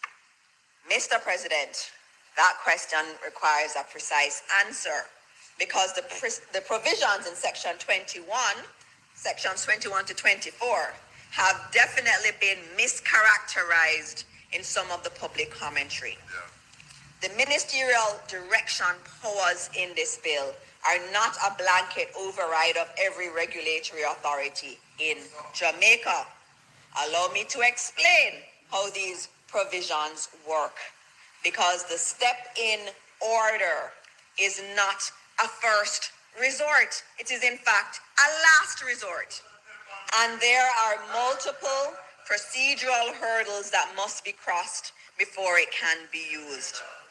First, there must be independent technical advice. Independent technical advice. Where a regulatory body has not acted within the timeline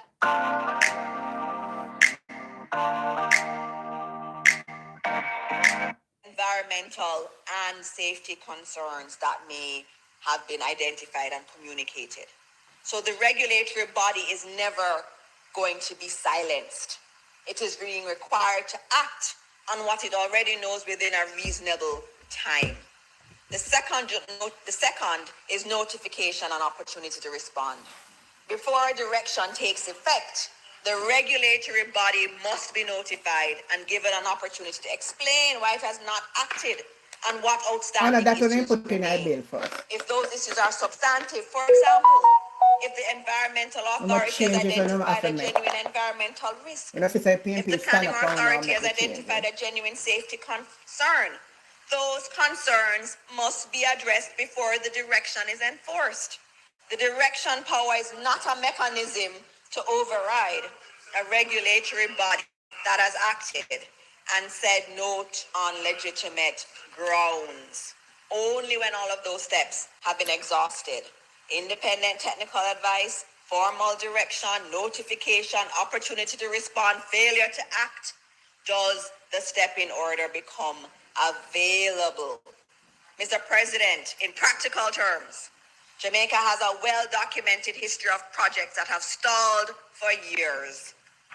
Not because a regulatory body identified a genuine technical objection, but because the approval simply did not move. Planning permissions that sat in queues, environmental assessments that were submitted and never formally determined, interagency sign-offs that circulated between desks. We've seen that. The step-in order is the mechanism of last resort for these situations. Let me give you one of my more recent examples. I got this week, but it's dated April 7, 2026, and it's something I've been waiting for a while. And you know what it is? A building permit. And I was so excited. This is the building permit for a fence at a school it is the building permit for a school in Portmore. This school has had a security challenge. It has had criminals running through the schools. It's been a documented problem for years. I've spoken to the principal and she begged me to fix the fence. And guess what? We had the money to fix it in our budget in the Ministry of Education. But in November 2024, we applied to the municipal corporation asking them to approve this fence, a fence to protect our children. Today is May 1, the start of Child Month.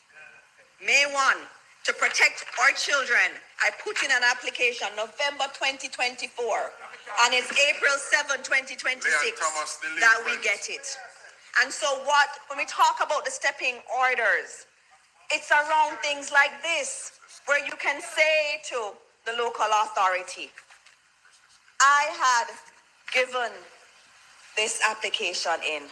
You had a particular finite time to do it. I know, but I'm just saying it.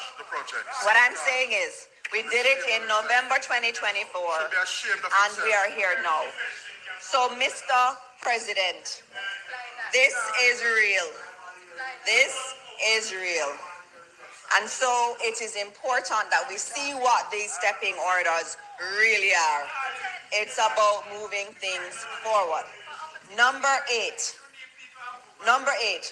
what does Fast Jamaica mean for private investors and the diaspora, and how do they access it equitably and transparently?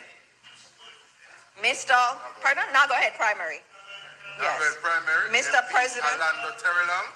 Mr. President, Fast Jamaica is the other area that we've not really spent a lot of time speaking about, and that's the facilitated acceleration of strategic transformation. And it's the second pillar of NARA's mandate, and the one that has received really the least attention. Fast Jamaica is not a footnote to reconstruction. It is the mechanism through which reconstruction becomes resurgence.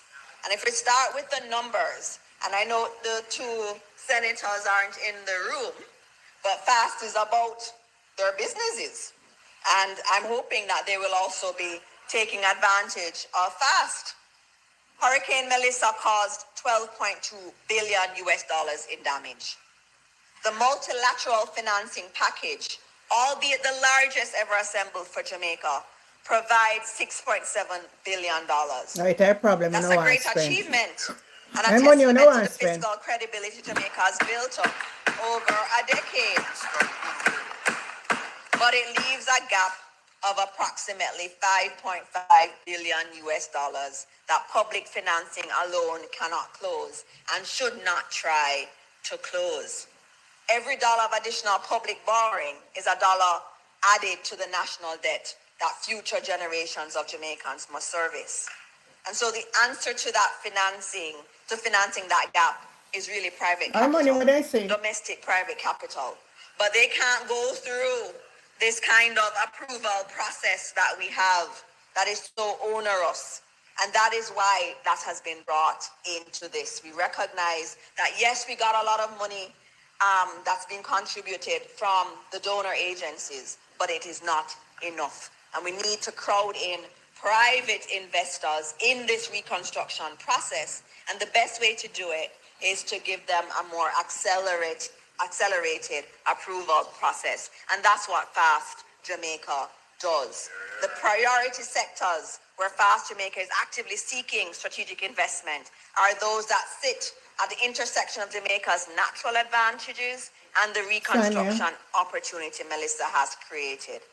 So logistics and transshipment, renewable energy and the energy transition, tourism and hospitality infrastructure, rebuilt to a standard that commands premium positioning in the global market, agribusiness and food security, digital infrastructure and technology, healthcare and wellness, housing, real estate and urban renewal, and manufacturing and light industry. That's a whole heap of areas for the private sector to crowd in investments that we desperately need.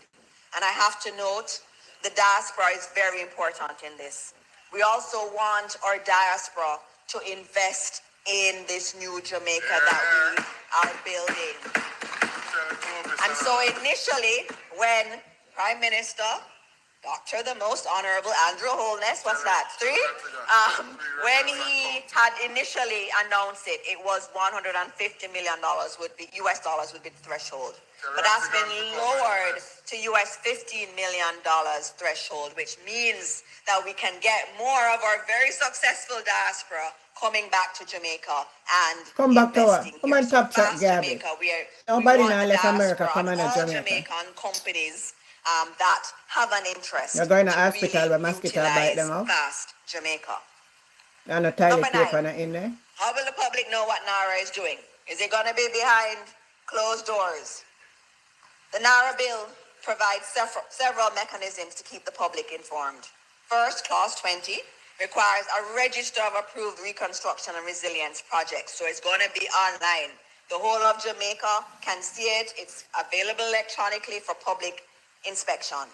Secondly, NARA is going to be doing its annual reports and its audited financial statements, and those will go to the minister and then be brought to the House of Representatives and the Senate. That's a legal requirement. And then you also have the minister requiring reports and accounts and other information on NARA's activities that would also be shared. And the last one is Jamrock.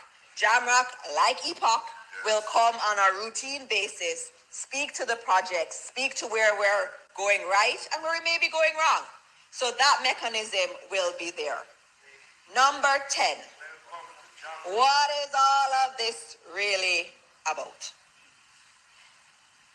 That, Mr. President, is something I've had to ask myself as I listen to the debate in that other place. This is really about whether Jamaica will continue trying to rebuild a post-catastrophe nation with slow, fragmented, and efficient processes, or whether we'll create an instrument capable of delivering 21st century reconstruction at speed and at scale within accountability frameworks. Mr. President, we do not lack the ideas, we do not lack the projects. We have some of the financing now. What we need is the tool to execute. NARA is a specially designed institution to implement a big vision for Jamaica. Jamaica needs a new KPH. Yes. We need a rebuilt Black River. Yes. Jamaica needs new housing developments in Westmoreland. We need a new airfield. Both our airports are on the coast. We need state-of-the-art STEAM schools. Yes. We need new ports. No, not build it. NARA can get it done. With NARA, we can deliver for the people of Jamaica. We already have 1,000 body cameras. I have something to show you. I want to show you. I have something else to show you from my own experience. From my own experience with schools. One to STEM school. That is important. One to STEM school when I built for a long time. And NARA will be moving things forward. Let me give you something. We have a PSIP program in the Ministry of Education, which is Primary and Secondary School Infrastructure Project. We all agree our schools need better facilities. We all agree on that. And the hospital, they left that out of NARA, please. Since 2022, we've been trying to get some schools through the process that need significant infrastructure work. We have a very intricate public investment process. Since 2022, we've been working on this.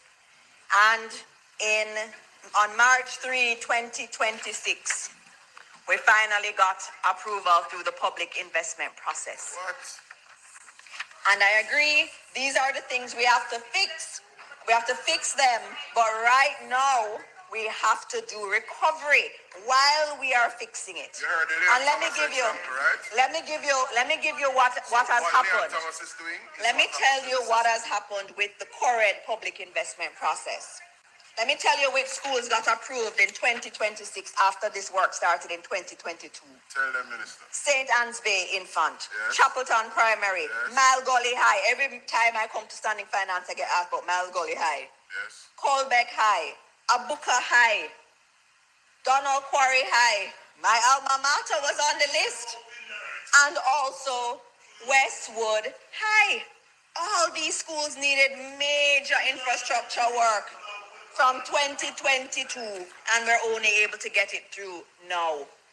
Prime Minister Dr. the Most Honorable Andrew Holness, number 4, in his budget presentation, makes clear that NARA is meant to accelerate resilient infrastructure delivery, crowd in private capital alongside public investment, and work alongside Fast Jamaica and the private sector to create a broader growth and investment architecture.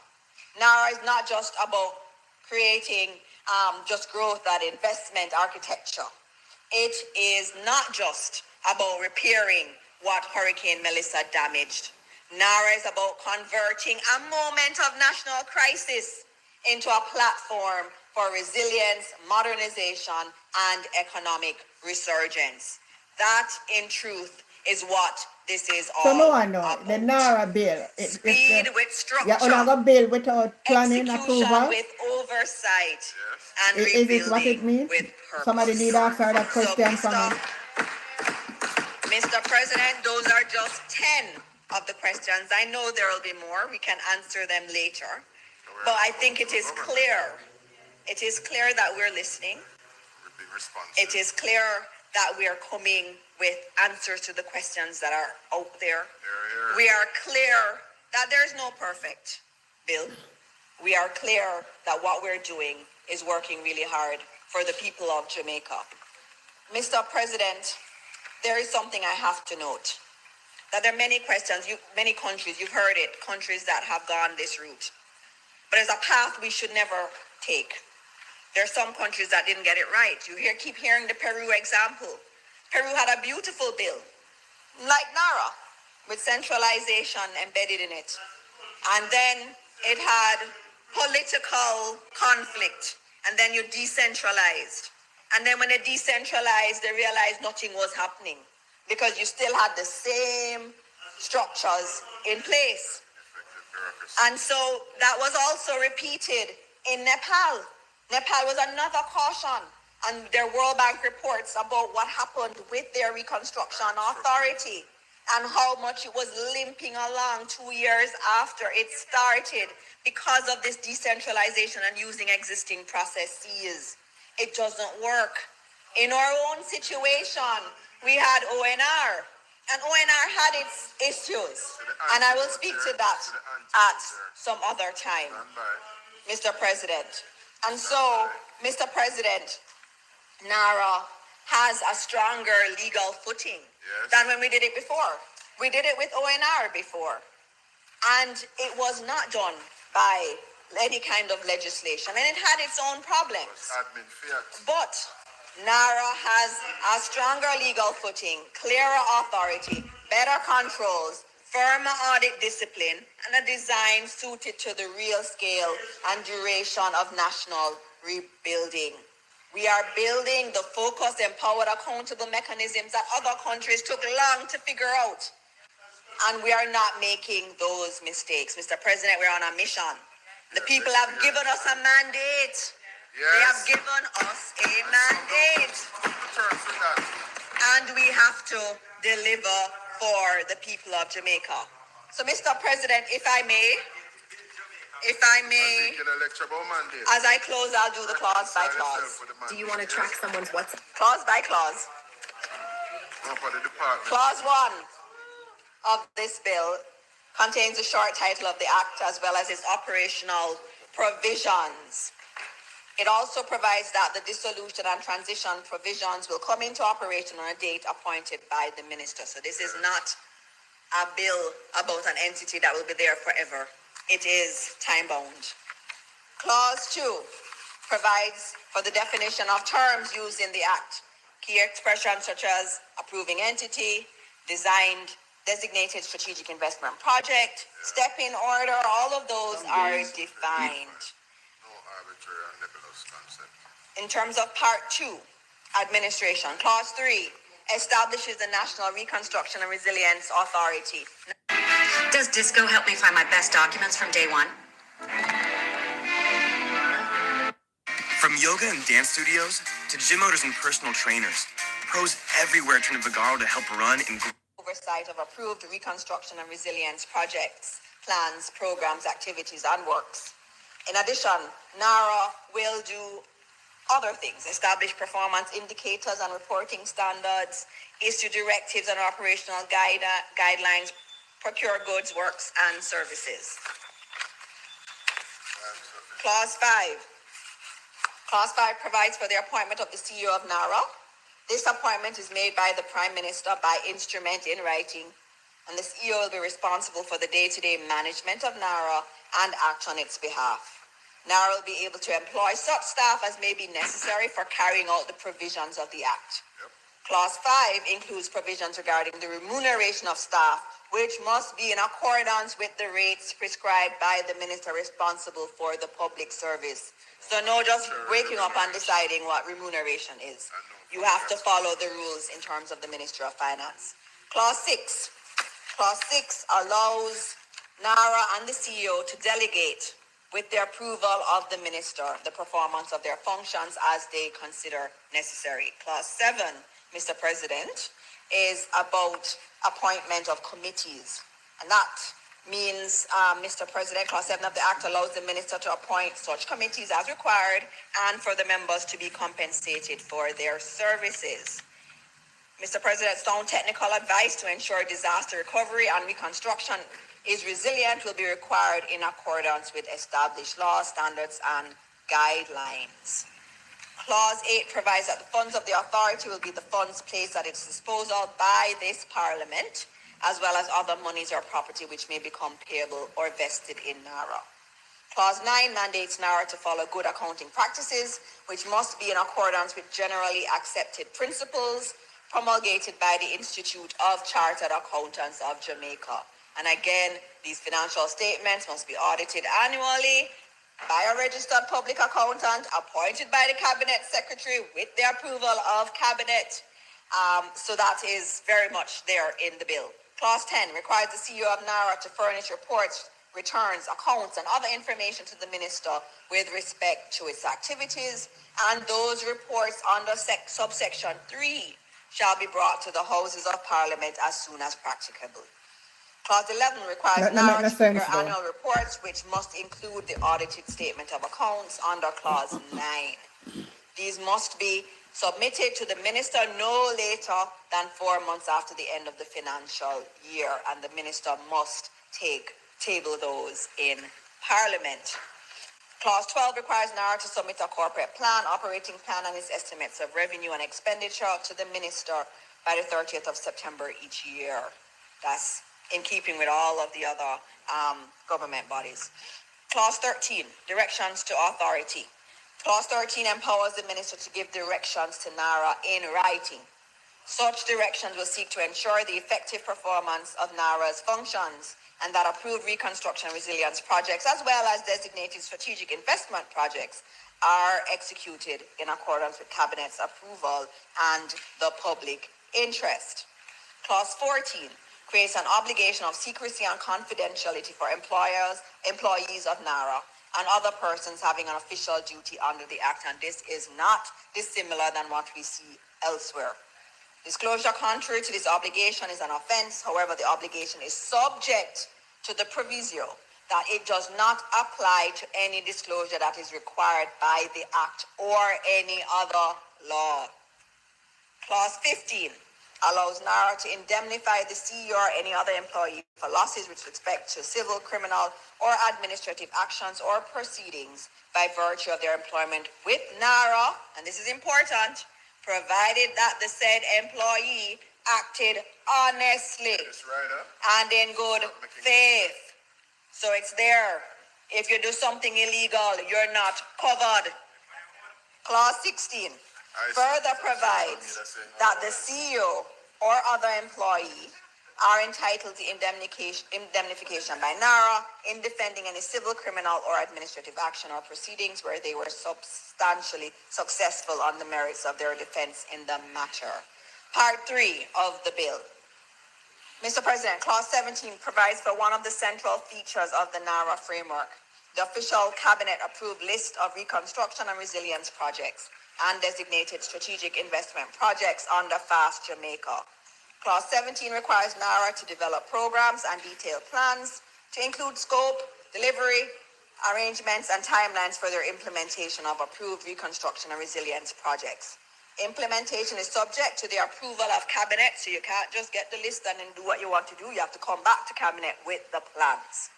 Mr. President, the authority shall, in developing and for monitoring the implementation of reconstruction and resilience projects, programs, and plans, hold consultations with persons affected or likely to be affected by the implementation of a project. So in simple words, Mr. President, the authority, if it is going to do something in Black River or in South, it has to consult with those who will be affected. And that is in the law. Clause 18 details what if they not agree with the arrangement? Programs With the laws about that? Developed by NARA in consultation with relevant persons and in accordance with best practice and prescribed requirements. The goods, works, and services to be procured and the relevant persons involved in the program must be stated. So online, you're going to get the information on what is being procured. The program must be submitted to Cabinet for approval and must be accompanied by the relevant plans for implementation. Clause 19 requires NARA to prepare the plans for implementation of approved reconstruction and resilience projects and monitor their implementation. It must establish mechanisms for receiving continuous and reliable information regarding the execution of the plans. And these plans must prioritize climate and disaster resilience and the needs of vulnerable areas. It also says they must be informed by historic and current natural and climatic environmental process and seek to eliminate, mitigate, or minimize adverse impacts. Clause 20 provides that the authority shall cause a register of approved reconstruction and resilience projects and designated strategic investment projects to be kept. And that register will be updated periodically with the approved projects appearing in the official list issued by Cabinet. That register must be made available electronically for public inspection. And clause 21A says it was strengthened by amendment to say the name must be there, a description and the promoter of the project must be there. Clause 21 provides the mechanism for expediting the approval processes relating to the timely completion of approved reconstruction and resilience projects and designated strategic investment projects.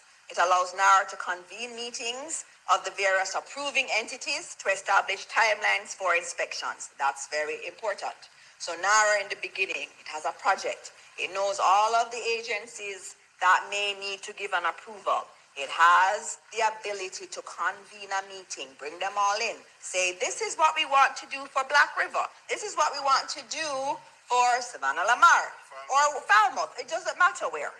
And say, this is it, and these are the timelines we are working with to expedite it. So in that, deadlines for determining application, other inputs that inform application will be taken care of.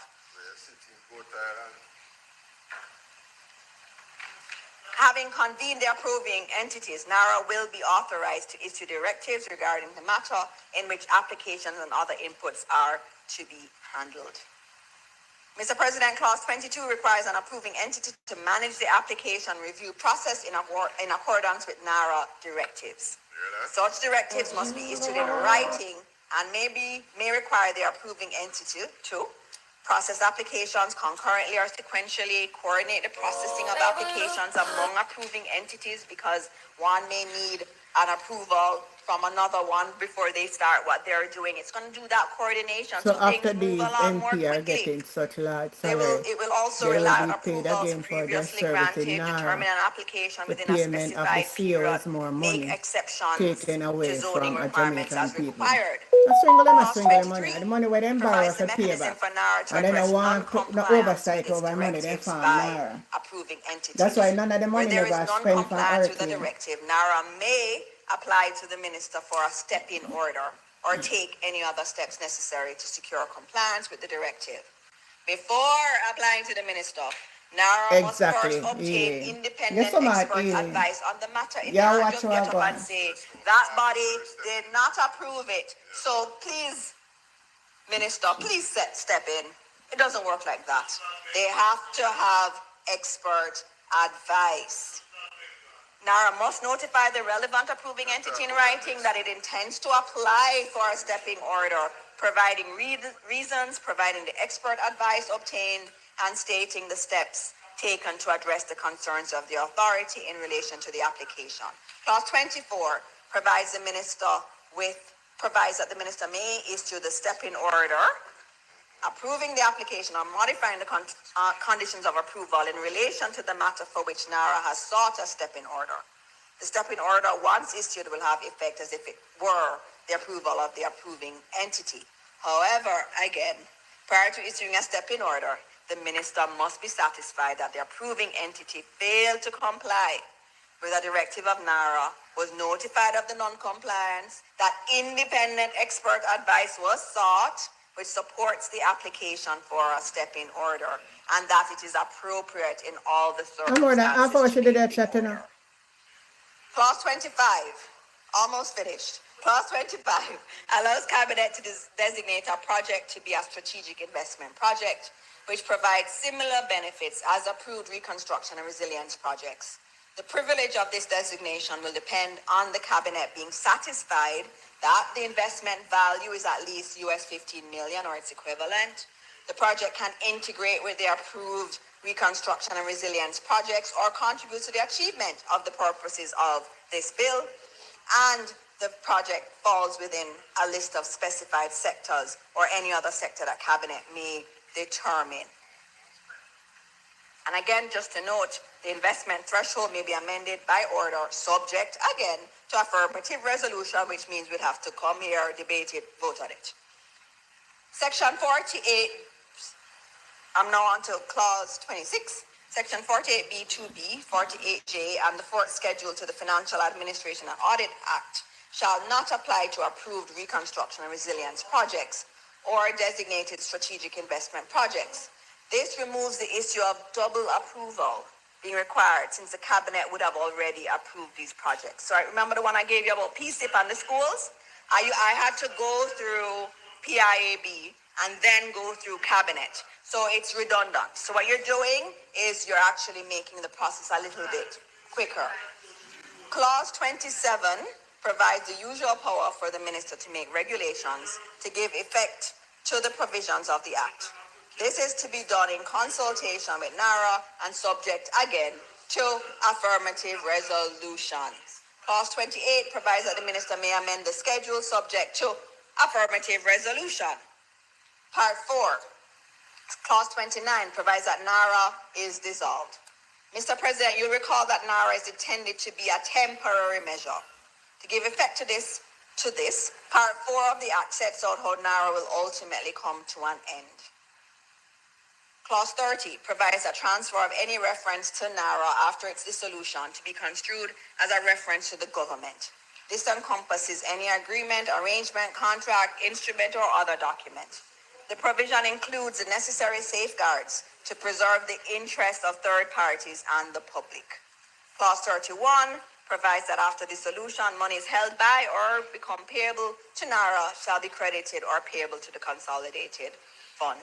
Clause 31 provides that the assets, rights, and liabilities of NARA shall become vested in the Commissioner of Lands, Accountant General, or the government as appropriate. Clause 32 speaks to the transfer of official records. Clause 34 provides that the transfer of real property under Clause 32 shall not be treated as a transfer for which transfer tax, property tax, or stamp duty is chargeable. Clause 35 provides that the Act shall continue in force until the day after the day of dissolution. If we go to the schedule, which deals with the Office of the CEO of the National Reconstruction and Resilience Authority, we can go paragraph by paragraph.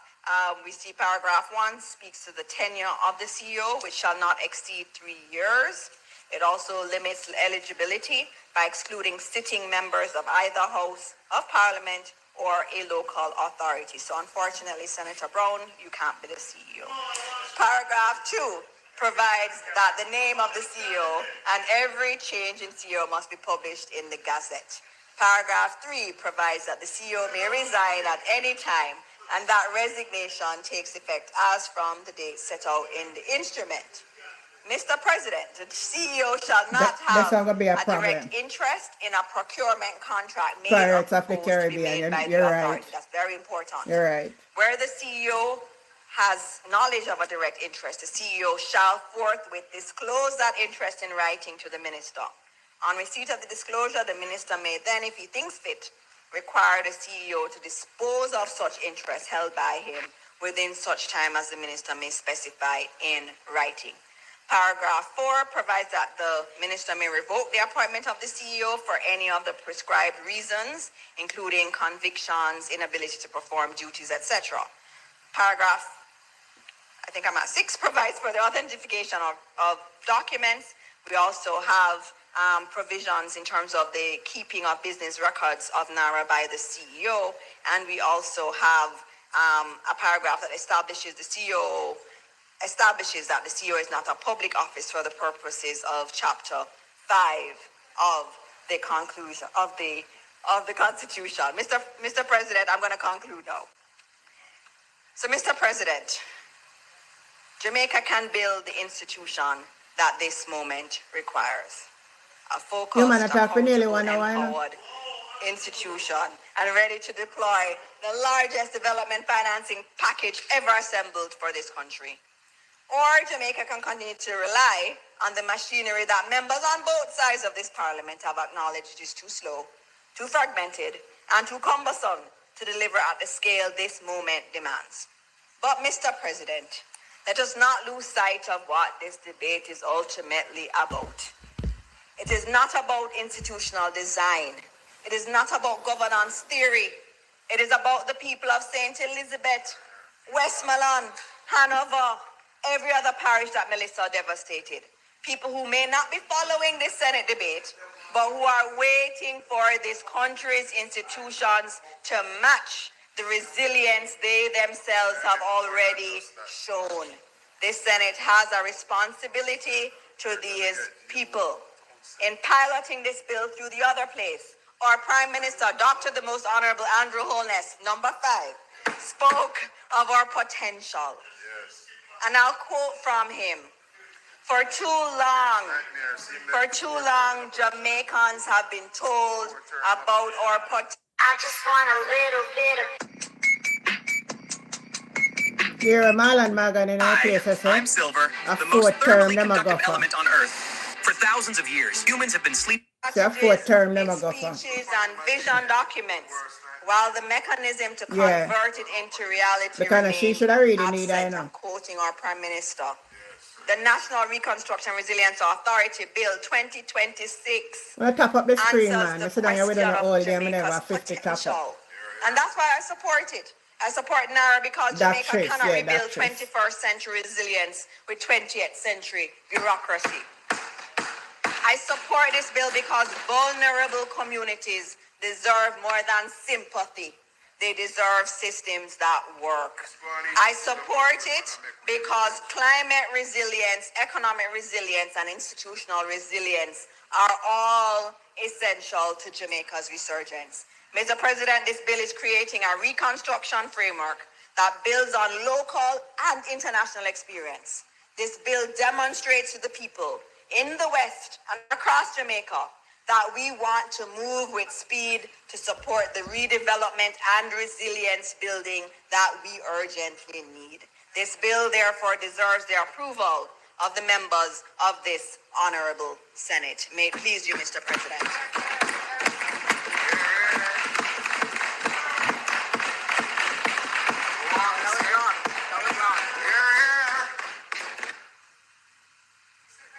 For the avoidance of doubt, how long was that? No. 45 plus 19. 45 plus 19. Thank you. I'm thinking about your invitation and the scope that it presents me with.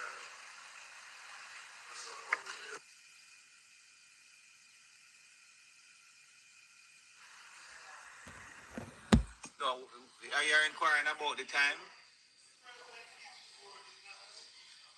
Go ahead, please, Minister. And I want to express appreciation to Minister Morris Dixon for taking an innovative approach to the opening of the debate, and one which I think really helped to clarify, not only for members on both sides, but to ensure that the listening public can recognize that there is information here. Sometimes if you listen to some of what is being said, you would be confused to think that this is actually the bill before the Senate. That I might to take off this time off for your presentation. No, Mr. President. No, Mr. President. But I certainly will not require as much. But Mr. President, I did think that the presentation was of such a standard that it required being recognized, and I would invite my colleagues to join me. Thank you. Thank you. Mr. President, it has been a good day, and it is not intended to do any further business. But After you suspend the debate. Yes. Yeah. But we are asking that the debate be suspended and that the Senate also be adjourned for a date to be fixed. Okay, so there are two questions. First of all, that the debate on this very important bill be suspended for a date to be fixed. Those in favor? So and secondly, that the Senate be adjourned for a date to be fixed. Those in favor? The Senate now stands adjourned. I shall raise it to you. And we come in the grandfather of Senator Tim, who celebrated last sitting, 100 years. So they look like them have a meeting now. And on another note, and I should have mentioned it earlier, that the Marshal Captain Blake lost his brother in an accident in Miami. I understand he is a resident of the Bahamas. So we record our condolences to you and your family, and congratulate Senator Tim at the same breath on the longevity of her grandfather. The Senate now stands adjourned for a date to be fixed. What is this? So them not pass a bill today. Why? Why them not then do the other bill? They not pass a bill today.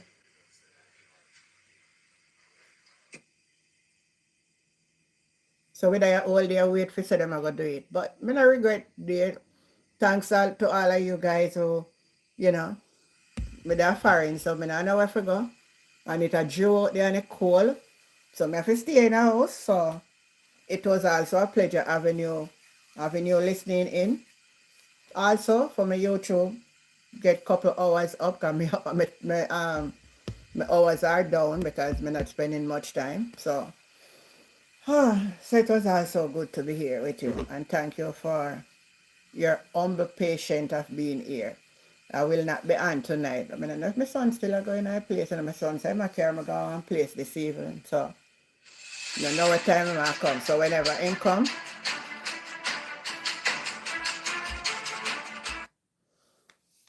my son said I carry my one place later on. So now what time? 4 o'clock. So I'm going to do now. I'm going to get a bed now. I'm going to go bed in some warm water and change up my clothes now and have myself ready. That's whenever I come, I'm ready up. So I want to say, loving when I really is a support. No matter when I come on, somebody will come and come be with me. We couldn't find a better friend and a better set of people to be supportive than those who support this channel, Life with Jennifer JM. Want to know me love her, right? This too is strategic. Yeah, it's a strategic thing them I do. Strategic thing them I do. You don't think they should have stayed and finished the debate out, then cancel it out. So when them plan, then come and then move the other bill and have that go through. But for some reason now, to a date to be announced. Enough of them come in the parliament and read to them. Well, them did amend 20 something one night and through me and listen to the rest of me, I don't know. So the part where me want them change still not change. Yes, my dear, I'm doing that. I don't know what I'm going tomorrow. If me dey home again, me come on live. Once me dey home, me come on live. That's all me I gotta do to keep up my time. That me I gotta do. Oh, me I gotta look. Me I gotta bathe now and change off and fix up myself and ready to go when it come. So have yourself a great afternoon and enjoy the rest of your weekend. All right, I'm your girl Auntie Jen. Bye for now. Love all of you.